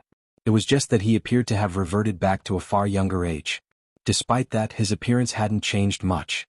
This was the Taoist Master Swift Crane who had been resurrected from the dead. As for the fact that his appearance had remained largely unchanged, Han Li didn't find that be all that strange. There were countless secret techniques in the cultivation world that could allow one to permanently change their appearance and figure. Most cultivators who were resurrected through possession would unconsciously revert back to their original appearance in order to make everyone forget the fact that they had secured a new body through possession. After all, possession wasn't prohibited among high-grade cultivators, but it was still bad for their reputation. The fact that Taoist Master Swift Crane had reverted back to his original appearance, yet was much younger before, was a clear indication that he had only just used an appearance-altering secret technique not long ago. As such, he hadn't yet had a chance to alter his age as well. After all, appearances could be altered in a short time, but age was a different story.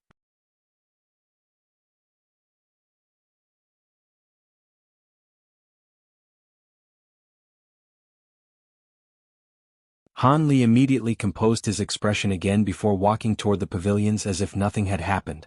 Taoist Master Swift Crane and the yellow-robed man also only took cursory glances at Han Li.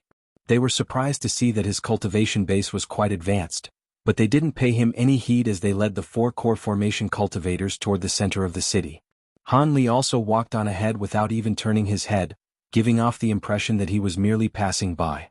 However, right at this moment, Taoist Master Swift Crane and the yellow-robed man's lips began to move, but they uttered no sounds, thereby indicating that they were conversing using voice transmissions.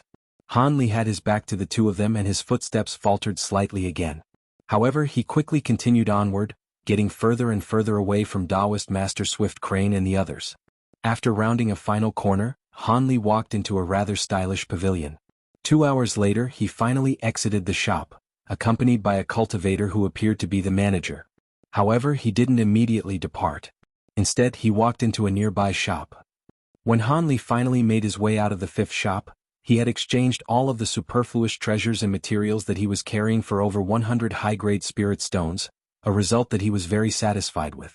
However, just as he began to walk away, he suddenly discovered that several unfamiliar core formation cultivators had appeared nearby.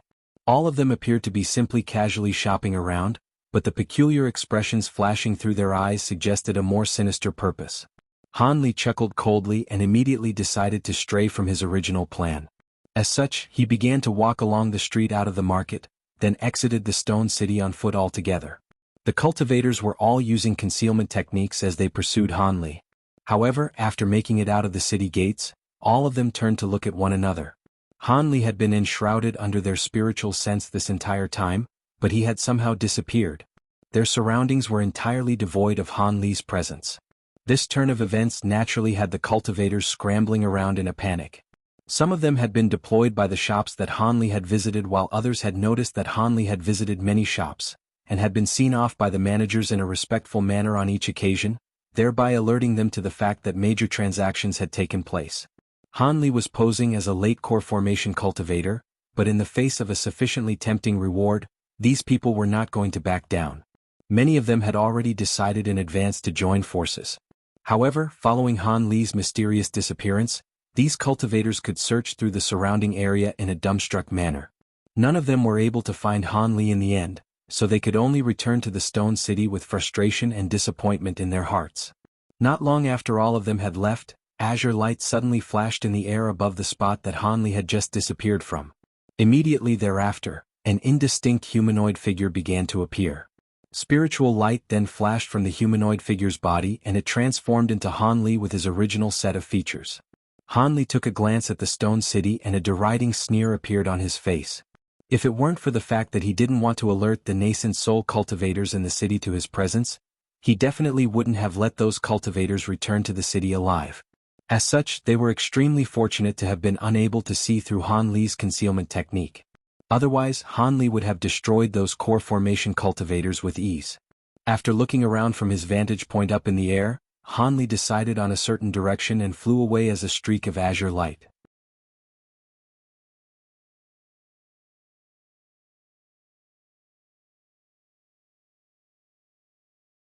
Furthermore, as long as the time limit wasn't reached, there was no distance restriction on how far the manipulated creature could stray.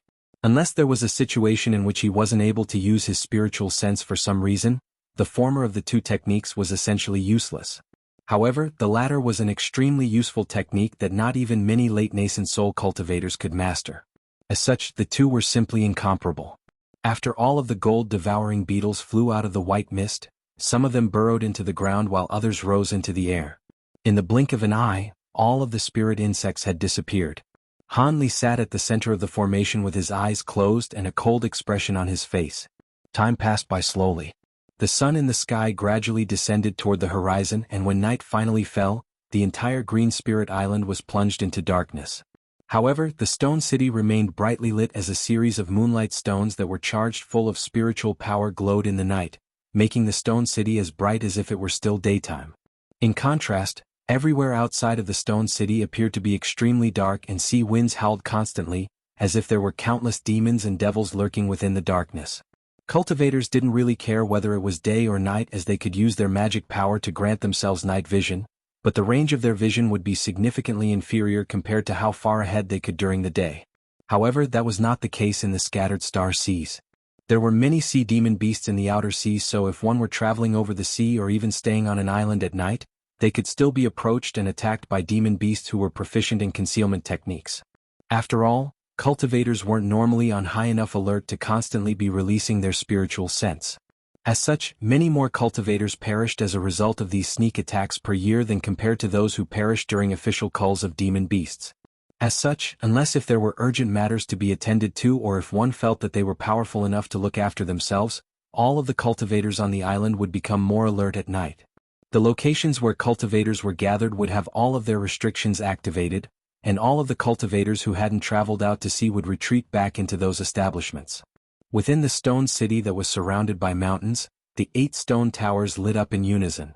A blue barrier of light shielded the entire city within in case there were demon beasts who attempted to sneak into the city.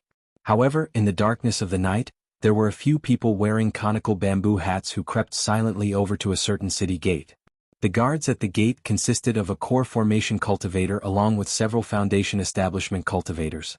The person at the forefront of the group lifted their conical hats slightly to reveal their true features, upon which the guards hurriedly opened up a slit in the city's restrictions to allow them to leave the stone city. As soon as these people left the city, they flew into the darkness as streaks of light, disappearing in the blink of an eye.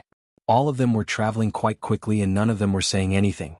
However, when they had reached over 50 kilometers away from the city, one of them suddenly uttered a confused sound as they faltered in the air. A thin white thread shot forth, immediately disappearing into the air behind them.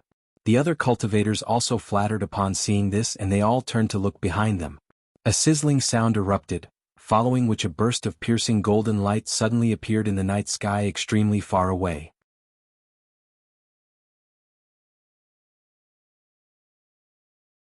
The white thread seemed to have struck something and following a peculiar screeching noise, the fist-sized ball of golden light began to plummet toward the ground. "What's that?" one of the other cultivators exclaimed. Meanwhile, the cultivator who had unleashed the attack gestured with his hand, upon which the white thread shot back toward him at his behest. The thread spun through the air before transforming into a thin snowy white needle that fell into his hand. Only then did he reply, "I'm not sure. It seems to be some sort of spirit insect, but I don't know if it's wild or has been tamed. In any case, the spirit insect must have a very hard exoskeleton as it wasn't punctured by my white sorrow needle. Go and recover the body of that insect. I want to see what kind of spirit insect it is." The 2 cultivators with him immediately responded respectfully before flying toward the pitch-black ground as 2 streaks of light, in search of the golden spirit insect that had just been slain. However, the 2 of them returned with gloomy expressions after 10 minutes. "Sect Master, the spirit insect doesn't appear to have died. We were unable to find its body over there," one of them reported in an uneasy voice. "It didn't die? Do you think my white sorrow needles are sewing needles? You're telling me that it was unable to kill a mere spirit insect?" The cultivator who had unleashed the attack seemed to have been irked by that response. "Brother Bai, that thing really did seem to have survived. I was unable to find it either." The other cultivator suddenly chimed in a grave voice. "Really? Let me have a look." The cultivator who had unleashed the needle was shocked to hear this. He hurriedly released his spiritual sense to carefully search through the surrounding area. A short while later, a strained expression appeared on his face. There really wasn't any sign of that golden spirit insect in the surrounding area. In his astonishment, his lips tremored as he transmitted his voice. The other 2 cultivators immediately each raised a hand in unison. One of them summoned a small green hammer, while the other unleashed countless thin white threads that shielded all 3 of them within. "Who's following us? Don't sneak around like a coward, come out to meet us," the cultivator who had released the white threads yelled. At the same time, his gaze scanned through the surrounding area as an astonishing aura erupted from his body. "You're tuning in to the Sword Dance in the Vast Sky YouTube channel. Don't forget to subscribe and join us on this journey to catch the most captivating stories.